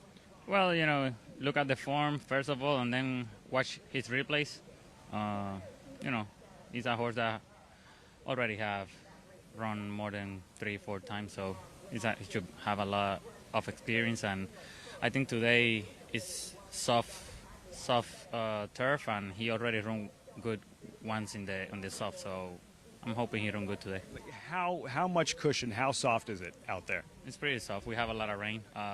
It's soft, but it's safe at the same time, which is good.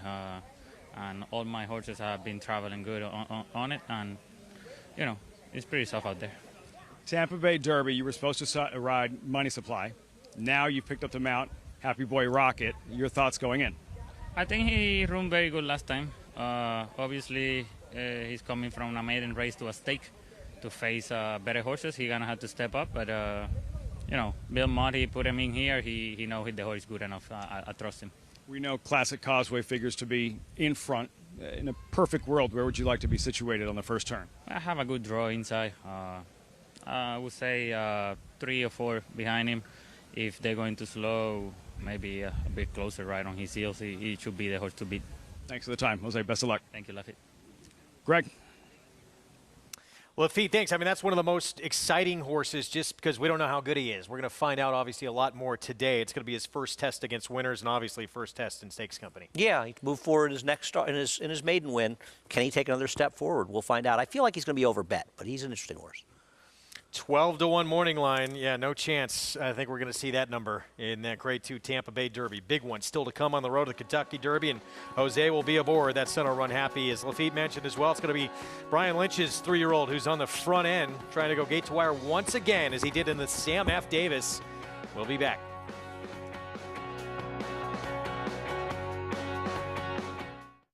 The sun shines bright on Caraconte. His first crops of racing age are showing brilliance on the racetrack with a high percentage of stakes winners. His versatility is evidenced by winners on all surfaces across the globe. And his offspring are lighting up the sales ring. With his biggest and best quality of books in the pipeline, the sun shines bright on this value sire. Caraconte, standing at Gainesway.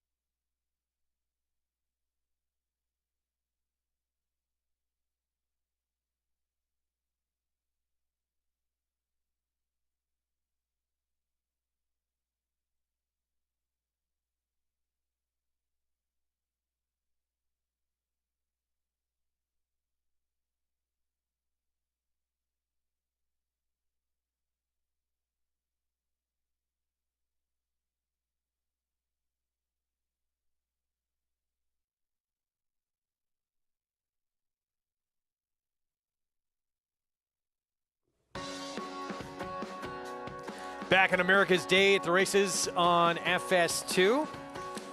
A lot more coming up at Oaklawn. Pick 5 is underway with a number slushy 3-year-old debut, and Kelsey Haar able to finish on this filly. Well, I think that not only a very good ride on this horse, but a good trip. Just got back to the better races that he had run when he was in William Murray's barn. William Murray's a high percentage trainer. Did not run well first time, but a freshening coming in here. Got Lasix the first time, and that ride sure didn't hurt. Hugging that fence down the rail. Owned and trained by Doug Anderson. As mentioned, Kelsey Haar. And Frosted Filly with the win at 22-1 to start off this late pick 5. Good luck if you're alive. Hope it works out. That's a heck of a horse to have to start out the sequence. Pick favorite. Winding up second, Zamuda in third. All right, let's return to Tampa. The Columbia is next. And Shug McGahee's Fort Washington opened up at 9-5, still is the 2-1 favorite, coming off a maiden win. This is the first time against winners. Yeah, I think this horse is the wrong favorite in this race. I don't like the horse that she beat. She did it with a good trip, or he did it, I'm sorry, and he can win. I think he's got real competition inside of him. Here's Ben's Malice, and big number. I like this horse a little bit. He's very slow in his stride. He is. He finished second to a promising horse for Chad Brown and Klarovich that's 2 for 2. Yeah, that's unanimous consent. Yeah, I mean, unanimous consent, a horse, if he was in this race, would be a lot shorter than 14-1. I'll put it that way. Yeah, he had no pace to run into. He was 5 wide in the first turn. Big number. Wake Surf went by. Here's Kitten Mischief. I think Kitten Mischief may be the horse to beat. This horse is meant to run on the turf to begin the career. Stayed on the dirt because he ran so well, but now he's going to the surface he's supposed to be on. Yeah, Dan was a multiple Grade 3 winner on grass. Night Jumper went by. A little interesting and a huge number, maybe underneath. We'll see. Horse had a slow beginning. Heaven Street at 4-1. This horse beat Stolen Base. It's a pretty nice Mike Maker horse, and then was at a ridiculous pace last time out. I switched to Christophe Clement. Heaven Street, to me, one of the ones to beat. Here's the favorite. Yeah, I just don't think that maiden win was so special that he should be favored here, but he's obviously not impossible. Gingrich beat less than 2 lengths in the stake at Gulfstream. He would have to improve, though. I think this might be a tougher group than the ones that ran down there. Brian Lynch-Runner, who, of course, sends out the favorite, Classic Causeway in the Tampa Bay Derby, still to come. Electrostatic, 11-1. You know, I wouldn't worry about the slow figure if you like this horse, because debuting 2-year-olds going long on the turf never run big numbers. And 35-1 on Grumley outside. Yeah, this one did wire the field in the 1 win, but looks overmatched. 3 minutes to post. Coming up, and Kitten Mischief, turf debut for Jonathan Thomas. Manny Franco will ride. There he is, son of Into Mischief. JK, your thoughts here in the Columbia? Yeah, look, I'll talk a little bit about the 2 first. Wake Surf. This is a horse that I feel like Jose Ortiz has some tactical speed with this horse. Should be able to get a nice position moving forward. The speed figures fit for this horse. And if you can just save ground and get a moderate pace to kind of set up on the inside and save ground, this is a horse I think that could win at a nice price at 10-1. Now, I don't like the price. I'm in agreement with the guys in New York with Fort Washington being too short of a price. I do, however, he was my top pick, and he is a horse that I've pressed up in my pick 5s. I do think he's the most likely winner, but I don't love him as a win bet proposition at that price. He ran well last time at Aqueduct as a 2-year-old. Got a nice number that day with a poor trip. He was wide all the way around there. I do feel like the 6 Fort Washington is going to run well, and he is the horse I think is going to win. I just don't necessarily think he's a great betting proposition at 2-1. I think there's a lot more value up for offer with the 2 Wake Surf. All right, JK, thanks. Back to the Grass was taken off the turf the last time we saw him. He's at double-digit odds at 10-1. So they're the favorite, though. Fort Washington making his 3-year-old debut for Shug and those Peter Brandt Silks. Yeah, well, John and I can agree to disagree. I don't think he's the worst to beat here and the likeliest winner, but I guess he could improve from his 2-year-old form. I bet him his debut. Maybe I'm just bitter because I needed him at 7-1 against a softer field. Meanwhile, turf debut again for son of Into Mischief out of a dam, who again was a multiple Grade 3 winner on the grass. Here he is, Manny Franco. You don't think of Into Mischief as a turf sire, but the fact that Jonathan Thomas entered first time out to run on the turf, given the pedigree in the dam side, probably a good sign. He stayed in the dirt because he ran well enough, and let's be honest, he was only 10-1 in the Sam Davis, and there is somebody on this show that actually picked him in the Sam Davis, and he seems to have abandoned him here, and I think he's going to the right surface for him. And I know that the 5 can be the speed, and I know that the 2 has some speed. Why wouldn't this horse be forward in here as well with Manny Franco? I'm not saying in front, but I can't imagine he's going to be that far out of it. Meanwhile, Heaven Street for Clement moving to his barn. He had been with Steve Asmussen and tried the Bourbon to end his 2-year-old campaign. That did not go well. Yeah, he got involved in a monstrous pace that day that just completely and totally fell apart. Time before that, he beat Stolen Base, who you might notice was second in his last race. He should be forward. He switched to Christophe Clement, who does not have great numbers on trainer switches with turf horses. If he improves them, it usually takes a few starts. But he is probably a more proficient turf trainer than Steve Aspen, and mostly because Steve Aspen just has dirt horses. So he doesn't run any. A good trainer is a good trainer. But this horse ran well enough for Steve. I thought that effort at Kentucky Downs 2 back was good enough to be effective here. This horse a generous price to me at 9-2. And there is the one. So that's Ben's Malice. We talked about him already. Look, he was 5 wide into that tight turn in a race that did not have a lot of pace, and he was much the best of everybody else outside of that Chad Brown-Klarovich runner who's undefeated. I think he can move forward here 12-1. I'll say this, too. You know who else was in that race? Was the 4, Night Jumper. Night Jumper basically, he nearly dwelt at the gate in that race, and he still got ahead of Ben's Malice. That's how slow and to stride Ben's Malice is. Night Jumper actually made a big move into contention around the turn, and then kind of flattened out. That was his first start off the layoff. Maybe a horse underneath who can get a piece of it. It's possible, though, what you're telling us really is the unanimous consent's not very good. I'm kidding. Maybe. I used, on your say-so, and the fact that he lost the unanimous consent, who I actually think might be okay, I used Ben's Malice in this race. So, listen, and I'm certainly, you want to talk about throwing a 58-1 shot, have at it. I'll tell you what. I don't think we're looking at leaders of this division in this race.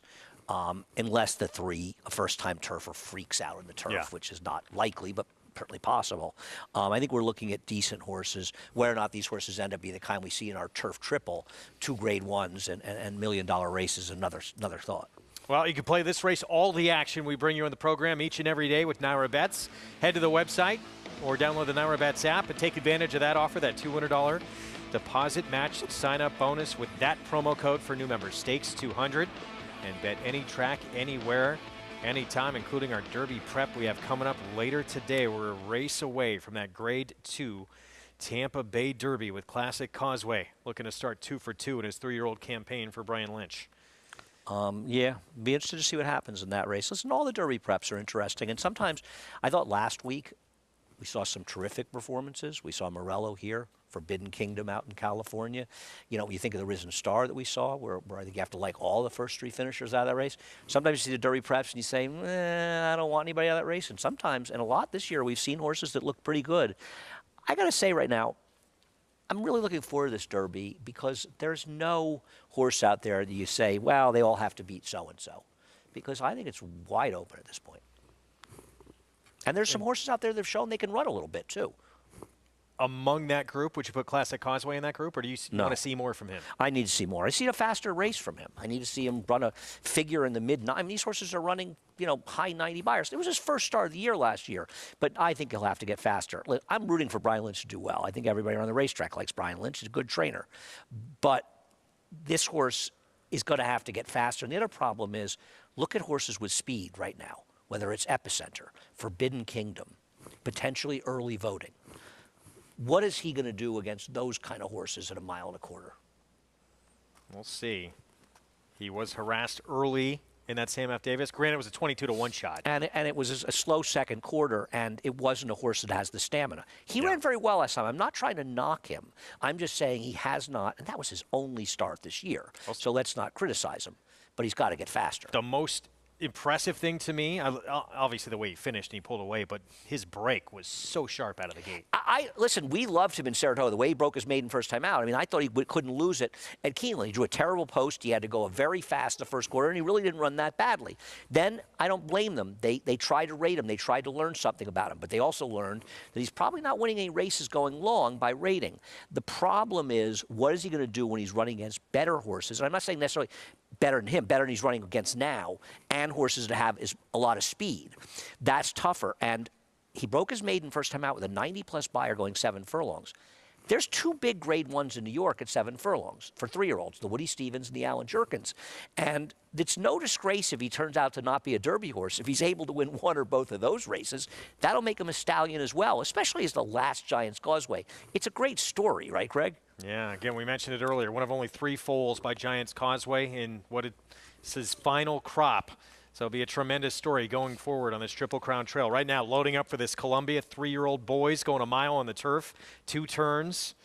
And Kitten Mischief getting on grass for the first time for trainer Jonathan Thomas with Manny Franco, Augustin Stable. 3-horse moves in. Jason Beam with the call. Night Jumper goes in, just waiting on Electrostatic, and Grumley will be all set for the Columbia.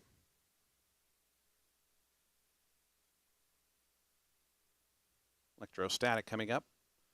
Grumley, Jesus Castanon to the outside gate. Just about set for a start. Grumley coming in. They're in the gate. And the race is on in the Columbia Stakes. A little bit of a slow start there for Kitten Mischief. Good start for Night Jumper, who goes out to the early advantage. Grumley from the outside, though, wants to lead, and Grumley quickly up to assume command. Opens it up by 2.5 lengths now to Heaven Street and Night Jumper, who are out second and third. Length and a half more back to Electrostatic, who finds a good spot in the 4th position. Then we get back to Wake Surf, in between horses Kitten Mischief. Gingrich in the pink colors to that one's outside is away in 6th. It's another length and a half then back to Ben's Malice, Fort Washington. Those two share the back as Grumley up front leads them. Grumley going to the back stretch in front by a widening 2.5, 3 lengths down. Down toward the inside, Night Jumper, right to that one's outside Heaven Street. The opening quarter in 23 and 4/5 seconds.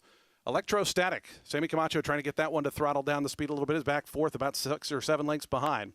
Inside of that one comes Wake Surf. Gingrich in the pink colors is still back 4th last. Kitten Mischief inside of that one. Then comes Ben's Malice. Fort Washington now drops out to the back. 3.5 furlongs left to go in the Columbia Stakes. And it's Grumley at a big price. Grumley through that opening half in 48 and 3/5 seconds. Takes him to the far turn in front by 2. Night Jumper into the 2nd spot now clearly as Heaven Street stays 3rd, just 2 lengths off the lead. Wake Surf down along the inside is 4th. Gingrich trying to pick it up alongside of Electrostatic. Fort Washington is still toward the back, but starting to gain ground, going to go to the outside. Grumley brings him to the top of the stretch. Heaven Street up on the outside, trying to shake loose Gingrich on the far outside. Wake Surf just waiting for room in behind horses. Heaven Street still right there in that pack as well. The picture changing up front as Heaven Street now goes to the front. Night Jumper, room at the inside for Ben's Malice, who tries to come through. Fort Washington down the outside. Final 16th to go. Heaven Street trying to pull away. Ben's Malice toward the inside. Heaven Street in front, though. Heaven Street going to go on to win the Columbia by a length. Ben's Malice was 2nd. 3rd ended up close, either Fort Washington or Night Jumper. Heaven Street, Christophe Clement, 3-year-old debut of, again, Irad Ortiz Jr. We said it before the race, and by the way, a tremendous call by you on the 1 and a very nice ride on that horse as well, that this horse made a lot of sense. This horse had run against legitimate horses, and you see a horse runs as badly as he did seemingly last time, you can make an excuse. He got caught up in a wacky pace, that scenario. Today, he rated comfortably under Irad Ortiz. I think Javier was a little bit overconfident at Fort Washington, sitting back and last on him. Now, I'm not blaming him. The horse doesn't have any speed. But you saw in the backstretch of last year, you sort of say to yourself, Javier must think he has a powder keg underneath him. They moved enough up front for him to close. He ran okay, but he wasn't good enough. I thought the winner ran well. And, Greg, a great call by you on Ben's Malice. You made me a little money, so thank you. Night Jumper got a piece of it. Yeah. At 93 to 1. You should have crushed the Super. Wow. You got like 2 of the choices in the Super. How are you not rich? And you and I leaving the set to nobody. Claude will handle it, the cameraman. Wow, both those horses coming out of that race that you could make a case for. Going to help that Super big time. Big one still coming up. Grade 2 Tampa Bay Derby and Classic Causeway next. Good Magic's in front. Good Magic pulls away from Sobomini. Good Magic's going to win his first race, and he's going to do it in the Breeders' Cup Juvenile. Good Magic to the front of the field in the Toyota Bluegrass to win it. The champ is back. Good Magic in a good-looking performance. 800,000, 75, 875, 8.5. Pete, 775,000. Thank you. Who you betting on? How about an app created specifically for horse racing? Naira Bets. We specialize in thundering hooves, fist pumping, and boosting your bankroll with robust weekly promotions. And offer betting tips from actual horse racing experts. Bet all day and night, nationwide. Get the action and thrill of horse racing with Naira Bets.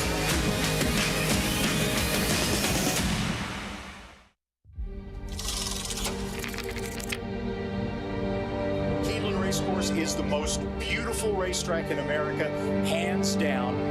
Good afternoon, ladies and gentlemen. I welcome you to the breeding stock sale. Book 1, good to have you back with us.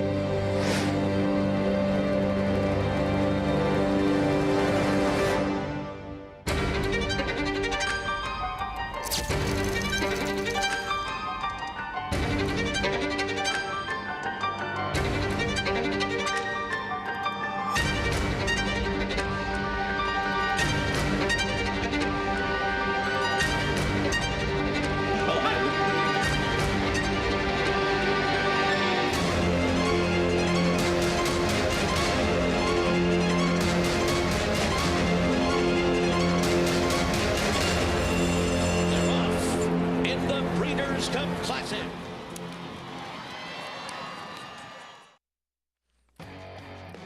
We're back on America's Day at the Races. Program brought to you in part, love that shot, by legendary Claiborne Farm. 100 years of doing the usual, unusually well. That's the weather we have here in New York right now, and the reason we have no racing this afternoon. Yeah, you know, we canceled him. At first I thought when I walked in here around post time, it would have been post time, I thought we could have run.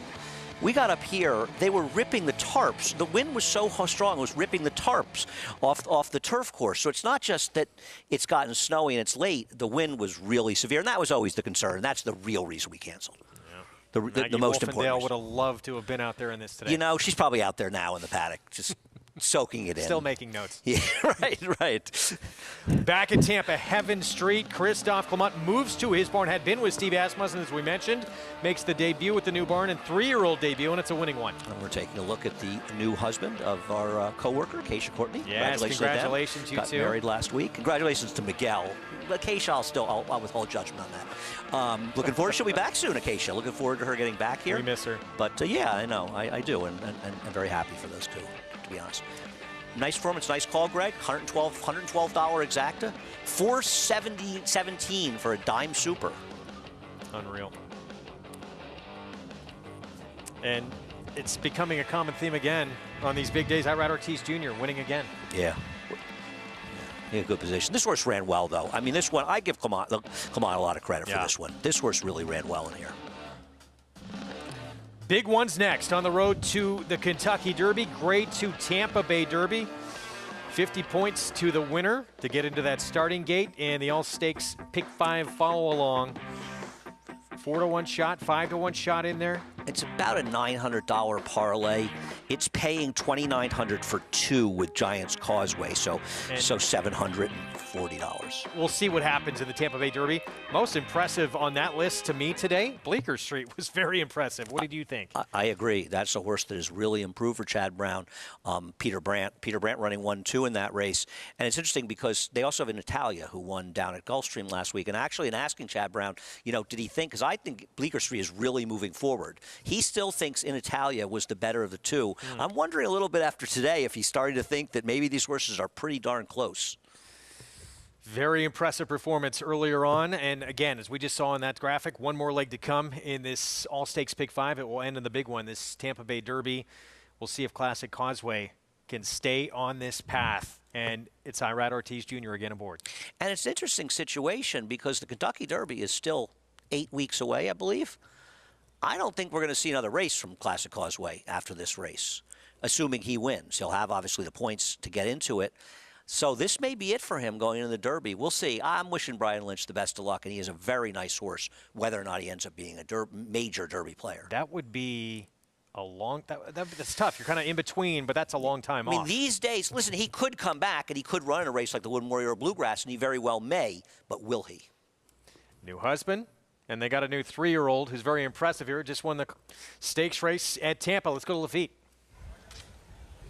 Heaven Street, Miguel Clement, assistant trainer for his father, Christophe Clement. Miguel, is that what you guys were expecting coming in today? Unraced since last fall, making his 3-year-old debut? Yeah, it was his first start with us, but back at home, he's always working very well. He's a lovely mover. He had some good performances last year, and I'm just very happy he was able to take it to the next level. How impressed were you by the acceleration in this stretch? He's very versatile. He's got great tactical speed, but he's also able to switch off and really deliver for you whenever you need it most, which makes him very effective over here.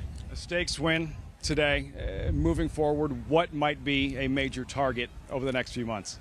I'm not sure. We'll just enjoy it for the first couple of days, and we'll speak to the connections, and thank you very much for everything, and hopefully I'll come up with a plan. How's married life treating you? It's lasted so far at least 8 days. There's some rocky moments on the honeymoon, especially when I came back on the immigration line. I went through a fast pass, and I made her wait in long line. So there was some dodgy moments there, and she also touched a sea urchin, so you got some stings in as well. So that was also some dodgy moments, but as of now, we're doing quite well. Congratulations. Thanks for the time, Miguel. Thank you very much. Greg. Rocky start to things for Miguel and Acacia. He made Acacia wait while he went through quickly. No, that's not. You have to. If you have the fast pass, you got to take it. I'm with Miguel here. I know who the big winner in that union is. Back to Oaklawn, pick 4 coming up here. 6 furlongs, 20,000. Non-winners of 2. Get global entry. I just went through it. You know, Appraisal, and you and I were talking before the race to go. I can see why he's the horse to beat, Greg. I worry, is he going to get the right trip in here? Because I know he's been closer lately. Is he going to be close enough early? For Dwayne Lucas. We'll talk more about him in a second. My little tipsy went by. Here's Road Bible blinkers on. Off the claim for Carl Broberg, who has decent numbers, though he's not strong lately off the claim in Oaklawn. Struggled at this level for a different barn last start. Turn the switch for McLean Robertson. This horse has run well enough, but looks like more of a turf horse to me. Gosh, 8-5 on this Dwayne Lucas Yeah, this is too short a price. I mean, this horse is one of the major players, but doesn't look like an 8-5 shot, at least to me. 4-1 on a horse who was just second at this condition. Yeah, I didn't think this horse was completely impossible in this race. I'll be honest with you, Greg. I had this race open to a lot of horses. Seemed possible, though. 24-1. Depart went first time out, and then in the mud, didn't go so well. Tough to like this horse. What about the next horse, the 7 and 1 last hand? Cut back in distance. Caught up in a quick pace last time out. A little bit of a drop down in this one. And has back races that can win. Yep.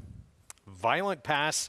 I like this horse a little bit at 6-1. Speed and backed up off the bench. I hear you. On paper, this is a player. I can't bet horses that were claimed off Diodoro. The numbers are terrible. And Ingersoll, this could be the 3-year-old debut. Look, last start was a route race, cuts back, but has sprint speed. Does. And should get good position here. I think 9-1's an underlay, though. I just wonder if this horse is fast enough. Post time coming up for the 7th. It starts the pick 4. Jonathan, we got an 8-5 favorite here for Dwayne Lucas.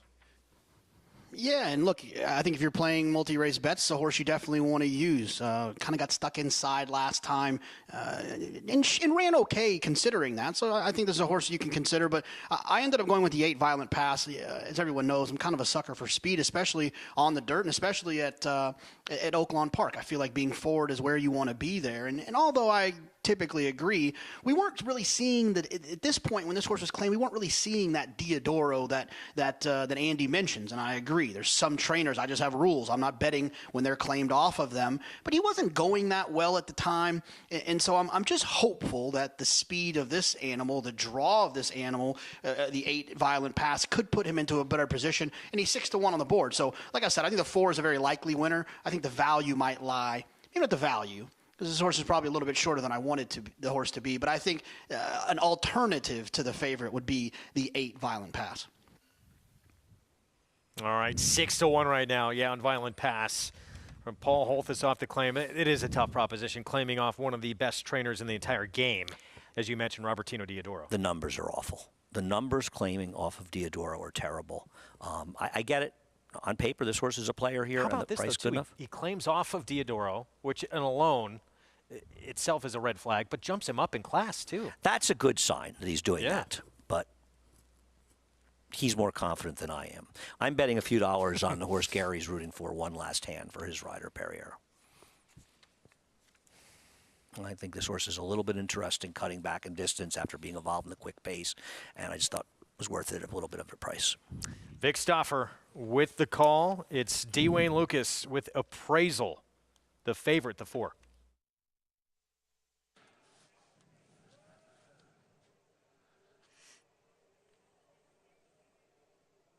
They're at the post. They're off. Violent Gigi breaks well, and so does My Little Tipsy. One Last Hand is close up. Violent Pass in the center. Appraisal was away a stride slow, and he'll be in the second flight, headed up by Ingersoll and At the Rail Road Bible. Then at the back of the pack is Depart. One Last Hand and Violent Pass are the 2 into the far turn. One Last Hand ahead in front. Violent Pass is second by a length and a half to My Little Tipsy. Ingersoll is moving 4 wide. He's up outside of Violent Gigi. Appraisal is between horses. Then comes Depart at the back of the pack, and also Turn the Switch is moving up, and Road Bible. Many chances top of the stretch. Violent Pass has the lead from One Last Hand. Violent Pass, a half length in front. One Last Hand is second. Here's Violent Gigi moving up. Appraisal in the center. Now is in the clear, and he's on the move. 4 across the racetrack, and Violent Pass has the lead. Violent Gigi between horses, My Little Tipsy. Appraisal to the outside, and now Violent Gigi takes the lead. Violent Gigi, Appraisal to the outside. It's down to these two, Violent Gigi or Appraisal. Violent Gigi in front. Violent Gigi beat Appraisal by 2. My Little Tipsy was third. Close for fourth between Violent Pass and Depart. Violent Gigi, David Cabrera, trainer Scott Young, and a 4-year-old Son of Violence wins for the second time in his career. Well, got a nice trip in this race. They were moving a bit up front, both the two horses Jonathan and I liked. We dueled each other on the ground. His horse did run a lot better than mine, though, in finishing somewhere in the back of the pack. My horse was way in the back of the pack. But this horse gets it done. Appraisal had a chance to run him down the stretch, just not quite good enough. A little bit of traffic trouble for My Little Tipsy, though I think it's separated enough that probably third was all that he was going to get. 5-4-1 here in the 7th from Oaklawn.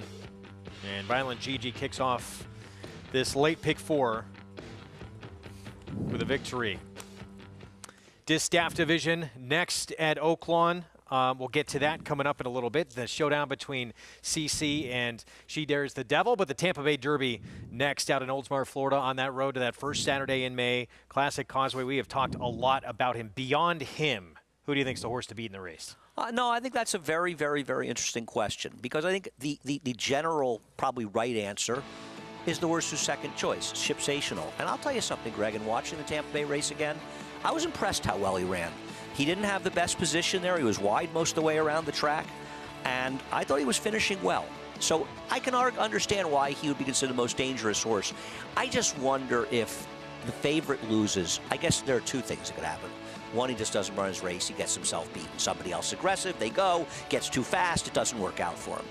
But maybe it's a horse like Major General, a new face. Maybe it's a Happy Boy Rocket, a new face. Maybe it's my long shot Grantham, who I'm very happy to see. Luis Saez is riding him.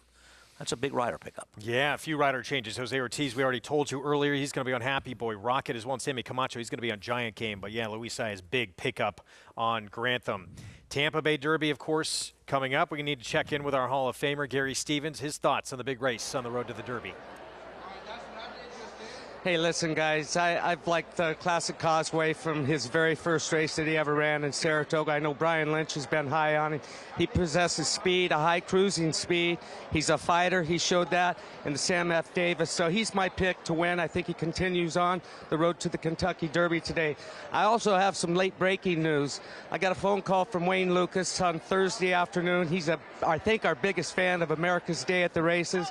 He made an announcement to me that the filly Secret Oath will run in the Arkansas Derby. Ethereal Road will be pointed towards the Bluegrass Stakes. He's keeping them separated.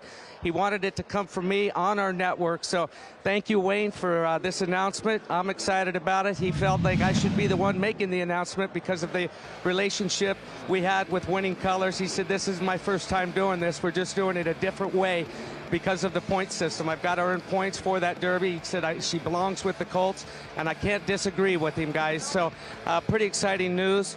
And people that are hearing this right now that we're running in the fantasy, they've got to be excited as well. Guys. Gary, thanks. How about that? I mean, that is exciting news. Of those who have run in their 3-year-old season here, fillies, she's been the most impressive, and now she is going to tackle the boys in the Arkansas Derby. Yeah, but I did also see that Wayne Lucas, and that's a great scoop that Gary had, but I did also see him make the comment that he'd be more likely to run in the Preakness than the Kentucky Derby. He could run in the Arkansas Derby, still run in the Kentucky Oaks, and then go to the Preakness if he so chooses. One thing we know about Wayne, he's not shy about running his horses. Yeah, I guess a lot depends how well she runs against the boys in that Arkansas Derby. Absolutely. It'll be interesting in the Arkansas Derby because one of the reasons he's going there is he's not afraid of anybody that ran the Rebel. The question is whether trainers are going to have the same feeling and ship in. The Arkansas Derby could end up coming up super tough. We'll see. Yeah, we were very excited, too, to see Ethereal Road in that Rebel. Now he's going to ship out of town, go to the Bluegrass next time out. Both those two very exciting for the coach. Tampa Bay Derby up next. And there is Classic Causeway. Could he go gate to wire once again off that Sam F. Davis win in his 3-year-old debut?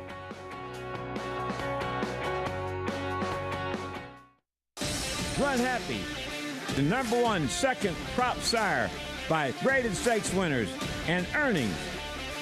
Run Happy is represented by Smile Happy, the Kentucky Derby individual future pool favorite. A leading dirt sire and now with an exciting Kentucky Derby hopeful. Call Bernie Sams now and book your mare to Eclipse champion Run Happy right now. Run Happy standing in stall 1 at Claiborne Farm.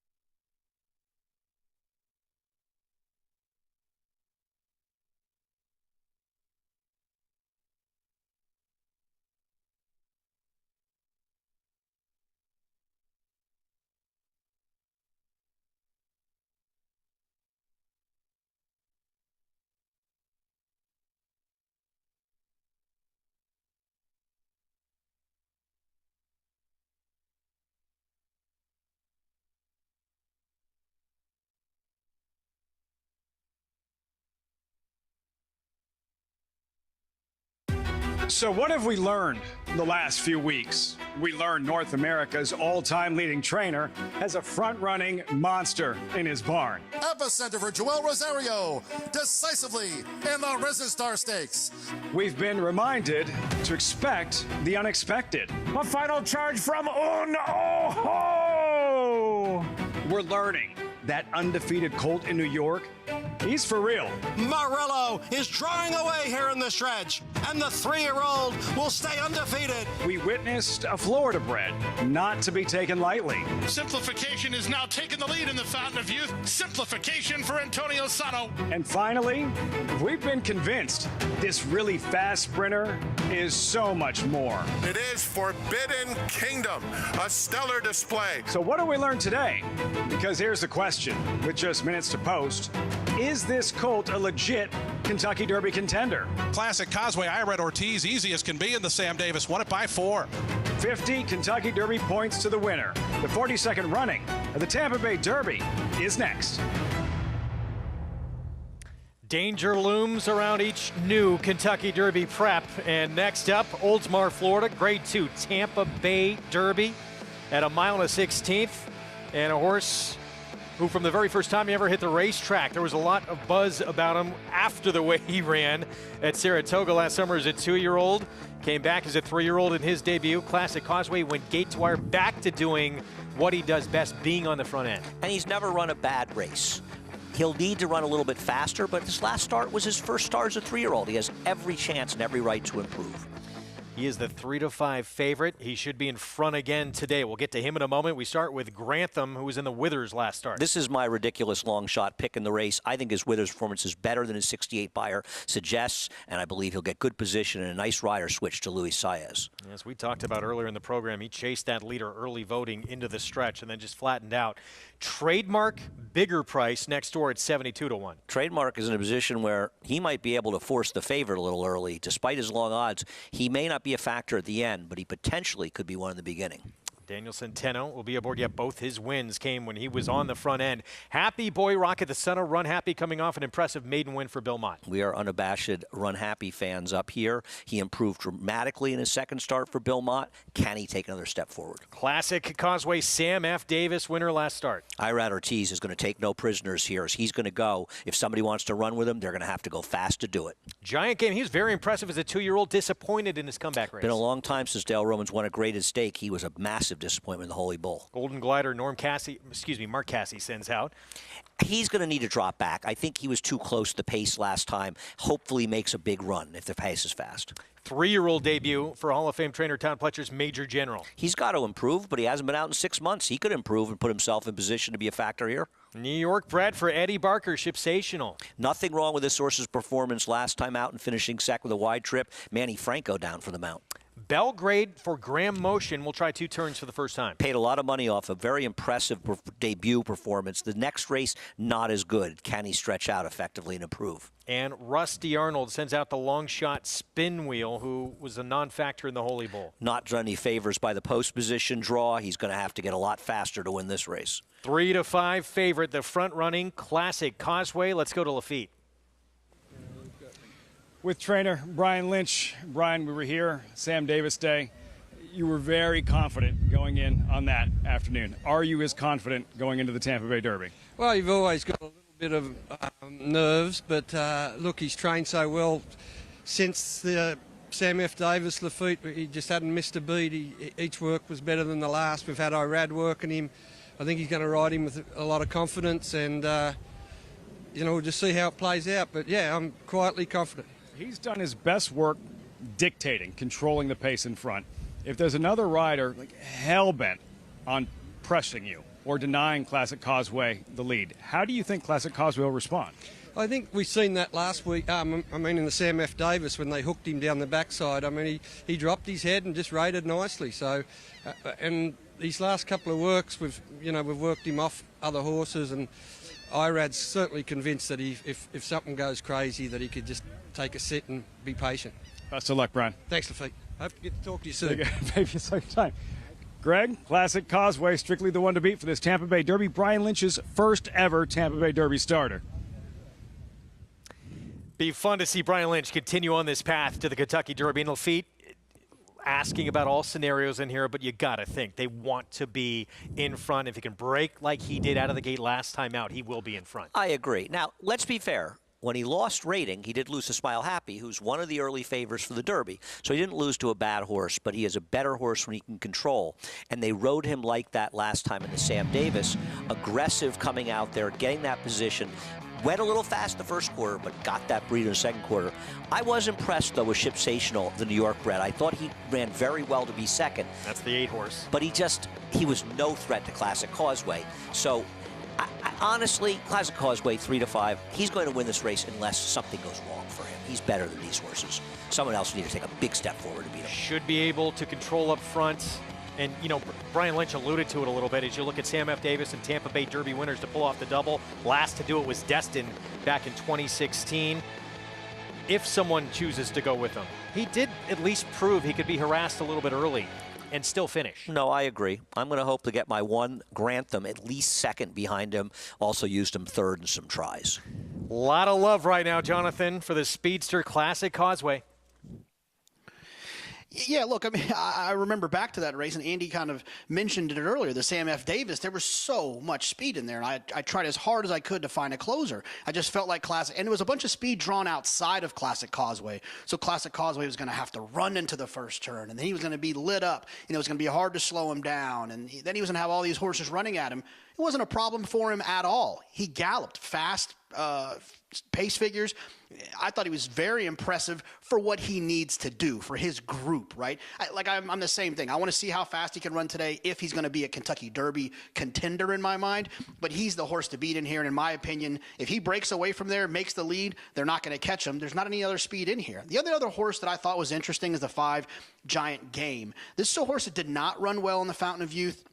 the Holy Bull when he came back after running well in the Breeders' Cup Juvenile. And based off of what he did as a 2-year-old, you got to know there's some talent there. You got to know there's an opportunity for this horse to kind of take a step forward. But if Classic Causeway shows up, Giant Game's not beating him. I think Giant Game is more of an underneath type of horse. And a little callback to a Cart Talk interview. I have a feeling Brian Lynch might be blowing the froth off a cold one after this one. We'll see if that's the case. Irad Ortiz Jr., you know, is going to be aggressive early on. You can boost your Kentucky Derby bankroll with the popular Derby Bankroll Builder. Went up to $100 towards the Kentucky Derby. When you bet select Derby preps with Naira Bets, go to nairabets.com. You got to opt in for the promo. Bet $50 to win on the Tampa Bay Derby today, and you'll get $25 towards that Kentucky Derby wager. Visit nairabets.com for the full Derby Bankroll Builder schedule now. So a short price, you win some of these preps along the way, and everyone falls in love with you. Right. They love a winner. He was impressive last time. We'll see if a new shooter can beat him or if maybe he beats himself, but he is way the horse to beat. How about Ed Barker on the Triple Crown Trail with Sensational, a trainer we're familiar with in New York, but he's really never had a horse at this level. New York bred who didn't have a good beginning either. He broke inwards. He had a slow beginning, and he still was the horse who was making up ground against Classic Causeway. No, I agree. It was awkward at the start. He was 2-3 wide in the first turn, 4 wide the second turn, kept on running. I'd love to see Eddie do well in there. He's somebody I'm friendly with, we see around here. Whether or not he can take that step forward remains to be seen. 5-1 on Shipsational. Meanwhile, Happy Boy Rocket, he's kind of the unknown, right? Comes off that maiden score, second time out, his first time going a mile and a 16th, he wins. This will be the first test against winners. Rider change to Jose Ortiz. Yeah, and a good rider change. He got a good trip last time and did it. He's got to take another step forward, but he took a big step from his first start to his second start. Does he have another move in him? Grand Dam won a stake at a mile, was second in the Black Eyed Susan, although the Dam was more of a sprinter. And, of course, has that rocket in the name, those Frank Fletcher horses. They always have rocket in there somewhere. Son of Run Happy, 8-1, who we thought would take some support. Meanwhile, Todd Pletcher, the Hall of Famer, with a horse who has every right to move forward here in his 3-year-old debut. And you look at that Iroquois, he was 4 wide for most of the race. It was just the second start of his career. It was his first time going around a ground. No, I thought he ran fine in that race to get it done. And you look at those buyer figures in the mid-70s, you have to keep in mind they were 6 months ago as a 2-year-old, running 2 turns in his second start. Routinely, horses can improve 1.5 to 2 points a month. That puts him in the high 80s, which makes him a major player here. And I'll give you some stats. 120 to 240 days, 4 to 8 month layoffs in dirt routes with 3-year-olds. Todd Pletcher is 8 for 20, 40%, with a 317 ROI for every $2 you bet. And of the horses that were running that didn't fit that condition, at Naira, they were 6 for 9. So he wins in these spots. 41 to 1 shot. You're intrigued with Grantham, who comes out of that Withers. Again, what do you like? I think he chased the quick pace. That race is better than the figure suggests. He draws well, gets a good rider change, and I'm going to try to bet a little to win, but get him second or third.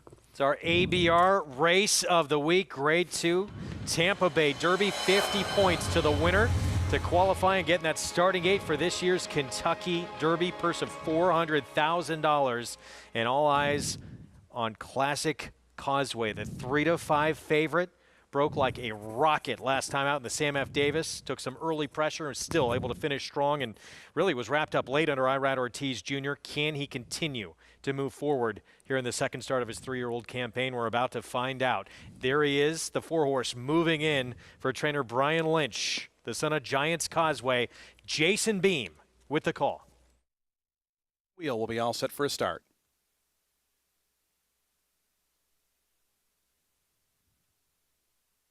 Giant Game coming up. Backs away there.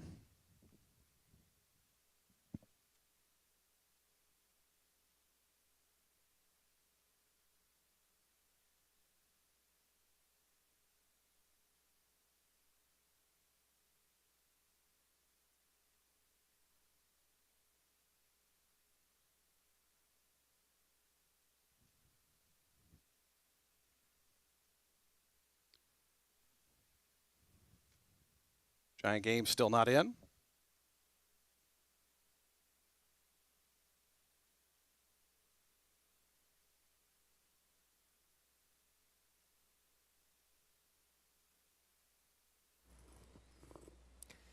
waiting on this 12.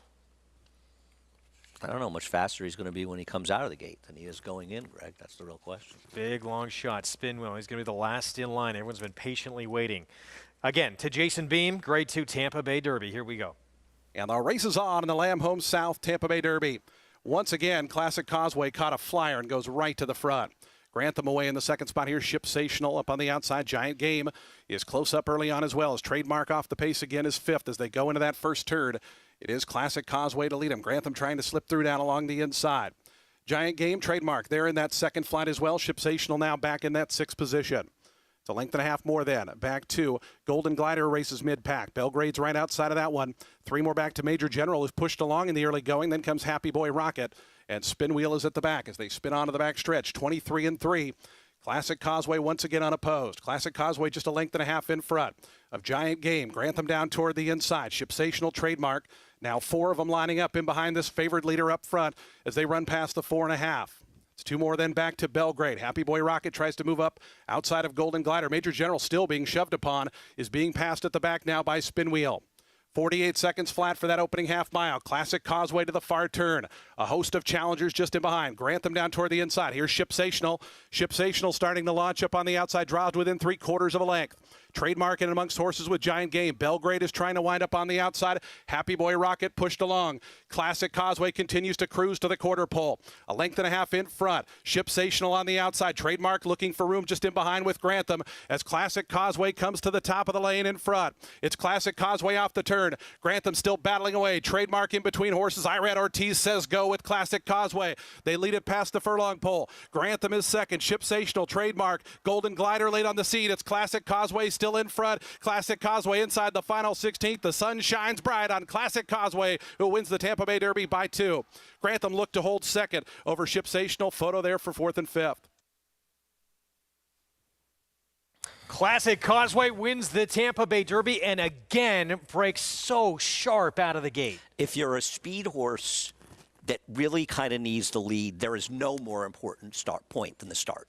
And Irad has done an exceptional job of putting him in that right position, and he was dominant. And honestly, this was essentially what you call a merry-go-round race, Greg, right? Nobody really picked up any ground. An excellent ride by Luis Saez in the long shot we talked about. Being aggressive, getting in that spot, and managing to hold on to second just barely at a huge price. Nobody made any real ground. The 6-horse Golden Glider made a little bit of run at the end. The 9 Shipsational ran fine, but nobody was picking up on this horse, and he's good. How about Grantham? You liked it 41-1, completing the exacta here. And he was much more forward than we've seen him in races. Yeah. At least last time. Well, no, I'm not so sure. He was chasing early voting, and, you know, obviously, this horse was no match for Classic Causeway, but he was also no match for early voting.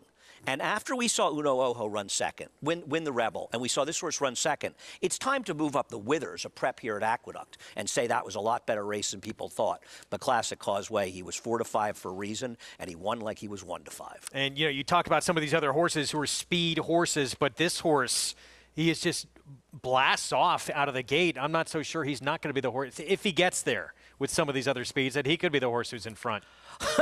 He's going to be going out front. We'll see. Interesting horse. Classic Causeway now 2 for 2 to kick off his 3-year-old campaign. Let's go to Lafitte Pinkai. Brian Lynch, first win in a Tampa Bay Derby. Lots of emotion here. Brian, how does it feel? What's going through your mind? Just a great group of guys involved with this horse. So very exciting stuff. And I got a hack that says I might be on the road to the Derby. So enough points. We'll take it one step at a time. But we got over this hump today, and we'll sit down and think about how we're going to approach the next 8 weeks. How does he do that? How did he break? He shot out of a cannon. Well, my best buddy in the world's Wesley Ward, and I hung around him a lot, and I've learned how to get him out the gates quick. But so very excited about it, Lafitte. Very lucky to have the horse. So, you know, we'll just take it all in. How confident were you rounding the far turn with Irad Ortiz and some horses from off the pace trying to cut into that lead? Yeah, well, Irad's body language was as quiet as a church mouse, and they were throwing leather at the ones behind him, so certainly gave me a lot of confidence that he had some horse to finish with. So you know, again, just trying to take it all in. Very excited. And this was your first Tampa Bay Derby starter. You've never started a horse in the Kentucky Derby. For you personally, what's this journey been like so far? Well, it's a long road from Wagga Wagga, Australia to where we are today. You know, again, I'm just going to take it all in, and the thought of ever having a Derby horse, wow. Yeah, I think we've got a good one. That pretty much sums it up. Enjoy it. Congratulations, Thanks, Brian. Lafitte. Greg, Classic Causeway, sensational in the Tampa Bay Derby. Lots of love and hugs all around. He is a force on the front end, and good for Brian Lynch. So happy for him to have a horse who is a true Derby contender. We'll wait and see now what the next step is. Will he wait? Will he get another prep into him? We'll see, and Brian will make that decision. He's an excellent trainer, and I will say that the prelims leading up to the Derby just got a lot more entertaining with Brian Lynch involved. It's going to be a lot of fun, and I think Brian Lynch may be one of the more popular guys around the racetrack, and for good reason. Back-to-back races now where he is in front. And I know he got pressured a little bit more last time in that Sam F. Davis, but no one really able to make up ground on him. Yeah, I mean, this race was a pretty tepid pace, to be fair. Now, you have to compare it. They're relative times. We don't really know looking at the times. We'll have to look at some other route races. He had the run of the race, but he's that kind of horse, and that's the danger of a talented speed horse. Guys are afraid to run with you. Maybe you run him down, but you're going to bury yourself in doing it. I like what Luis Saez did. He rode Grantham enough to stay close, but he wasn't going to engage and go after him and, you know, get into a situation where he was going to end up doing badly. And, you know, Grantham filling it out, doing well. Sensational ran well in here also. Wide trip the whole way because of the post. And Golden Glider, sneaky well because he's the only horse in this race that made up any ground whatsoever. Yeah, he was moving late. Looked like he had a big chance actually to get second in this race. Grantham, Sensational, Golden Glider, for that matter, even Trademark. But those horses are going to have to take another shot on this Triple Crown Trail to get into that starting gate. Classic Causeway's already in. Was this 100 or 50? 50. So, well, Grantham's got 20. But he had 20 prior as well. Right. No, Classic Causeway's in if he wants to go. We'll see. Other people. The thing is, if you like some of the others, it's going to be a more competitive pace when they run in the Kentucky Derby, so they won't be as compromised against a horse like Classic Causeway.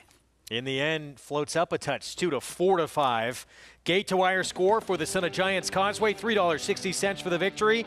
And Brian Lynch, Kentucky West Racing, have themselves a legitimate Kentucky Derby contender. Another front-running score, just like we saw in the Sam F. Davis. Long shot. Grantham winds up second in the New York bred. Another decent showing in here for Eddie Barker, Sensational, collecting a few more points. And we'll see him again, you would think, in another test to try and get into that Kentucky Derby. He's got one more shot at it. Back to Oaklawn. Race 8, 6 furlong sprint, an allowance optional claiming field. And the 6, Shotsky, the current favorite for Chris Hardman. We start, though, with Highest Distinction. Highest Distinction doesn't have much speed. He'll need some help up front. Upstriker, it's a nice horse at 6 to 1 for Ron Moquette. I agree, but a little disappointing the last couple of races. Has back form that's very strong. Third off the bench for him. Safa's Day, he's won back-to-back starts. Yeah, he's getting some tougher competition, but he is in good form. Is he the speed, or is he not fast enough to get in front of the 8? 13 to 1. Next door on American Mandate, Steve Asmussen. Yeah, when he's in good form, he's more of a second-place finisher, but he's not impossible, I guess. Stablemate, Happy Mac, the son of Run Happy. Yeah, he looked like he was going to be very good, was extremely disappointing off the layoff, but maybe he'll take a step forward. Shotsky here is the favorite. Yeah, I can't go against this barn. I like the turn back for this horse, and this horse won the Remsen and was second in the Withers here, what seems like a long, long time ago when life was more simple. Triple Crown Road. One Fast Cat at 5 to 1, Ricardo Santana Jr. It didn't rain enough for One Fast Cat, right? He was hoping the track would still be wet. Ran huge on wet track, 3 back. And 9 to 1 on the outside, Full Authority for Greg Compton. I got to think they're going to John Court, not being happy this horse was rated last time. He is supposed to go to the front. I don't know if he's good enough, but he's supposed to be the speed. Yeah, speed from that outside post. Let's check in with Gary, get his thoughts on what we just saw with Classic Causeway. Gary. I was just super impressed. He keeps improving with every race. He answered all the right questions today. Winning on that racetrack, Tampa Bay, I've seen a lot of horses go in there and falter, not run well. Well, not him. He's put back-to-back races together. They're easy races for him. I think probably exactly what Brian Lynch is looking for at this point in time. You guys talked about the 8 weeks in between. I can't imagine if Brian Lynch wins the Kentucky Derby. That town will go crazy. That's all I can say. I was downstairs watching it. There was a big crowd of people watching the Tampa Bay Derby, a lot of agents, a lot of trainers and whatnot, and it was a wow race that we watched there. Listen, let's get to Safa's day here with Florent Giroux. He's already had a good day winning the 4th race on We the People, another what looks like an Arkansas Derby contender after his victory earlier on in the card, and going to be in front here on Safa's day, it looks like to me, on paper anyway. Moving forward to our next race, Azeri on She Dares the Devil. So we're looking at a tremendous day possibly for Florent Giroux, guys. Well, we're all looking forward to that coming up in that Distaff division. Grade 2 Azeri Giroux going to be on She Dares the Devil, making her 5-year-old debut on a racetrack that she's been very good. In fact, one of her best, arguably, well, Kentucky Oaks, I would say, is probably her best moment, but one of her best moments coming here. Right. Don't turn the TV off just because the Tampa Bay Derby is over, because that's an important race, but the Azeri is an excellent, excellent race. And by the way, I'm looking forward to talking about the 12th race at Tampa as well. That's got a lot of interesting stuff in there. Yep. Still got a reigning champion to come. That's going to be in that Azeri against She Dares the Devil. Let's get Jonathan's thoughts coming up. Yeah, I thought Happy Mac was interesting, the 5-horse. If you look at his last 2 races, you can kind of work through how he ran so poorly. Obviously, last July, when he was beaten terribly on the turf, he then got time. So clearly there was an issue. They decided to give him some time. You can draw a line through that performance. It was also on the turf. He comes back off a significant layoff and runs just okay. Doesn't run back to kind of himself. He probably needed that race. Now I feel like this is kind of his last shot for me, that he can still be a really good horse. I need him.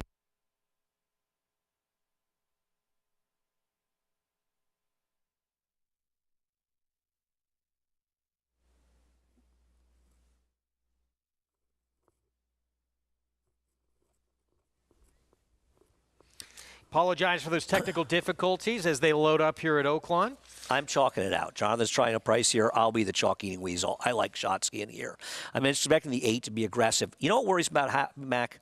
I don't like the Steve Asmussen ran this horse in the turf at Saratoga. That's not a move of confidence for Steve Asmussen. See, second off the bench, if you can get back to how impressive he was earlier in his career. He's the 5. Let's go to Vic Stauffer for the 8th. They're at the post. They're off. American Mandate broke well, so did One Fast Cat. Happy Mac is sent between horses. These 3 joined by Full Authority, 4 across the track, and they go very fast. Safa's Day and Upstriker are next. Then comes Highest Distinction, and the trailer is Shotsky. Happy Mac just in front of One Fast Cat. Happy Mac a half length. One Fast Cat is second, 3/4 of a length to American Mandate. Full Authority is in the pink. He's a joint third now and 2 from the front. He's a length and a half in front of Safa's Day. Upstriker has 5 lengths to make up. He's 2 in front of Highest Distinction. Shotsky is the trailer, and Happy Mac is the leader. Happy Mac to the quarter pole, a half length in front of Full Authority in second. One Fast Cat is third. Then comes to the outside in Shotsky and American Mandate. Then comes Highest Distinction, top of the stretch. Happy Mac has the lead, but Full Authority is right alongside, and here's Full Authority. One Fast Cat is there. Then Safa's Day and Shotsky. Full Authority now takes charge, and he's got a 2-length lead over One Fast Cat. Safa's Day between horses and Upstriker. Full Authority clear to the wire. Full Authority in front. Full Authority won by better than 2. One Fast Cat was second. Safa's Day third. Shotsky finished 4th. John Courtney continues to be one of the great stories of this meet at Oaklawn. 61 years old and continuing to win. He had his 700th winner at Oaklawn in early December. I agree. A little more aggressive ride today. The pace was just too quick, but he was able to rate today. And this is a horse who he's done his best right in the front end. He had one at Mahoning Valley rating. He stalked here. He pounced. He galloped. At 8-1, right at his morning line. 5-year-old son of Summer Front, just the 4th win in 25 career starts. This was easy for him today. It was. No, he was very impressive. Majerschatzky was way back. He had a chance. He wasn't good enough. So full authority with the win. Grade 2 Azeri is next. Let's head back to Oldsmar, Florida and Lafitte. Taking selfies with fans, Irad Ortiz. His last 2 days riding here at Tampa Bay Downs, 9 wins for Ortiz. The Sam Davis 4 weeks ago. Today, the Tampa Bay Derby. Irad, how impressed were you with Classic Causeway this afternoon? I mean, he was, again, he do the same performance, I guess. He broke good. He gave me in a good position. I just go from there. He was traveling perfect all the way to a 3-8 pole. I already know they are riding, some horses riding around me, and I still on hand, so I wait the time to go, and he got the intention already before I asked him to go. When I asked him, he was there. He just, by the end of getting close to the wire, he's like looking around a little bit, feel like I got a little horse, so I hope I got a lot more horse, but he's doing good. Hopefully he stays sound and healthy. So you think he can carry his speed farther, 1 1/8, 1 1/4 distance of a Kentucky Derby? That's the way he acting, honestly. Last couple of times he's been acting after the wire, like I still have something, so I don't want to check yet, but I think it's something more, a little more in there, so hopefully we save him for the right race. Sprinters, we see horses break like that. What does that feel like underneath you when he's leaving the gate? He's great because you don't have to use him. You don't have to ask him to do anything. He just doing by himself, and then he relax, going to the backside first turn. He listen to you. He wait for you. So he's a smart horse. Good horses do that. So hopefully it's the right one. For everything you've accomplished in your career thus far, the Eclipse Awards, Belmont Stakes, a Breeders' Cup Classic, you've never won a Kentucky Derby. Your thoughts looking ahead to the first Saturday in May and what that would mean to you? It will mean a lot, honestly. It's a lot of hard work and dedication. We all work hard, but I mean, in the end of the day, pay off. I got a very success in my career so far, so I'm happy with that, but we're looking for more, so that's one of my goals, win that kind of races, and win that race is my dream, so I'm going for it. Congratulations, Irad, and thank you for the 37 interviews today. Thank you, and thank you, Brian Lynch, for the opportunity. Thank you. Irad Ortiz, Greg, and don't forget, he rides some other very good 3-year-olds. Mo Donegal, bound for the Wood Memorial, headed your way in a couple of weeks in New York. Stop winning so many races and you'll quit getting harassed by Lafitte, Irad Ortiz Jr. It made sense when Brian Lynch said it, that the best in the game probably getting horses to break from the gate is Wesley Ward. This is one of his best friends here, and this horse breaks like a Wesley Ward horse. Yeah, no, I mean, he is very fast, this horse, and he's able to control. And when you're that kind of speed horse, you scare the competition. But if he goes to the Derby, he's not going to scare Epicenter. He's not going to scare Forbidden Kingdom, and he may not be scaring Voting Control, whose Withers looks better after Grantham ran second there, and all of those horses are very, very fast early. More coming up. We'll have the nightcap from Tampa Bay. Let's take a look at that all-stakes pick 5 follow-along. Classic Causeway odds-on closes it out. Returns $745 with a 5-to-1 shot, the biggest number in the sequence. Yeah, I mean, the parlay was probably close to about 2/3 of what it paid. So that's a pretty good payout. Got about 50% above the parlay. Bleecker Street a favorite. Odds-on favorite again to end it. Not bad. We're going to take a timeout. When we return, Distaff division in the spotlight, and a champion, CC, stretching back out in distance against She Dares the Devil. Stay with us.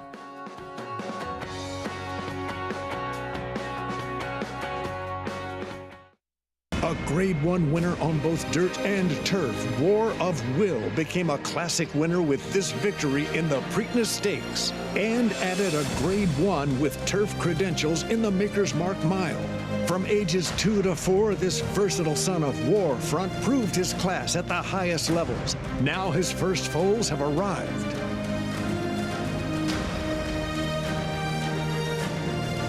War of Will, standing at Claiborne Farm. Blood Horse Plus, available through bloodhorse.com, provides exclusive, timely, and unmatched content to subscribers, including Fox Sports, Blood Horse branded weekly programs, a detailed stakes winners section, behind-the-scenes videos from Blood Horse staff, on-demand access to deeper horse statistics, and a $5 monthly credit to equineline.com. Upgrade to Blood Horse Plus today.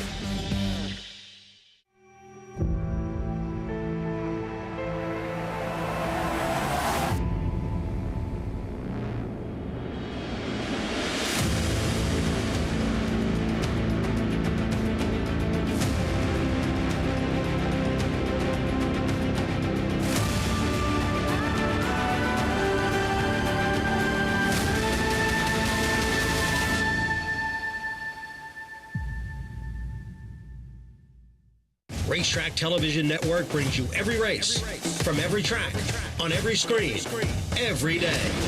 With monthly packages starting as low as $5, RTN gives you great value and access to more live HD streaming and race replays than anyone. Visit RTN.tv today to sign up and watch on almost any device, including Roku and Amazon Fire. Use promo code TRYRTN for a 5-day free trial.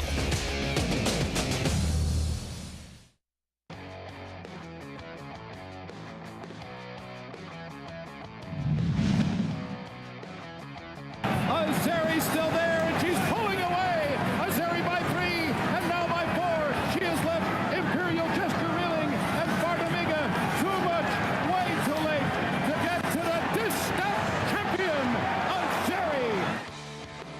Azeri. What a sensational runner Azeri was. 3-time winner of the Grade 1 Apple Blossom, campaigned for most of her career by Laura Desaru, and then D. Wayne Lucas took over. And, you know, she obviously had a brilliant career from start to finish, and Laura Desaru did a great job with her, but she went to Wayne Lucas, she was really tailing off.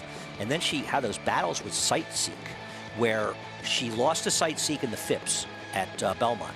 And then she beat Sightseek up in Saratoga. And I'm going to tell you, one of the better races she may ever have run was when she ran the personal ensign at 1.25 miles back then.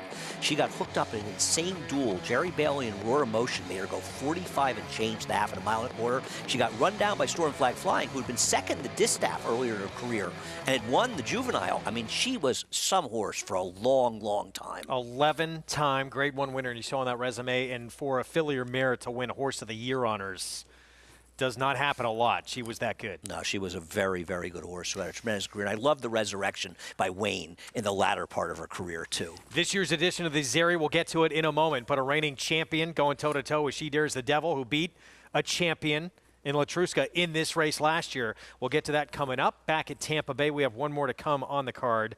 Mile on the Turf out at Tampa is going to close things out. Oh, I'm betting Curiously the 9, who had a tough trip first time out. Maybe should have won, believe it or not. I'm going to use the 10. We'll get to it in a moment. All right. Full Authority 8-1. John Court and Greg Compton team up. And a horse who's now first-time winner at Oaklawn in the 10th try, the victory. Grade 2 Azeri, here we go. So CC, champion female sprinter after that win of the Breeders' Cup Filly Mare Sprint. She's been effective going 2 turns. She's a multiple Grade 1 winner around 2 turns. But the last time she did it, she ran one of the worst races of her career. Yeah, I don't know. They're going to go back to where she ran one of the better races of her career when she won it. She's shown she can do it. Is she not as proficient going longer as she's gotten older? They're going to take a shot to try to go towards a race like the Apple Blossom. 3-5 favorite, though, She Dares the Devil. She won this race last year, beating the eventual champion of the division in Latruska in doing so. What an incredible ride it has been in this game for Staten Fleury. Admittedly, playing on a very small scale in this game, he's found himself on the sport's biggest stage after hitting a home run with the mare She Dares the Devil. This magnificent mare has taken him from the parking lots at Oaklawn Park to the winner's circle in one of the most prestigious races there is in the sport for fillies. I kind of learned from Brad Cox, if you're not obsessed with something, you're not going to be very successful with it. That passion was instilled in Staten Fleury as a kid when he collected money for his parents' parking lot business. The Fleurys own several lots located across the street from Oaklawn. We had quite a few owners and different trainers that would park with us that I've gotten to know over the years. And when I was younger, hey, come watch a horse run if we win, get in the win picture with us. And I just fell in love with it very early, and when I graduated college, I claimed my first horse. We won our second race, and it's kind of been downhill ever since. Staten would form Fleury Racing in 2012. At the age of 30, his triumphant horse racing moment would happen in the middle of a pandemic when his long-shot 3-year-old filly, She Dares the Devil, won the 2020 Kentucky Oaks.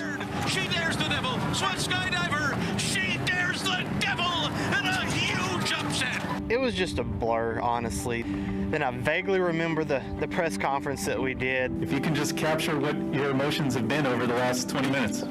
Just a blur, honestly. You don't realize what you accomplished when it happens. It's looking back, man, we won the Oaks. We won the fastest Oaks ever. We won the strangest Oaks ever. What meant as much to winning the Oaks is all the people that reached out to us and said, hey, we're proud of you. We're happy for you. That was as cool as holding up the trophy. Last March, She Dares the Devil kicked off her 4-year-old campaign with a win in the Azeri Stakes at Oaklawn Park. Gonna be close, She Dares the Devil. Latruska, She Dares the Devil!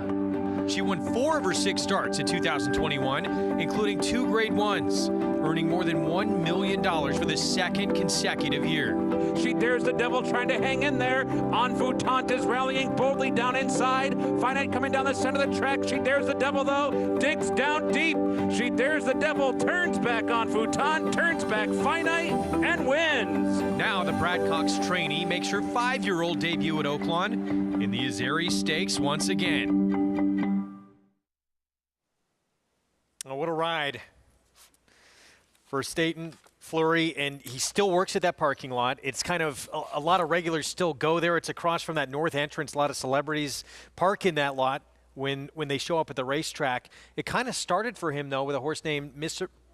Misunderstood, who he got as a 2-year-old, became a Grade 2 winner, and won nearly $1 million. And that kind of allowed him to go in for She Dares the Devil. And so there's so many great stories in racing, and it shows that a lot of good things can happen to anybody in this game and take a shot with a horse. It's not an easy game. It's a tough game.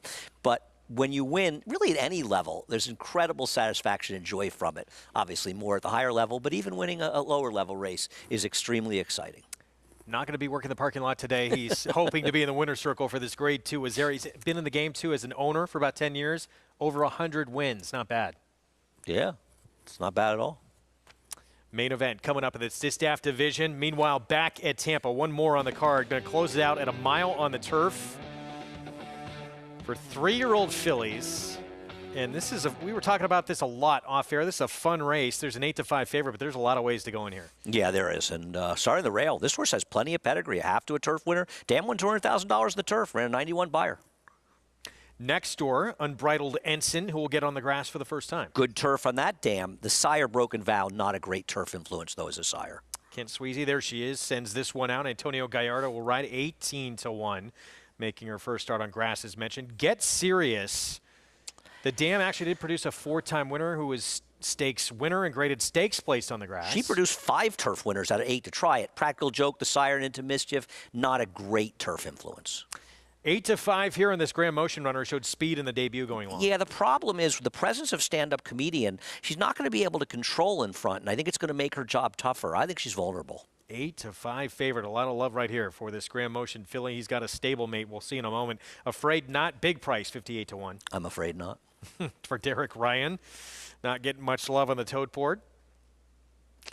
Here's the 6, India Carib. Dam did win on the turf, but this is the 3rd foal. None have tried the grass. Practical Joke filly at a huge number.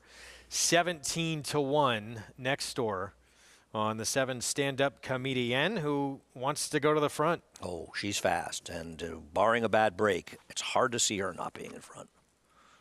Bally Bell, Christophe Clement. And this one making her 3-year-old debut. Lost to 2 good horses in Piazza Bianca and Expand the Map in her debut. Disappointed badly last time, but not impossible coming off the layoff. And Triple Tiara won that race. Came back to win next time out as well at the Fairgrounds. Curiously, 9-2 Grand Motion. I bet Curiously. I like this horse. Buried on the rail last time. Galloped out to the field. This horse could have won with a cleaner trip. Big pedigree here with the 10. Yeah, big pedigree. You get stamina from the sire, Medaglia d'Oro. You get brilliant speed with Lady Aurelia. This is half of this horse, but other turf winners as well.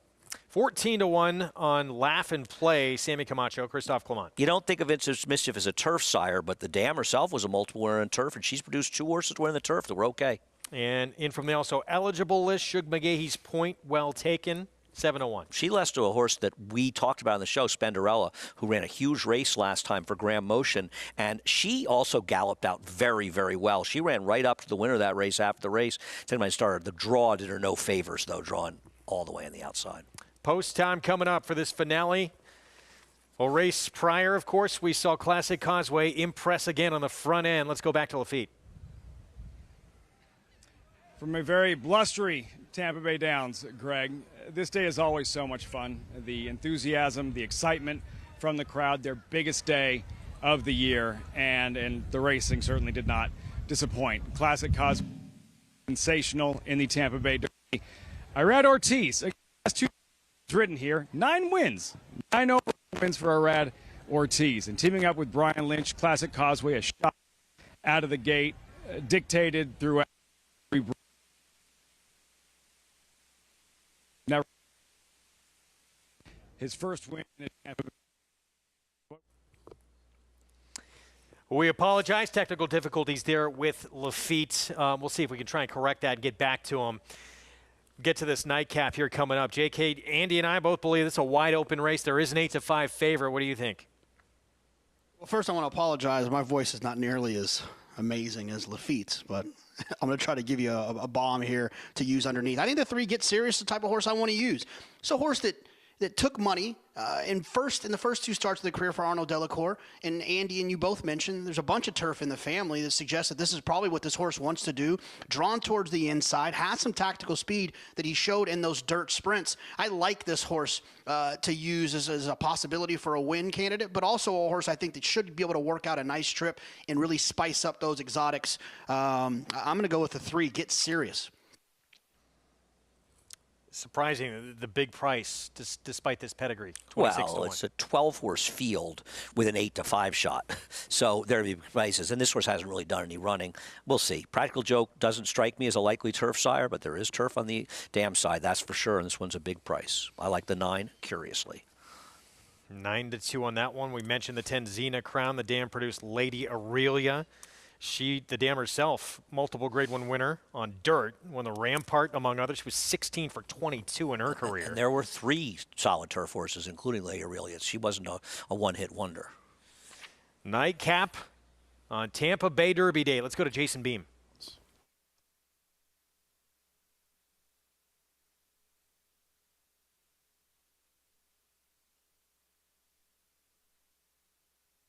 India Caribe still in behind. Now goes up. Point well taken to the outside to complete the line. Goes in. They're in the gate. And the race is on. India Caribe hopped at the start, came away a distant last. Get Serious goes right to the front. Eddie's Candy showing good speed up from the outside. Xena Crown is also forwardly placed as they come onto the main track proper. It's Get Serious, Eddie's Candy. Stand-up comedian in between them in the orange colors comes away 3rd. Then comes Xena Crown in 4th. Laugh and Play tries to work over from that outside draw. It's back at joint 5th with Bali Bell. And behind that comes Curiously, who races along in the 6th position.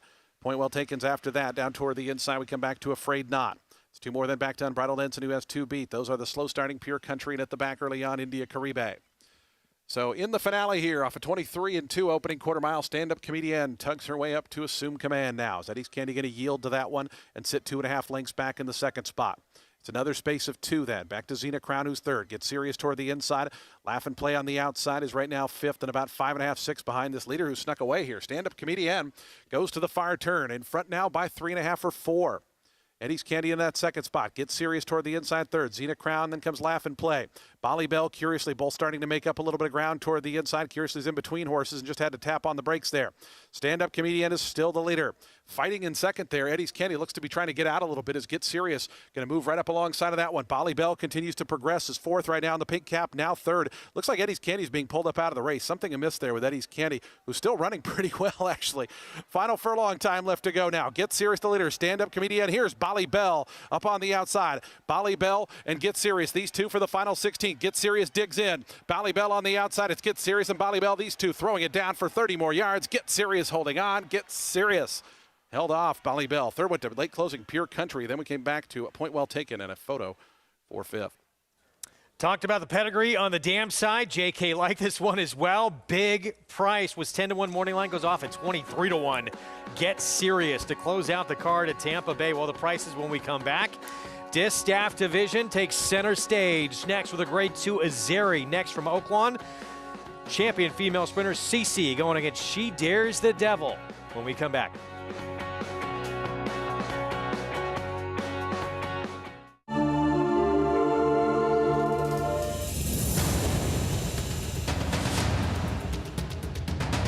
And And here is Sharp Azteca now to take the lead. 3/4 up in 1:10.4. It's Sharp Azteca with the lead as they come down for the finish. It's Sharp Azteca, and he was sharp as can be today to win the Cigar Mile. 1:55.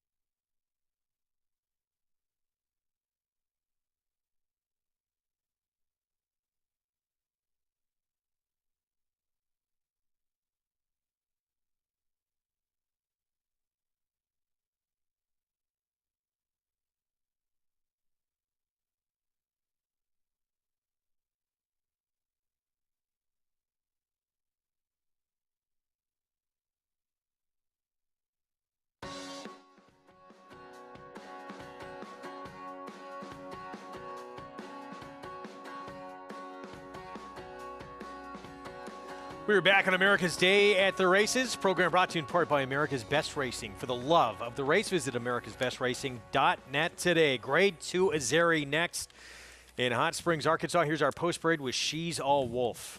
She's going to have to be more than a wolf to tackle these horses. She ran very, very well in her last race, the best race she's ever run, but she is tackling the big girls today. Got a rail trip the entire way around the racetrack. Did run a good second, though, against Miss Bigley, who came back and was second of the Grade 1 Beholder Mile. Pauline's Pearl, we talked earlier in the program. She is improving for Steve Asmussen. She's put together 2 in a row. You got to be in it to win it, and she's looking to see if she can take that step forward with her new form. She's the newcomer in here. She's the 4-year-old. The others have done it, but they're getting older, and she may be starting to peak. Robertino Diodoro, David Cohen team up with Avis Grace. Actually finished second to Pauline's Pearls in last year's Fantasy at Oaklawn, but she'll have to improve off a return in a sprint. Here is the reigning champion female sprinter, CC. Always respect Michael McCarthy, her trainer. She has run very fast in her last 2 races. Is she still effective routing, though? Here's speed that could go with She Dares the Devil. Lady Mystified. Oh, I don't think She Dares the Devil wants to go with this horse. I got to think she's going to be in front, Greg. 22-1. Will she be anywhere late? That's the big question, but she is quick. And She Dares the Devil, 4-5, Florent Giroux and Brad Cox. Her performance in the Breeders' Cup was one of the more underrated losing performances of the day. Everybody else that was close to that pace finished a mile behind, yet she only lost by 6.5 lengths. There's an argument. She was best in the Breeders' Cup Distaff. She was the last pace to back up. Brad Cox thought it was a deceptively good effort. Here's Golden Curl for trainer Sean Davis. Well, she's another one coming off an excellent performance, at least for her. She got easily beaten Pauline's Pearl. Once she'll have to take another step forward. Well, the reigning champion female sprinter, CC Gamin's reign came to an end with this performance. Yeah. She's always been a very nice horse, CC. And I thought her performances last year were pretty good. She came into it the right race, and also Gamin had the run of the races in her races so far in the year. This race, with the presence of the 3-year-old Bella Sophia, you figured to get a more contested pace. But you know what? Cece put herself in position the whole way, and she was much the best in here. This was a really, really nice win for a horse. She's had a terrific career, Greg. This, of course, at 7/8. She's back to 2 turns today, and this race kind of going to determine the path that she goes forward the rest of the year. Will she go back to the sprint, filly and mare sprint, or will she stay and point to the distaff? And I wonder if Michael McCarthy was thinking, let me go to Oaklawn, where I won the Grade 1 Apple Blossom in one of the biggest wars you've ever seen, the Apple Blossom. About 14 horses lined up that day, and she won from post 14. Has Gary ever won a two-turn race when they hit the turn quickly from post 14?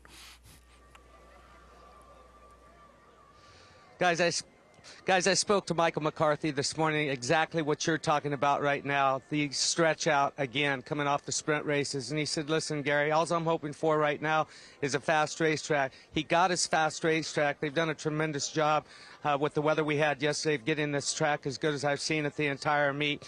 Now, Michael, he said that this is a great starting point because she did win over this racetrack at Oaklawn Park in the 2020 Apple Blossom. He said it's a great starting point for us to figure out what path we are going to go on. So that he's experimenting as well. He said she's doing as well as she's ever done. She's actually grown again, very similar to what Beholder did in her 6-year-old season. She looked great on the racetrack. She's really on her toes out there in a good way, not overdoing it, but she was up prancing on her feet under Victor Espinoza as she walked by. So a lot of questions are going to be answered today on what they decide to do with her in the long run for her campaign of 2022, guys. Yeah, we'll see what happens. If she runs big here, you got to think, obviously, Apple Blossom back in play and the distaff going forward back in play. Jonathan, your thoughts here. We see She Dares the Devil at 4-5.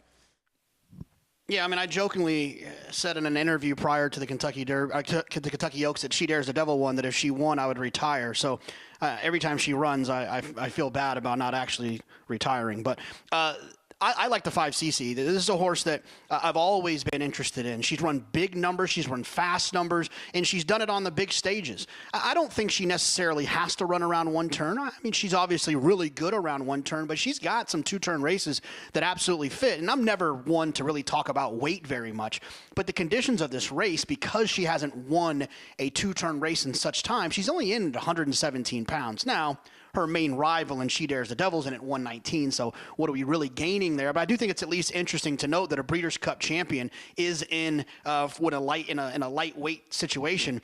Look, I know from talking to Michael McCarthy that she does not appreciate the racetrack out in California, and that's why he seems to always ship her around to try to find her places that she will appreciate it, and specifically Santa Anita. And obviously she ran well at Del Mar, so I'm hoping that we can see the CC that has run well around two turns, and if She Dares the Devil is back and is ready to run first time off of a break, you know, she's got a great chance of beating her, and she's definitely drawn to the right spot being outside of CC. But I'm a huge CC fan, and I'd like to see her run well in here, and hopefully we'll continue to see her in races on the East Coast throughout the rest of the year. All right, JK, thanks. I was actually sitting with Jonathan when he made that comment that he'd retire, because I was making the case for She Dares the Devil in the Oaks. She has actually come back bigger. She's always been a big filly. She's a mare now. But when she got that time off and went to Ocala, she's come back now even bigger and more physical than she was. Yeah. I always worry, I can't speak for other people, but I always worry when a horse is coming off of a new year of filly or mare, if they're going to be able to find that form they had before. It's always a question, because there are plenty of horses that are perfectly sound that just don't have the fight in them anymore. If she still has the fight in her, CC better run her best race of her career to beat her, because this is a very, very game filly, race mare now. Did you expect 3-5 on She Dares the Devil? Yeah. Really? Yeah, because I think a lot of people rightfully are concerned about CC getting the distance. And She Dares the Devil, I mean, look at her resume. I mean, she finished ahead of Latruska here last year. Multiple Grade 1 winner, Kentucky Oaks horse. I think a lot of people do realize how well she ran in that Breeders' Cup race. So I'm not surprised she's odds on. CC deserves respect too, but She Dares the Devil is much more reliable at the distance. 4-5 or 2-1, and don't forget Pauline's Pearl, Steve Asmussen, Joel Rosario, the up-and-coming 4-year-old filly. She's trying to make it 3 in a row. This is unquestionably the toughest test of her career coming up. Grade 2, Azeri, the prep for the Apple Blossom. Let's go to Vic Stauffer for the call. Last to load, Golden Curl.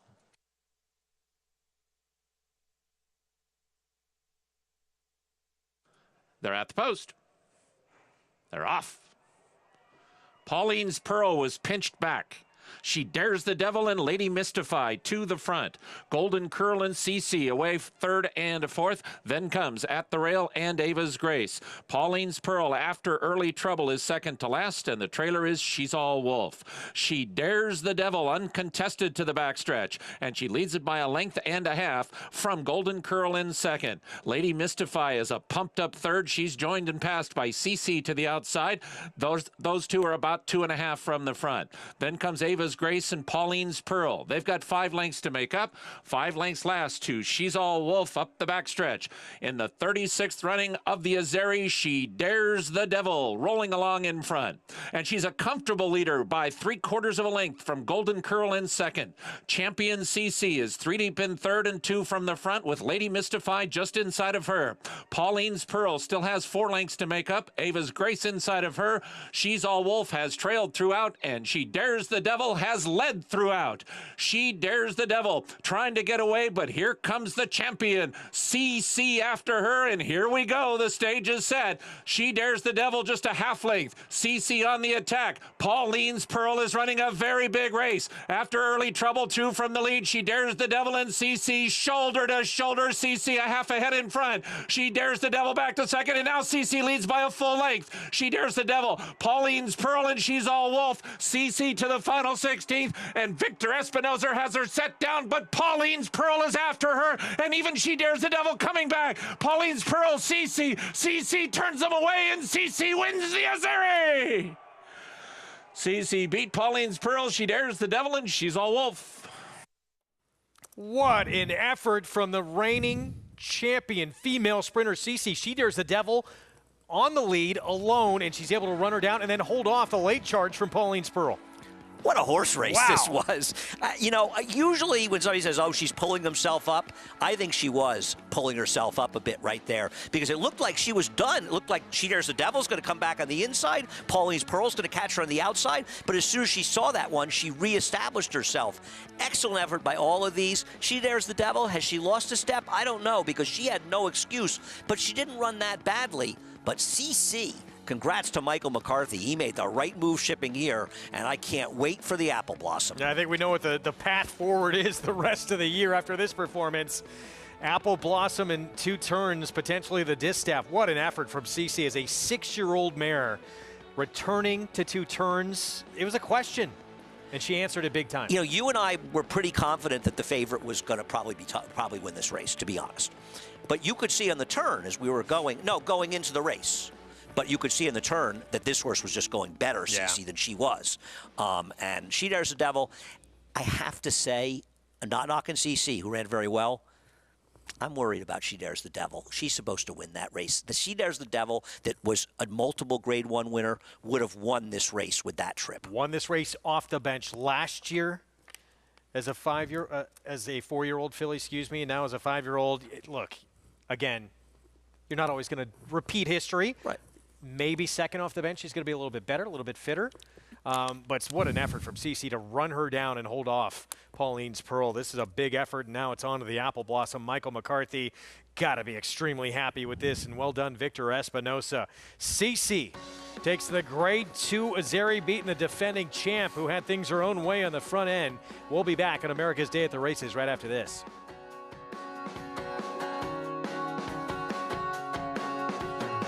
Harris Farms, proudly standing Smiling Tiger, a triple Grade 1 winner, defeating Breeders' Cup champions Dancing in Silks and Amazombie, a leading California sire with over $9.7 million in progeny earnings, with 94 winners in 2021 and graded stakes superstars like Spice Perfection. Spice Perfection wins the Grade 1 La Brea. And Tiger Dad. Smiling Tiger, a leading California sire, standing at Harris Farms. It pays to be Cal bred. Who you betting on? How about an app created specifically for horse racing? Naira Bets. We specialize in thundering hooves, fist pumping, and boosting your bankroll with robust weekly promotions. And offer betting tips from actual horse racing experts. Bet all day and night, nationwide. Get the action and thrill of horse racing with Naira Bets. Introducing a stallion as top class as they come. In 22 career starts, he won or placed in 12 graded stakes, competing in 15 grade ones, earning over $1.7 million. His undisputed speed is evidenced by 7 100-plus buyer speed figures, a 3-time grade 1 winner, Raging Bull.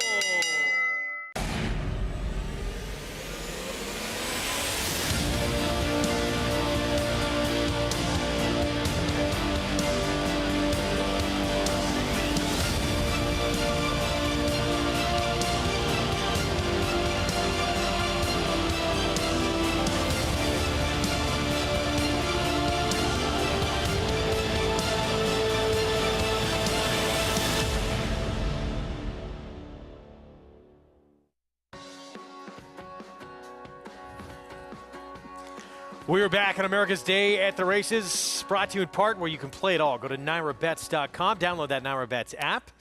Stakes 200, that code to use and sign up for new members. What a courageous effort for CC in the second start of her 6-year-old campaign, stretching back out for Michael McCarthy and holding off multiple challenges here. Yeah, and Paulie's Burrow did not have a particularly good start in here, actually ran well to be second. And it really felt like CC was not able to finish the distance here.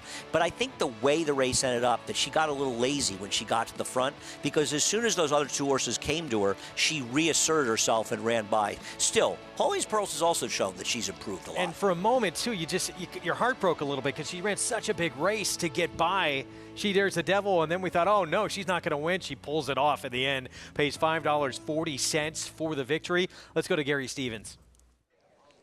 Yeah, guys, I spoke to Victor right as soon as he came back when he was still aboard CC, and I said, was she just playing when she made the lead? He said, absolutely, a big grin on his face, and he said normally when she gets tested, she's run in front of big crowds before, but she did it so easily. The big crowd here today and all the noise, she just threw her ears up, started waiting, and as soon as they came up on her hip, she felt it, she went on with it. And look, Andy saw it. As soon as she hit the finish line, her ears went up back and forth telling me that she won with something left in her today. So I think we can look forward to probably a campaign even at this point, at least coming back for the Apple Blossom. I hope so anyway, guys.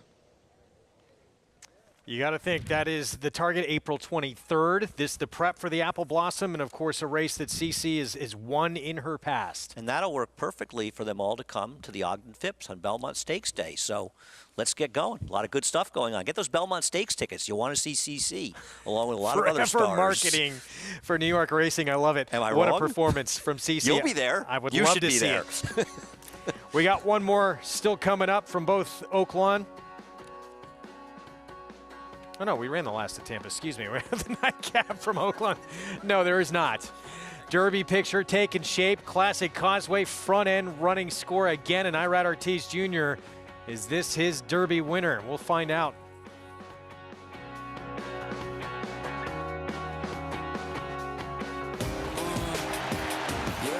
Charlatan is back, and he turns it on with 1/8 of a mile to go. Express train moves into second. Nashville dropping out of it, and then Collusion Illusion.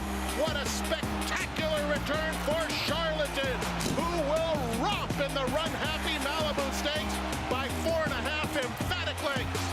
Charlatan, ultra impressive. It's a new day for a new king.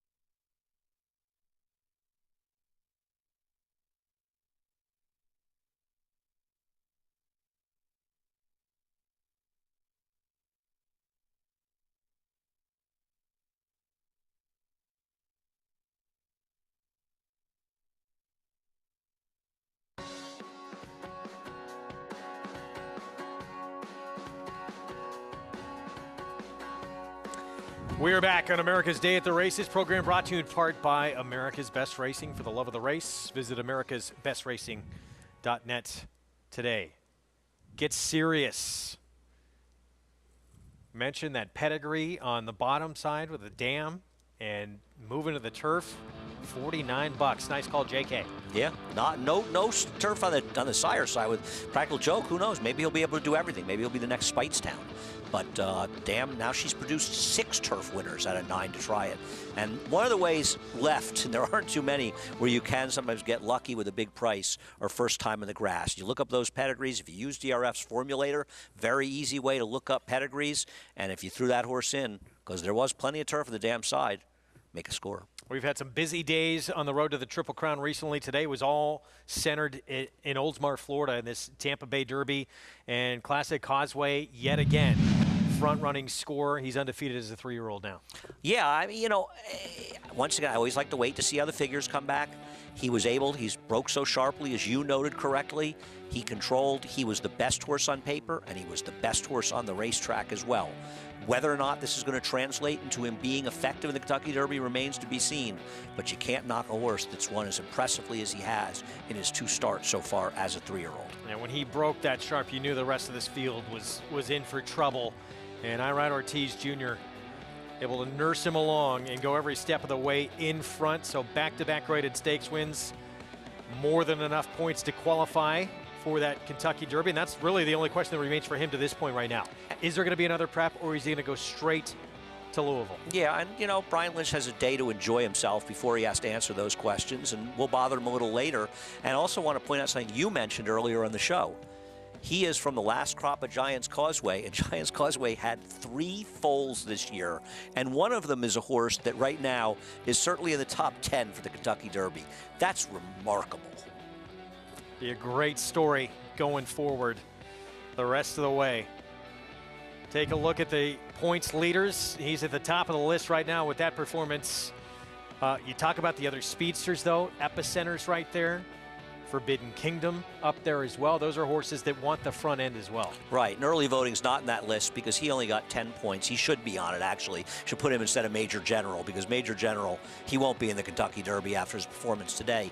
And early voting will be running in the Kentucky Derby. He belongs there as well. And I mention him because, first of all, he's been flattered by the winner, Uno, down at Uno Ho. Right, in the Rebel, and then, of course, second place finish here, but also because he's another speed. And he has maybe as much, if not more, speed than anybody. He is very fast.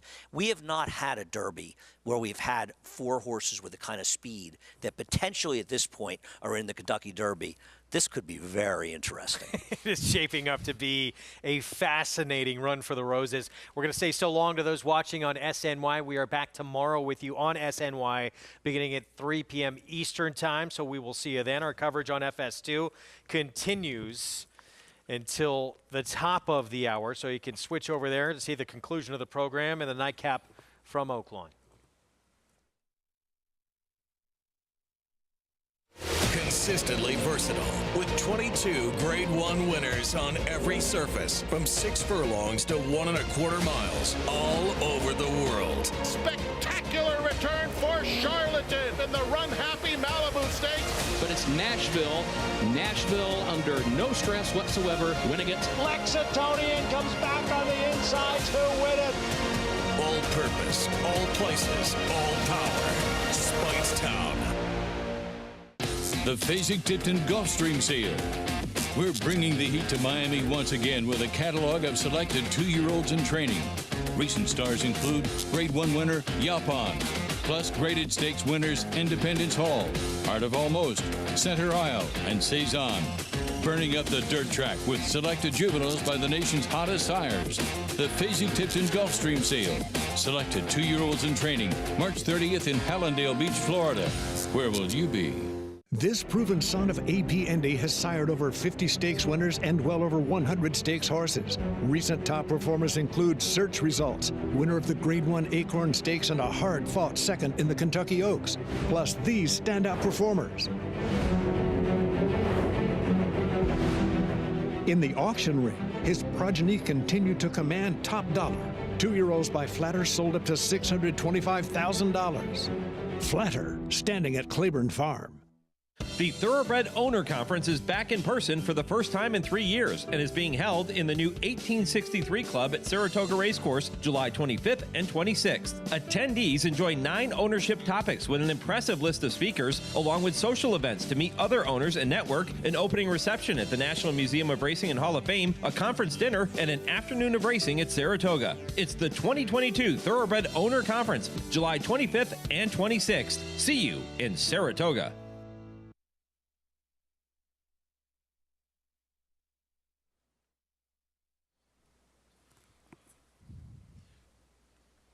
Back with you on America's Day at the Races on FS2. We just saw the Grade 2 Azeri, the prep for the main event at this meet in the Distaff division, the Apple Blossom and CC. So impressive, able to run down the speed as she dares the devil and hold off the late charge from Pauline's Pearl. And I misunderstood you. You like CC. Good call with her. And, you know, you have these big races coming up, and often they're disappointing. This was not. This was better than you would have expected it going in, frankly. Exceeded this was expectations. Thrilling stretch run by some very good horses. This race is going to close out the card in Hot Springs. Mile and a 16th. Arkansas bred, $20,000 maiden claiming race in its 5-2 favoritism with Max's Heart. It's going to stretch out for the first time. Let's be honest, Greg. All the rest has been window dressing for the 10th at Oaklawn. This is the race. When you and I talked about the show earlier today, we were just hoping we could make it to get to the big race. All kidding aside, look, there's no superstars in this race. Okay, I was kidding. This is an incredibly tough race to handicap. You think? Yeah, you should get money and a prize. It should be like Cracker Jacks if you manage to get the winner. I get that Max's Heart has probably some of the better buyer speed figures of anybody in here, but you're expecting this horse to stretch out effectively at a short price in this crapshoot. From an outside post, when Lose Arrow has speed, the number 9, the 3, Lux Big Boy has speed.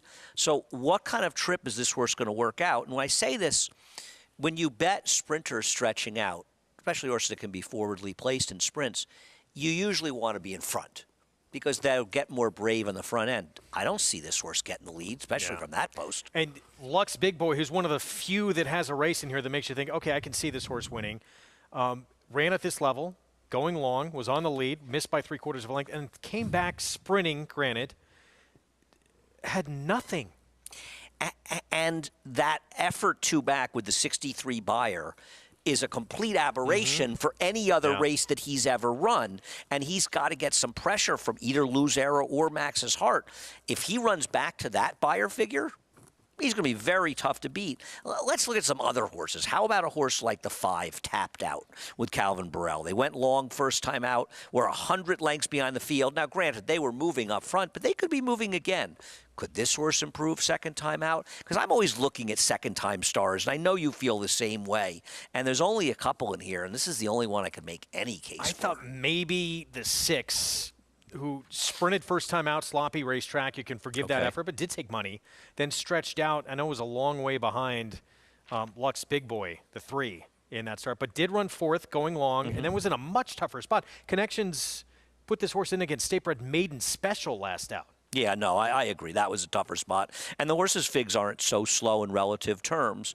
We'll see. I guess one of the questions is, how much do we trust that buyer figure? Because I'm not sure I trust it for Lux Big Boy. And I don't think the figure's wrong. It just ends up being not predictive. Now, in fairness to Lux Big Boy, was over 13 lengths clear of the third horse. So he did run big that day. Where the heck did it come from, though? You're right. It was a one-hit wonder. Can he reproduce it? Jonathan, tough one to close out this card. Yeah, I mean, I hate to be boring. I mean, I think the 11, Max's Heart, does make sense for a few reasons. I'll give you an alternative as well. Max's Heart, the 11. This is a horse that has been running shorter, going the sprint distance of 6 furlongs, but in most of his races, his style is kind of even. He's not rushing to the front and going very fast and stopping. He's not taking back and making one run and going fast late. He just kind of runs steady throughout the race. Those types of horses, I've always felt, run well when stretching out. So I feel like Max's Heart should stretch out well just based on the way that he has run his sprint races. And if he does, if he stretches out well and he can kind of match some of those speed figures he ran sprinting, he should be fine in this spot. I'm not cutting in line to bet him, but I do think that he is the likely winner of the race, and he deserves to be the favorite. The other horse that I'll mention, the 9, Lose Arrow, it's a horse that if you look at his last race, he didn't break particularly well in there. It was the first off of a break since December. So he kind of had a right to be a little bit tired after kind of spotting the field a length or so. And I think that he could kind of come back and run some races that he's run in the past. His 2 races prior to that in sloppy racetracks earlier in the meet at Oaklawn, he ran well enough from a speed figure standpoint. So if you're looking for something a little bit better than the short price favorite, I think the what you can get on the 9 Lose Arrow, last time I looked was 9-2, still is 9-2. I think makes sense, but I wouldn't, like I said, I wouldn't cut in line to bet the 11. I also wouldn't cut in line to try to beat the 11. Where is this line he's cutting into? What I'd like to see is Jonathan try to cut in line at Oaklawn Park. I'd like to see how that goes. No, parts like the Red Sea. It's Jonathan Kinchin from America's Day at the Races. They don't care about us down there, believe me. Post break coming up. We're going to start with long shot down on the inside here in a moment. A horse who actually was 5-1 morning line, 12-1 right now. A horse who was 13 lengths behind Lux Big Boy last start. Right, and what was the best performance of his career by far from a buyer scale, and it was the first time he stretched out. I mean, I'm trying to be optimistic. That way, and that's really the race, the only race that you can make the case for this horse. And that's the problem. He keeps coming back to that big figure that Lux Big Boy got, right? We keep looking at horses that got decent, and they're outliers for him. How about Botany, the 2? We'll get to him in a second, but maybe he's interesting stretching out for Ron McQuett. I'm with you. 13-1 on the horse that we were just talking about. Again, a lot of lengths to make up if Lux Big Boy can repeat that race from 2 back January 30th. Yeah, good post, but he's got to really have to run better. This could be the interesting horse. Yeah, here's 2 sprints and now stretching out for Ron McQuett. Right, only run twice, got bet heavily in both starts, ran a fast enough figure first time if he can stretch out, draws well on the inside, maybe he's the one. He did run it, but where did it come from? Lux Big Boy 2 back, that race wins here. And more importantly, will we ever see it again? 11-1 on Tapped Out, Calvin Burrell. I thought this was a little interesting second time out, but he did get a lot of speed up front to run at last time. Southern Pecan does drop down. He's another one that has to make up the gap behind Lux Big Boy. Mapache Man was 23-1, vanned off in the debut. Yeah, but he's back for another try. We'll see. Slightly crafty 6-year-old who is 0 for 32. Once you say 0 for 32, next. Don't make a lot of money in this game betting 6-year-old 0 for 32 horses. No, you don't. In fact, you've lost a lot of money probably already with the horse. Lose Arrow, here's another one stretching back out. Yeah, no, I agree. He's got to be forward, though, and he's got to make it from the outside. That concerns me. Cyber Monday was in that Lux Big Boy race and was well behind. I thought it was Cyber Friday. I think there's both. Really? Okay. He's had probably his chances. Cyber everything. Yeah.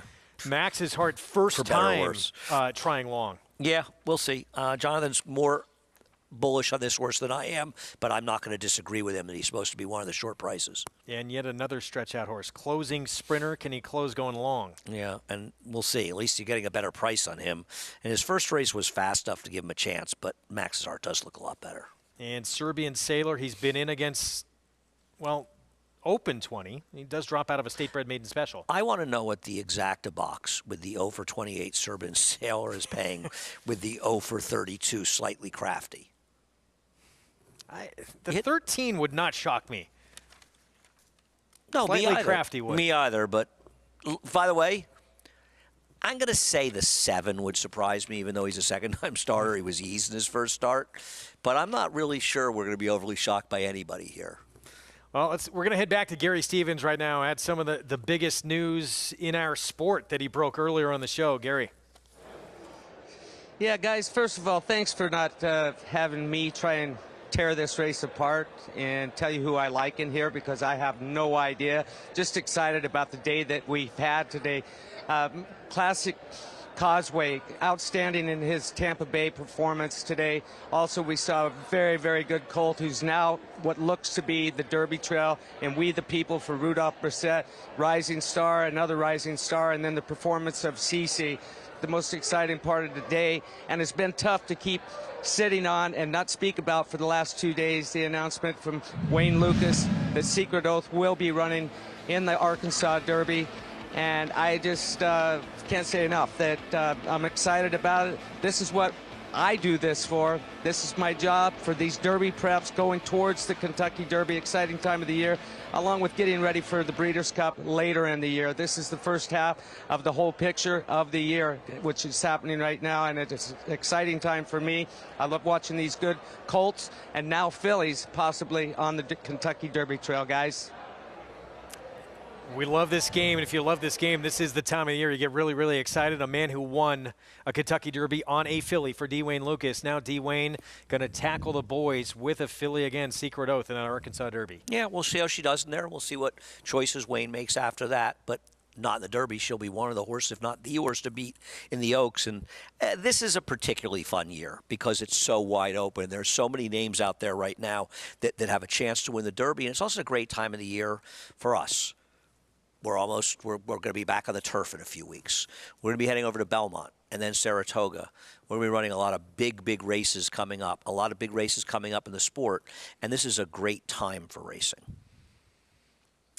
You can play it all, of course, by getting signed up with NYRA-Bets. Download the app, go to NYRABets.com. That's the code to use at sign up, stakes 200, and bet any track, anywhere, anytime. Hopefully you're taking advantage of that Derby bankroll builder with that prep we had today at Tampa Bay.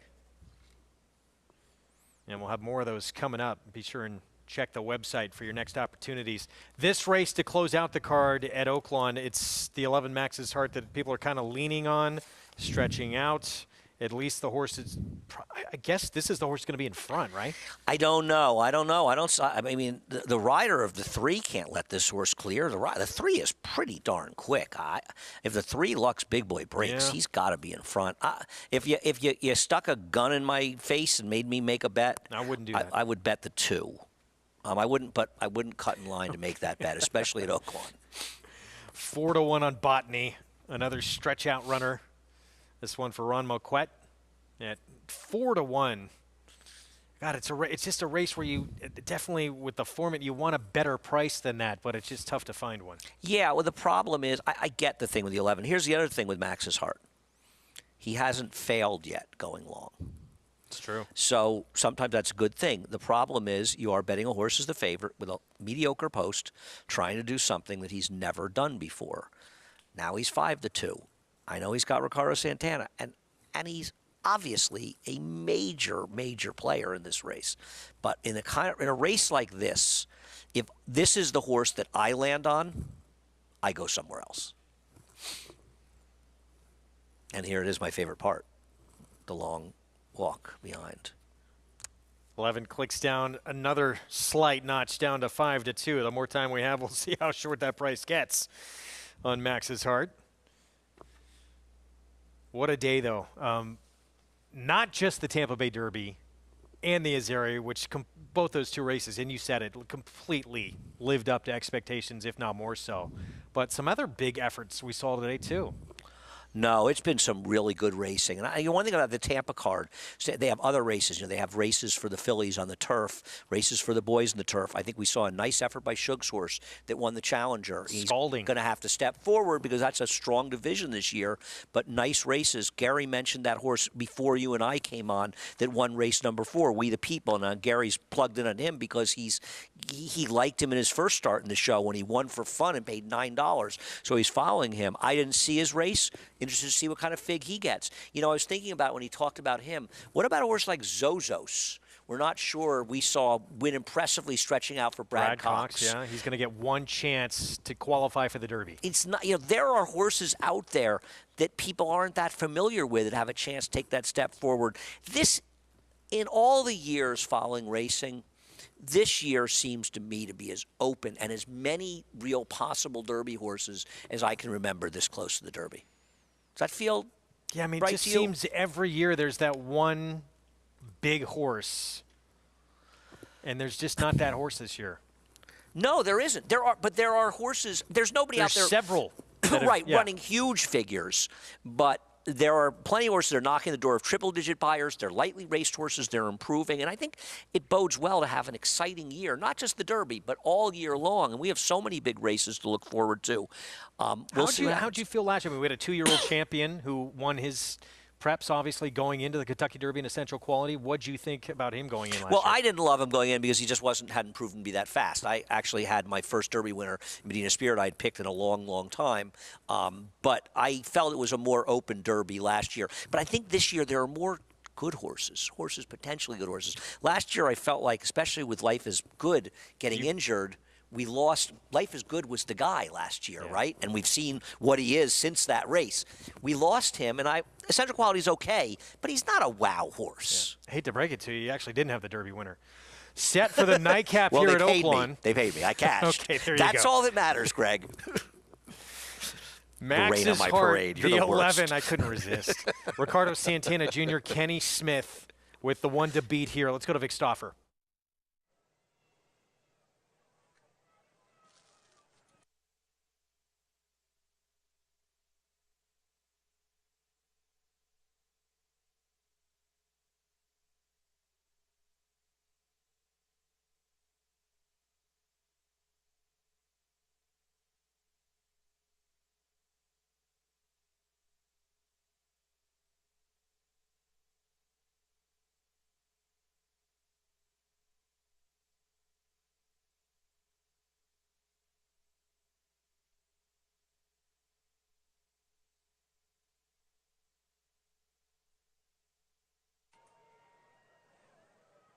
Alex Conchari back aboard Apache Man.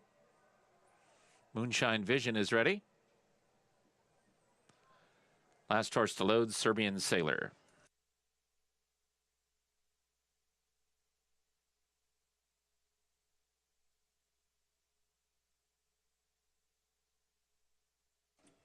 They're at the post. They're off. Lux Big Boy wins the break from Southern Pecan, Apache Man, and Notary to the Botany to the inside. Then comes Lose Arrow in the center with Max's Heart even wider. Cyber Monday is next. Jack Spring Break, Slightly Crafty, Moonshine Vision, and Tapped Out, and the trailer is Serbian Sailor. Lux Big Boy to the backstretch from Southern Pecan. Lux Big Boy leads by 2. Southern Pecan is second by 2.5 lengths to Lose Arrow, who's now clearly third. Then comes Botany, fourth at the rail and 5 from the front. Outside of him is Apache Man. Further out goes Max's Heart, and Jack Spring Break is at the rail. Then 3 back to Tapped Out, Slightly Crafty, and Moonshine Vision. They've all got about 9 to make up. They are 2 in front of Cyber Monday, and the trailer is Serbian Sailor, and the leader is Lux Big Boy.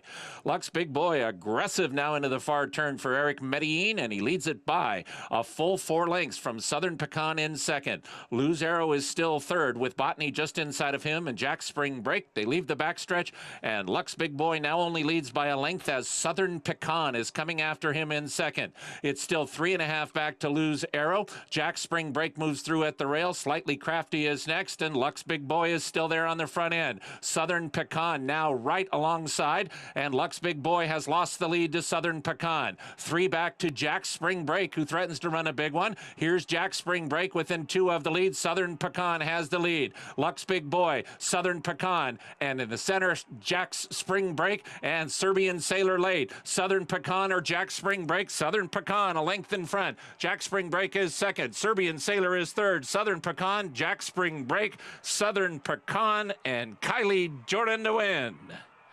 Southern Pecan beat Jack Spring Break. Serbian Sailor was third. Close for fourth between Lux Big Boy and Cyber Monday. 28-1, Southern Pecan, who he'd been beat in this level before, but he was raised up a level last start, was dropping in class. You made a case for this horse when we were talking about the race, and he was a big-priced horse, relatively lightly raced. Jack Spring Break, that was quite a chandelier act he put on. He looked like ginger ale on the turn. He was moving up on the inside, running well, got to the leaders, looked like a winner, and he hung, but Southern Pecan, if you had him, congrats. And Greg, you pointed out the 0 for 28 Serbian Sailor can get a piece as well. It's a little long shot opinions today. Yeah, how about that? 6, 1, 13. I told you this was the race of the day. I thought I was kidding. They went a faster first quarter in this race, by the way, and they went in the Azeri. That's amazing, isn't it? That's tremendous. They went a faster half. They went the Azeri. They did not go a faster second half, though. We're going to take a timeout. We'll be back And look at the top performers from a star-studded afternoon. Reigning champion female sprinter stretching back out, CC. Impressive on her way, it looks like, to the Apple Blossom now.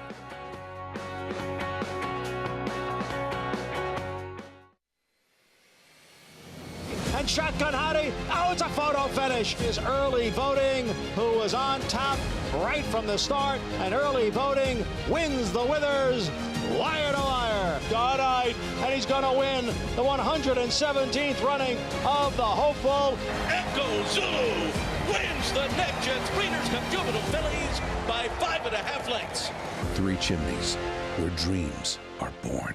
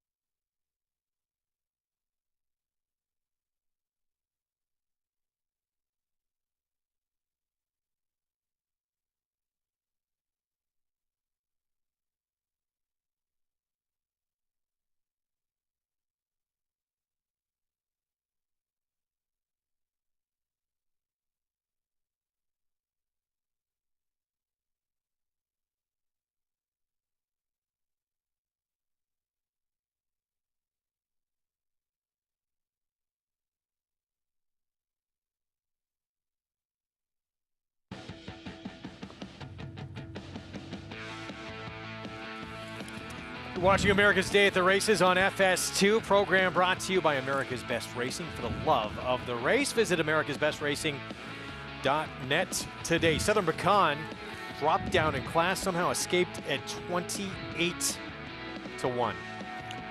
Yeah, we talked about it before. These are the kind of races you want to try to find prices. Looked like Jack's Spring Break was going to get him. He was swerving in and out in the stretch, couldn't get to him. But congrats, Connection Southern Pecan. This is probably a nice super and try to close out the day, huh? 10-cent super, 1,800. Wow. How about the 3 held on for 4th, setting that wicked pace? And this horse chased the pace, right? Wow. Yeah. 58.60 to close it out. A few more fireworks on a tremendous Saturday of racing in Hot Springs. 50-cent pick 4, 44,110. Wow. With a huge finish there in the last. Again, we were talking about it as we had the long lead up to that race. A lot, not just the Tampa Bay Derby and the Azeri, a lot of big performances that we saw this afternoon on this card. And we're going to look back at a few of them. Azeri, though, CC, she's one of the leaders now going forward. This was going to be the race that kind of chose her path, and it looks like the path is going to be distaff bound. And I hope people respect how unusual it is to have a horse that's able to be a champion, a sprinter, going 7 furlongs in those races, and able to stretch her speed out to 2 turns. And she's not a speed horse. She rates, actually. She had won the Apple Blossom at Grade 1 here, going to mile 16. Terrific performance today to get it done. CC's an unusual horse that she could be top class going short and going long. Not a lot of horses can do that. She'll try, you would think, and win again the Grade 1 Apple Blossom. But already a multiple winner. Grade 1 around 2 turns, adds this Grade 2 to the resume as well. Looking for the Apple Blossom. How about that? It's going to be fun to watch. And Victor Espinosa. Nice ride on board the reigning champion filly and mare sprinter. Hillsborough Stakes, and Bleecker Street is becoming a star. She really is improving, and you'll see those familiar, and they're getting even more and more familiar. Peter Brandt Silks run 1-2 here, but Bleecker Street just blew by the rival who was coming off a long, long layoff, hadn't run since Saratoga. And I gotta tell you something, you put these horses within Italia, who won. Now, Virginia Joy, she won going a little bit longer, but she crushed the field. Disappointing effort from Runaway Rumor, the New York bred, coming back. Mile and eighth, a big ask for her, but she never ran a step. She was so good and consistent last year. I hope she can refine that form. 4 in a row for Bleecker Street in the last 3 of just, she's really shown an explosion in the stretch. Did she win at the Meadowlands earlier, like her second start or something? She did, yeah. I mean, not knocking the Meadowlands, but there are not a lot of graded stake winners coming out of those turf races they run in the fall there. This filly, this is vintage Chad Brown. Excuse me, 5 in a row, 5 for 5. Right. She looked like she was more likely to be headed for claiming races than running in stake races, honestly. And she's now turned into a very, very nice filly or race mare, and we'll see what she does later in the year. It's going to get tougher. Kind of a hidden, really exciting race that was on the card as well at Tampa Bay was that Challenger. A couple of horses coming out of, at least they were on that trail to the Kentucky Derby. A couple of them ran in it. Dynamic One did, of course. Greatest Honor didn't make it there. In the end, it was Scalding, who's now put together 3 in a row for Shug McGahee, his other horse. It was the 2 new faces, the up-and-comers, as opposed to the horses that had achieved but coming off layoffs. Scalding and Cody's Wish coming in 1-2 in this race. Cody's Wish had every chance to get by. I think Scalding was really better than the neck victory suggests. Kind of blew that first turn a little bit with a wide trip, an excellent performance. So while I'm sure Shug was disappointed in Greatest Honor's performance, he had to be very happy with the performance he got out of Scalding, who was getting better and better since running second at a huge price in a maiden race at Aqueduct early in the meet. Yeah, 20-1 against Waxman, who would go quite a few and disappoint in Stakes Company. Where does this horse go next, though? Well, I mean, I think Shug looks, that's a good question. Does Shug look at a race like the Ben Ali at Keeneland, where the competition will be a little bit weaker because a lot of people will be pointing towards the Ali Sheba? Does he think, do I want to take a shot in the Ali Sheba? See, where do I stand against an even better group of horses? You got to find out where they stand. At some point, you almost have to run these horses a little over their heads, or they're seemingly over the heads. And then you say, if it works out, the horse is getting better. If it doesn't, you take a step back and you run in some of the grade 3s, those type of races. It's a good predicament to be in. You can't always be in races that you're a heavy favorite to win, especially at that level. Yeah. As for Greatest Honor, Dynamic One, what do you think of their prospects now when they make their second start back off a layoff? I think Dynamic went well enough to say he could take that step forward. Greatest Honor, very disappointing. Obviously, he needs more pace, but he didn't make any kind of run at all. That's disappointing coming off a layoff and an injury. We're back running in New York tomorrow. We're going to have the Damon Runyon, and best idea for Todd Pletcher, New York-bred 3-year-old, ran a big debut. That horse looks good. Want to join us for that? We'll see you tomorrow on FS1 beginning at 3 Eastern time. We're back on FS2 starting at 4:30 Eastern. It was Cece, the reigning female sprint champion, stretching back out and winning the Azeri. Scalding, make it 3 in a row, beating a very good field in the Challenger. And Brian Lynch has a Derby contender, the front-running classic Causeway, gate to wire in the Tampa Bay Derby.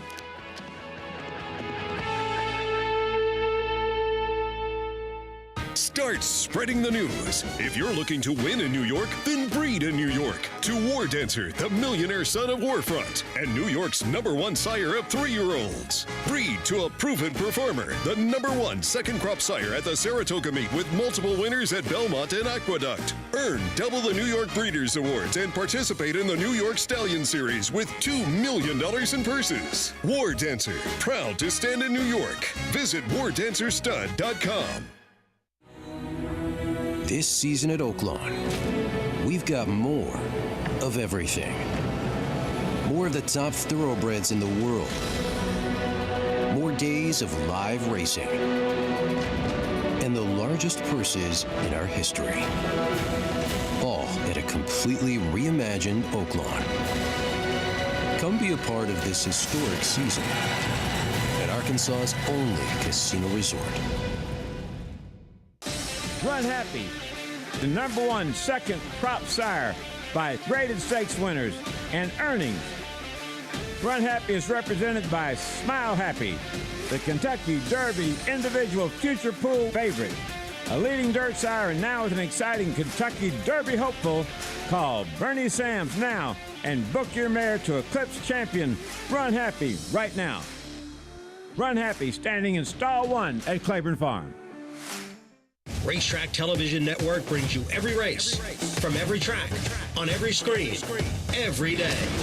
With monthly packages starting as low as $5, RTN gives you great value and access to more live HD streaming and race replays than anyone. Visit RTN.tv today to sign up and watch on almost any device, including Roku and Amazon Fire. Use promo code TRYRTN for a 5-day free trial.